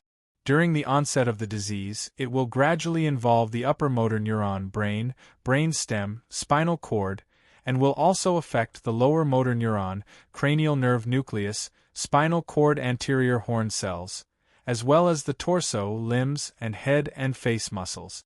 The clinical manifestation was mixed paralysis of upper and lower motor neuron combined damage. Even in the more technologically advanced main world, this disease could only be delayed and targeted treatment, but there was no direct and effective treatment, let alone in this martial world where the technology was 10 years behind the main world. Therefore, for people who had this disease, it was already a death sentence. There was no future to speak of. No wonder Lu Bu Fengxian's expression was gloomy and ugly. After all, no matter how optimistic a person was, after thinking about this future, they would not feel good. That's only for the methods we have now. For the things we have now, there's nothing we can do. It is not an incurable disease. Shen Luoyan ignored Lu Bu Fengxian's expression and said confidently. You? Lu Bu Fengxian's face showed a sneer. Thinking about it, what kind of person was Lu Bu Fengxian? In this world, she was the sole heir of a large financial group in Japan. She was the daughter of a wealthy family. In terms of influence in the world, she was completely different from Jia Su, Wang Yun, and the others. although she had inherited the souls of the soldiers of the three kingdoms from 1,800 years ago. However, at the end of the day, he was just a high school student. Even if he was the monarch of a high school, it would still be the same. Since her family had used their connections to search for famous doctors all over the world to find a cure, what could a high school student, a fighter monarch, do? Is it true? You'll know once you try. As Shen Luoyan spoke, she flipped her hand and took out a test tube with the length and thickness of an adult's finger. The test tube contained a red liquid and threw it to Lu Bu. Seeing the thing flying towards him, Lu Bu subconsciously reached out his hand to catch it. This is a kind of medicine. Although it cannot cure your body's disease, it can still alleviate it. Not waiting for Lu Bu to ask, Lu Bu said. Shen Luoyan then took the initiative to explain the use of the test tube. Lu Bu frowned. Looking at the test tube in his hand, he didn't know if he should believe Shen Luoyan's words. Miss Fengxian, to put it bluntly, you are now at a dead end. Since that's the case, why don't you try? Maybe there will be a surprise. Seeing Lu Bu hesitate, Shen Luoyan couldn't help but persuade. Yes, I am indeed at a dead end. Lu Bu's heart trembled as he sighed. Then he resolutely uncorked the bottle. He raised his head and poured the liquid in the test tube into his mouth. As long as there was a chance, no one would be willing to give up their life. But Lu Bu swung his hand and threw the empty test tube to the ground. It shattered into pieces. Immediately, Lu Bu's expression changed slightly. Obviously, at this time, she had felt the unfamiliar changes in her body. How is it? Shen Luoyan asked in a timely manner. It feels very strange. There seems to be a warm current flowing in my body. But I can be sure that my strength has indeed recovered a bit. Looking down, Lu Bu's right hand was constantly clenching. Unfortunately, the effect is too weak. Lu Bu sighed. But it is effective, isn't it? Shen Luoyan asked back. Correct. Lu Bu raised his head. His eyes emitted a dazzling luster like the stars as he looked at Shen Luoyan. It is said that the eyes are the window to the soul. And now, within Lu Bu's twinkling eyes, there was clearly a kind of hope. Are you sure that you have something in your hands that can cure me? Lu Bu asked again to confirm. Yes. Even if I don't have something in my hands that can cure you, I can still find something that can cure you, Shen Luoyan said with a confident smile. Needless to say, the person that Shen Luoyan said could cure her was Sei Ito. She believed that with the other abilities that Sei Ito had shown, curing someone with ALS would be an extremely easy task. And it was indeed so. Okay, for my own life, I will join you. Lu Bu straightened up and said with a firm expression. Welcome, Fengxian. In the future, you will definitely not regret your current choice, Shen Luoyan said with a smile. Then, she flipped her hand again and took out a bottle of purple liquid in a test tube and threw it to Lu Bu. At the same time, she used her mind to take out the iPad that she carried. Healing medicine? Lu Bu, who casually took the test tube, was puzzled. You can say that. Shen Luoyan, who lowered her head and operated the iPad to enter the nanomachine's control page, opened the medical options and casually replied. Lu Bu didn't doubt her words. He immediately opened the bottle cork and drank the liquid inside. Why don't I feel anything? Lu Bu, who was originally looking forward to the effect of the medicine, frowned and asked. You will feel it in a moment. Shen Luoyan raised her head and smiled. Then she pressed the confirm button that popped up on the iPad screen. Almost at the same time that Shen Luoyan pressed the confirm button, Lu Bu felt a strange feeling in his body. A faint numbness and itchiness that originated from his flesh began to emerge and continued to spread throughout his body as time passed. Not sure if it triggered Lu Bu's sensitive spot, Lu Bu suddenly let out a very seductive moan with a red face. Fortunately, Lu Bu was a powerful fighter, so he didn't take this numbness to heart too much. He endured the strange feeling in his body and walked to the side of the motorcycle. He pushed the motorcycle and left the viewing platform with Shen Luoyan and the others. Then Shen Luoyan asked for Lu Bu's phone number and returned to Nanyang with Zhen Yi, Yuan, and Lu Meng Ziming. As for Wang Yun Zisher and Jia Su, they returned to Luoyang University with Lu Bu. That night, at around 8 o'clock, near the city where Xuchang High School was located, on a street with few pedestrians, a man was holding a jacket on his shoulder with one hand and holding a cigarette in his mouth with the other. He lit the cigarette with a lighter. At this moment, the man stopped smoking and raised his head to look ahead. Gan Ning? The man raised his eyebrows and said, "What are you doing here?"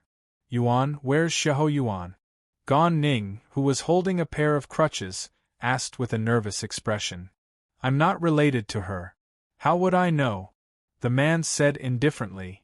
"You, on the other hand, why are you looking for Xiahou Yuan? Since you don't know where Xiahou Yuan is, then go die, Guojia." Gan Ning's eyes flashed with madness as he rushed in front of the man, Guojia, and swung his crutches at Guojia's head. Guojia smirked and revealed a disdainful smile. He calmly dodged Gan Ning's crutches and gave an uppercut to Gan Ning's chin, sending his body flying. It has to be mentioned that compared to Lu Sun Boyan and Jia Yuan, he who only had the ability of a tactician but no strength as a fighter, Guojia Feng Shao had both. He had reached the level of an A-rank fighter. Therefore, it was really easy for him to deal with a small character like Gan Ning Xingba. However, the moment Guojia sent Gan Ning flying with an uppercut, another figure dressed exactly like Gan Ning appeared and shot out a chain from his hand. Guojia didn't expect to be ambushed and was distracted for a split second after defeating Gan Ning. The chain tightly bound Guojia. "Who are you?" Guojia turned his head and asked the other Gan Ning behind him as he tried to break free from the chains. That person didn't answer as he tightly held onto the end of the chain. "Bastard!" Gan Ning, who was on the ground, struggled to get up as he cursed. Then, he yelled and rushed at Guojia again while swinging his crutches at Guojia's head. Guojia's expression changed when he saw this. He immediately jumped to the side and dodged Gan Ning's attack. However, Gan Ning, who was in a berserk state, didn't relax as he rushed at Guojia again. Just as Guojia was about to use this opportunity to give Gan Ning a vicious blow, he suddenly felt his vision blur. At the same time, his body became weak. Therefore, not only did he fail to give Gan Ning a vicious blow, he couldn't even use his last bit of strength to dodge.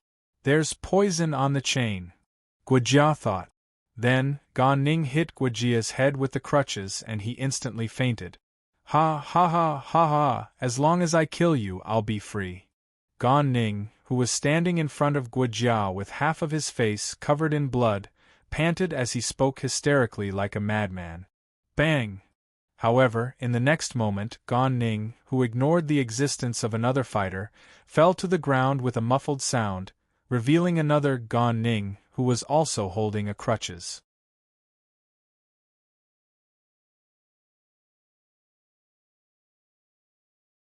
Chapter 1457. P.S. Thank you to Requiem Trilogy, Halcyon, Instant Potato, and Dream of Starfate for your precious monthly votes. Thank you to NXCX for your tip. Kongming, this is Ma Su. The mission is complete. The other assassin dressed as Gan Ning took out his phone from his pocket and dialed the number recorded in his address book, saying in a low voice, "Don't worry, I'm going to kill you." "You're going to kill me if you don't kill me," Gan Ning said after giving Guojia's unconscious body a few more hits with his crutch. But surprisingly, the real Gan Ning was also there. "His goal is the same as mine, to assassinate Guojia." Ma Su paused for a second and spoke again after he finished listening to the conversation on the phone. "Okay, I got it." After that, the imposter named Ma Su hung up the phone. He bent down and picked up the real Gan Ning, who was lying on the ground, and quickly ran away from the crime scene. At the same time, inside Chengdu University. "I'm going to the washroom." A petite girl stood up from the tatami and said to the other people sitting in the room. Then she walked out of the room and ran to the corner. But just as she ran to the wooden house that was supposed to be the washroom, a figure dressed as Gan Ning suddenly jumped out from the trees around the wooden house and swung his crutches at the petite girl. "Who's there?" The petite girl felt the wind coming at her and immediately stopped and turned around. She dodged the attack and shouted. The assassin disguised as Gan Ning didn't answer. The crutches hit the ground and then he swung his body and kicked the petite girl's face. The latter didn't dare to hesitate. She immediately crossed her hands in front of her face and blocked the kick. Bang! A muffled sound rang out. The petite girl's body immediately took a few steps back. Ida! But at this moment, an anxious girl's voice could be faintly heard from the big house. "I'm fine," the petite girl replied. At this point, the identity of the petite girl was completely exposed. She was Zhang Fei Ida, a C-class fighter from Chengdu University who had inherited the heroic spirit of the Three Kingdoms from 1,800 years ago. She had the same surname as Zhang Fei of Shu, and was a C-class fighter from Chengdu University. The assassin didn't hold back. He quickly landed his leg and turned around. He used a back kick to kick Zhang Fei and Ida again. "Humph! Take my fist!" Zhang Fei, who was forced to retreat, snorted angrily. He immediately lowered his waist into a horse stance and punched out with a powerful fist. Bang! Amidst the muffled explosion, a powerful airflow immediately spread out in all directions from the point of impact. At the same time, Zhang Fei, Ida, and the assassin also involuntarily retreated under the force of the collision.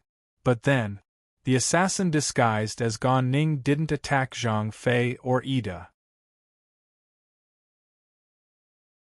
Instead, he darted back into the forest and disappeared in a few leaps. "Stop right there!" Zhang Fei shouted. "Ida, don't chase after him." Before Zhang Fei and Ida could move to give chase, a female voice sounded to stop them. "Yun Cheng." Zhang Fei stopped and turned to look at the person who spoke. "Xiao Fei, are you okay?" At this time, Liu Bei Xuanda, a girl with long brown hair, round rimless glasses, and a weak temperament ran over and asked nervously. She looked as if she could be blown away by a gust of wind. Liu Bei Xuanda asked nervously. I already said I'm fine. Why did you run out? Don't you know it's very dangerous?" Zhang Fei said unhappily.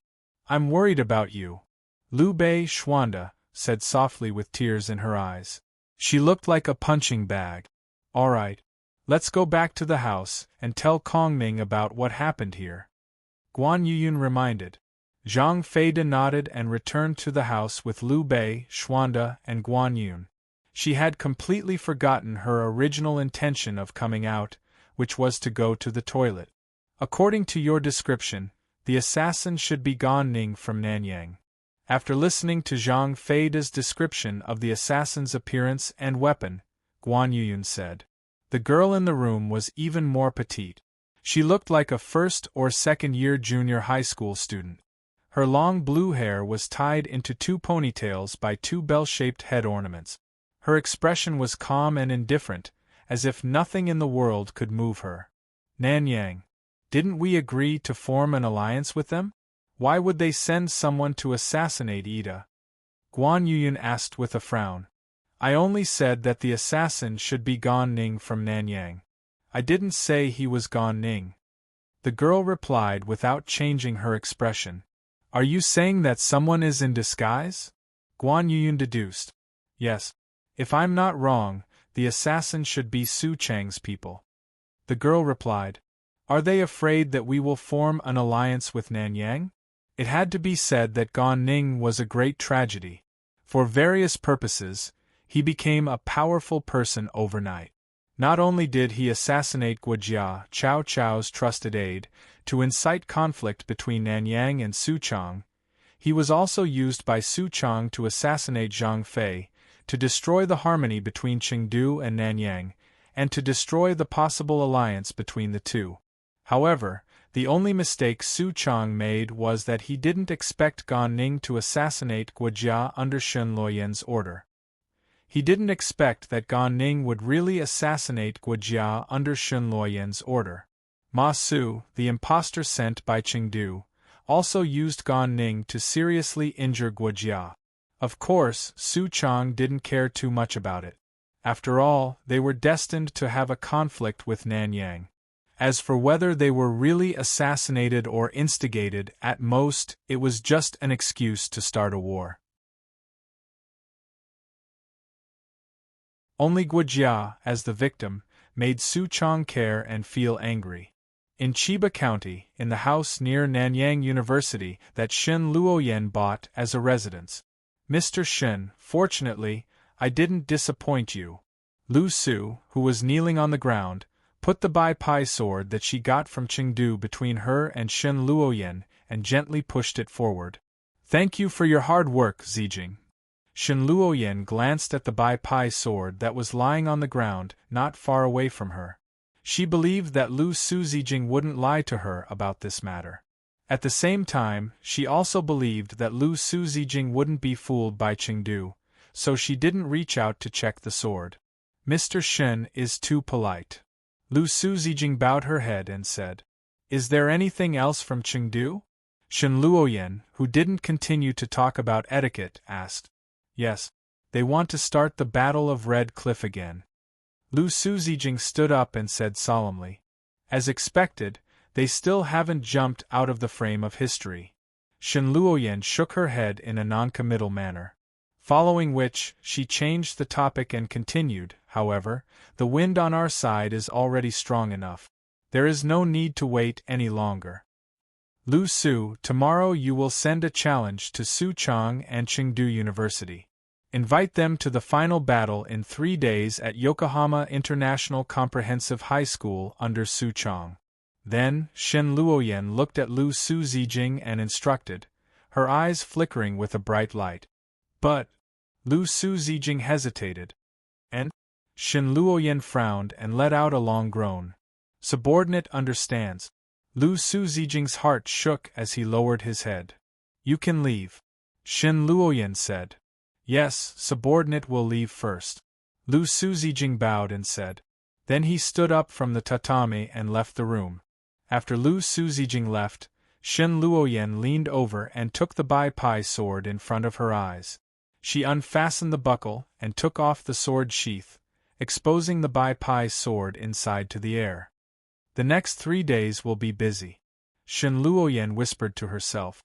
Sure enough, from the second day onwards, Shen Luoyan wantonly summoned all the fighters above B level whose identity had been confiscated from the schools that she and Shinya had brought to Nanyang. Using the Tomo as bait, she asked them to join her team and participate in the decisive battle in Yokohama 2.5 days later. 4 fighters like Magatama who had a second life, they naturally couldn't resist this temptation. Therefore, other than Kuai Yu who had foresight and excellent strategists, no one accepted the invitation. Other than continuing to live the lives of ordinary people, most of the other fighters chose to accept it. Therefore, after only a day, the number of A-class fighters that Shen Luoyan could use had reached more than 10 people, B-class fighters more than 60, and C-class fighters who were even lower in rank. As for the lower-rank C-class fighters, they were all fellows who could join after being given some benefit. Their numbers were even more exaggerated, reaching more than 100 people. It was basically comparable to the number of fighters in Chengdu and Xuchang Academy combined. It could be seen how powerful this force was. Of course, when Shen Luoyan began her preparations, Chengdu High School and Xuchang High School, which had also received an invitation from Nanyang, were not idle either. They began to mobilize the strength of their schools. For example, Su Chu, a special A-class fighter, was added to Xuchang. Dian Wei was a special A-class fighter who could reach the level of a special A-class fighter when he went crazy. Fengxian. Shen Luoyan turned her head to look at Lu Bu Fengxian, who was basically running to Nanyang every day like a student. What's wrong? Lu Bu Fengxian asked. How much of your strength have you recovered? Shen Luoyan asked with concern. That's right. Under the torment of ALS, Lu Bu, who held the title of the strongest fighter, did not use his full strength. Instead, he used it at a reduced rate. Moreover, he could not use it for too long. Otherwise, he would have suffered from abdominal fiber damage and vomited blood. That was why Shen Luoyan asked her how much strength she had recovered. After all, this was closely related to the task she was going to assign to Lu Bu.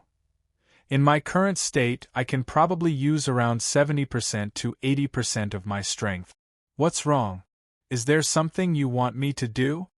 Lu Bu didn't even think about it before telling her his current state. As a fighter, he naturally understood his own strength very well. Otherwise, how could he fight with the enemy? Moreover, Lu Bu had just experienced the hope of survival. He paid more attention to his body. Basically, every once in a while, he would take a look at his own condition. Then if I fight with Guan Yu from Chengdu, will there be a problem? Shen Luoyan asked again. Of course. Lu Bu Fengxian smiled with confidence. That's good. Then I'll have to trouble you to capture Guan Yu from Chengdu. Shen Luoyan smiled. And remember to invite her out alone before you fight. Okay. I've been wanting to meet her for a while. Lu Bu Fengxian didn't ask for the reason and nodded in agreement. After saying that, Lu Bu Fengxian left the healthcare room where Shen Luoyan stayed. His footsteps gradually faded away and disappeared. Watching Lu Bu Feng leave, Shen Luoyan faintly smiled. She took out her mobile phone and dialed Ye's number from her contact list. Sister Luoyan? Ye's voice sounded from the phone. Yi, call Yuan and follow Lu Bu. Shen Luoyan ordered. Remember, don't let Lu Bu find out. I know. Yi replied. Then, Shen Luoyan cut off the call. Just as Shen Luoyan hung up the phone, a burst of loud roar from the motorcycle engine sounded in Nanyang's campus, indicating that the owner of the motorcycle, Lu Bu Fengxian, had left. Not long after, Yi and Yuan's figures also rushed out of the teaching building. They used a special tracking method to catch a ride and follow Lu Bu Fengxian. As for the method, it was none other than the Dragon Eye, that produced a special power after developing the ability to predict and track. Chengong, help me contact Guan Yu from Chengdu. Tell her that I want to meet her. The location should be near Chengdu. As for the location, let Guan Yu decide. While driving the motorcycle, Lu Bu Fengxian took out his phone to contact his childhood friend, Chengong, and told him his request. Hearing Lu Bu Fengxian's request, Chengong did not hesitate and immediately agreed. He used his power and connections to get in touch with Chengdu, especially Guan Yu, and conveyed Lu Bu's request. Guan Yu, who was known as the warrior saint, was naturally very interested in meeting Lu Bu, who was known as the strongest fighter. Therefore, he agreed without hesitation. After pondering for a few seconds, he decided on the location of the meeting. Almost immediately after Guan Yu chose the location, Lu Bu received a call from Chengong and received the location information. Then, the motorcycle that Lu Bu Fengxian was driving buzzed and rushed to the meeting place at an even faster speed. After about 40 minutes, Lu Bu appeared near Chengdu University. At the foot of a forest that was basically deserted, he stopped the motorcycle. Lu Bu took out the key and got off the motorcycle. He raised his hand to take off his helmet and hung it on the handlebar. Then, he walked around the motorcycle and walked into the forest. Not long after, he disappeared into the forest. Less than 5 minutes after Lu Bu Fengxian disappeared into the forest, a taxi quickly drove over and stopped beside the motorcycle. Yi and Yuan appeared at the foot of the mountain. Then, they followed Lu Bu Fengxian's footsteps and disappeared into the forest. After speeding through the forest for about 3 minutes, accompanied by the appearance of sunlight, a small open space in the forest appeared in Yi and Yuan's vision. Yi raised his arm and immediately stopped. He restrained his breath and looked toward the open space.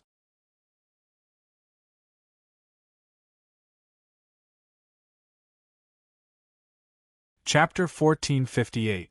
Under Ye's gaze, Lu Bu Fengxian, who is wearing a red plaid pleated skirt and a red leather long-sleeved top, with a pair of plump breasts, is standing opposite to a long-haired girl who is wearing a Chengdu school uniform and holding a long-handled weapon wrapped in a green cloth sheath. Then, the two of them didn't seem to have any conversation, or maybe because they came too late, the two of them had already finished their conversation. Therefore, both of them moved and started to attack each other. In a flash, Lu Bu appeared in front of Guan Yu and kicked toward her head. Guan Yu raised her left arm and blocked Lu Bu's kick.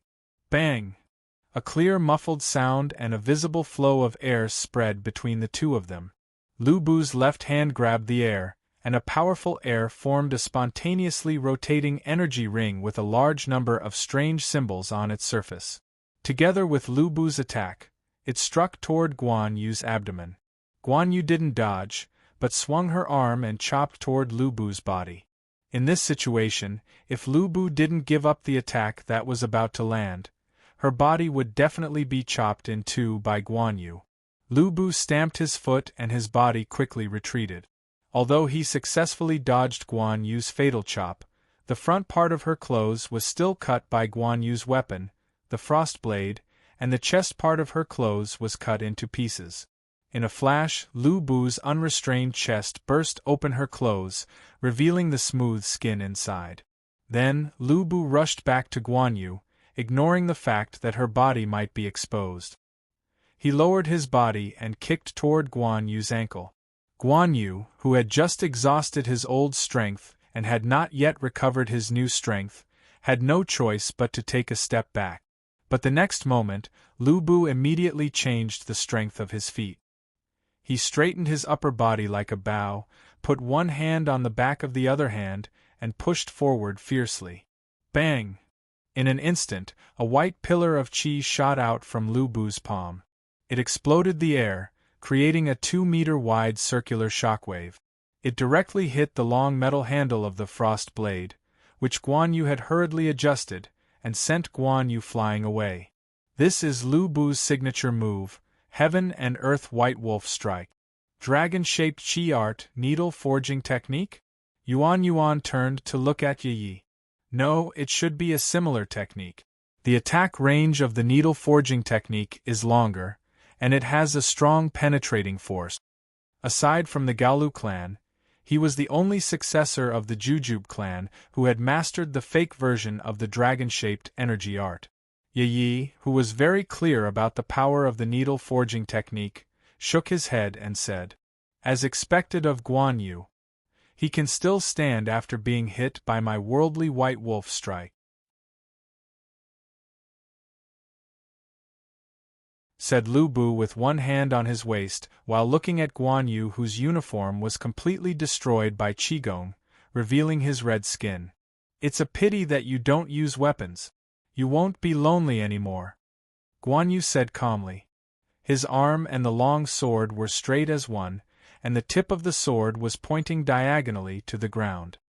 His body began to emit the powerful aura of an A-class fighter. "It's okay. You can use it if you want," Lu Bu, who was also emitting an awe-inspiring aura, said with a smile. "Only Guan Yu with a sword is worthy of being my opponent." "Then I'll accept your offer," said Guan Yu.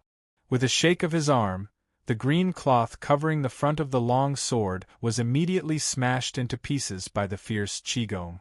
The long moon-shaped cold blade in the mouth of the azure dragon was exposed. Frost moon blade, azure dragon crescent blade. "Come on. Now the movement should have attracted the attention of your companions. This is not in line with my purpose. So let's end this quickly," said Lu Bu softly. His eyes seemed to be able to see through layers of obstacles and see Chengdu Academy. After saying that, he withdrew his eyes and looked at Guan Yu with sharp eyes. "Yaha!" Guan Yu did not hesitate after hearing Lu Bu's words.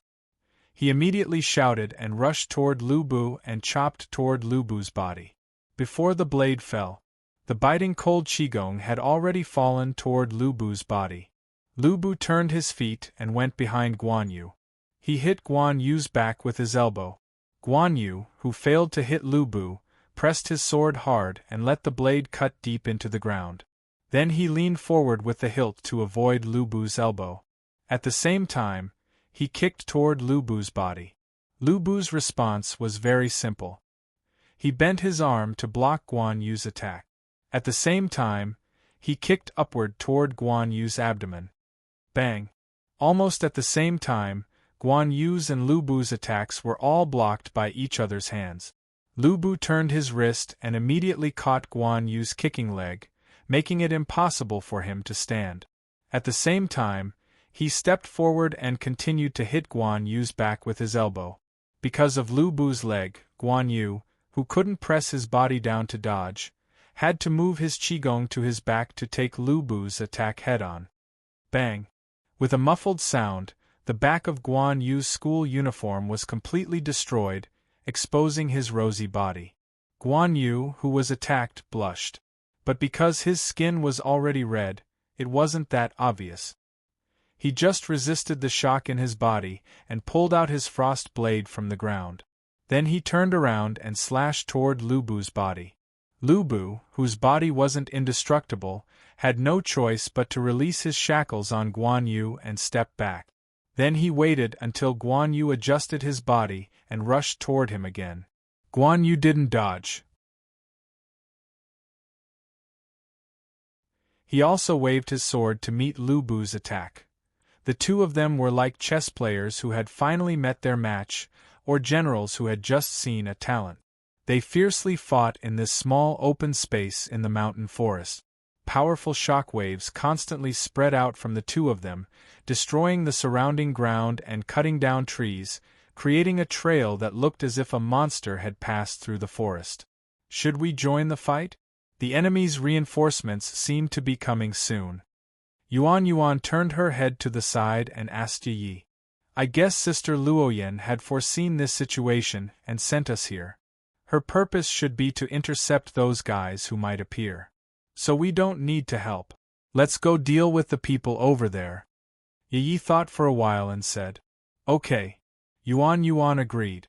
Then, Yi glanced at the two people fighting, and together with Yuan, he moved stealthily towards the source of the aura.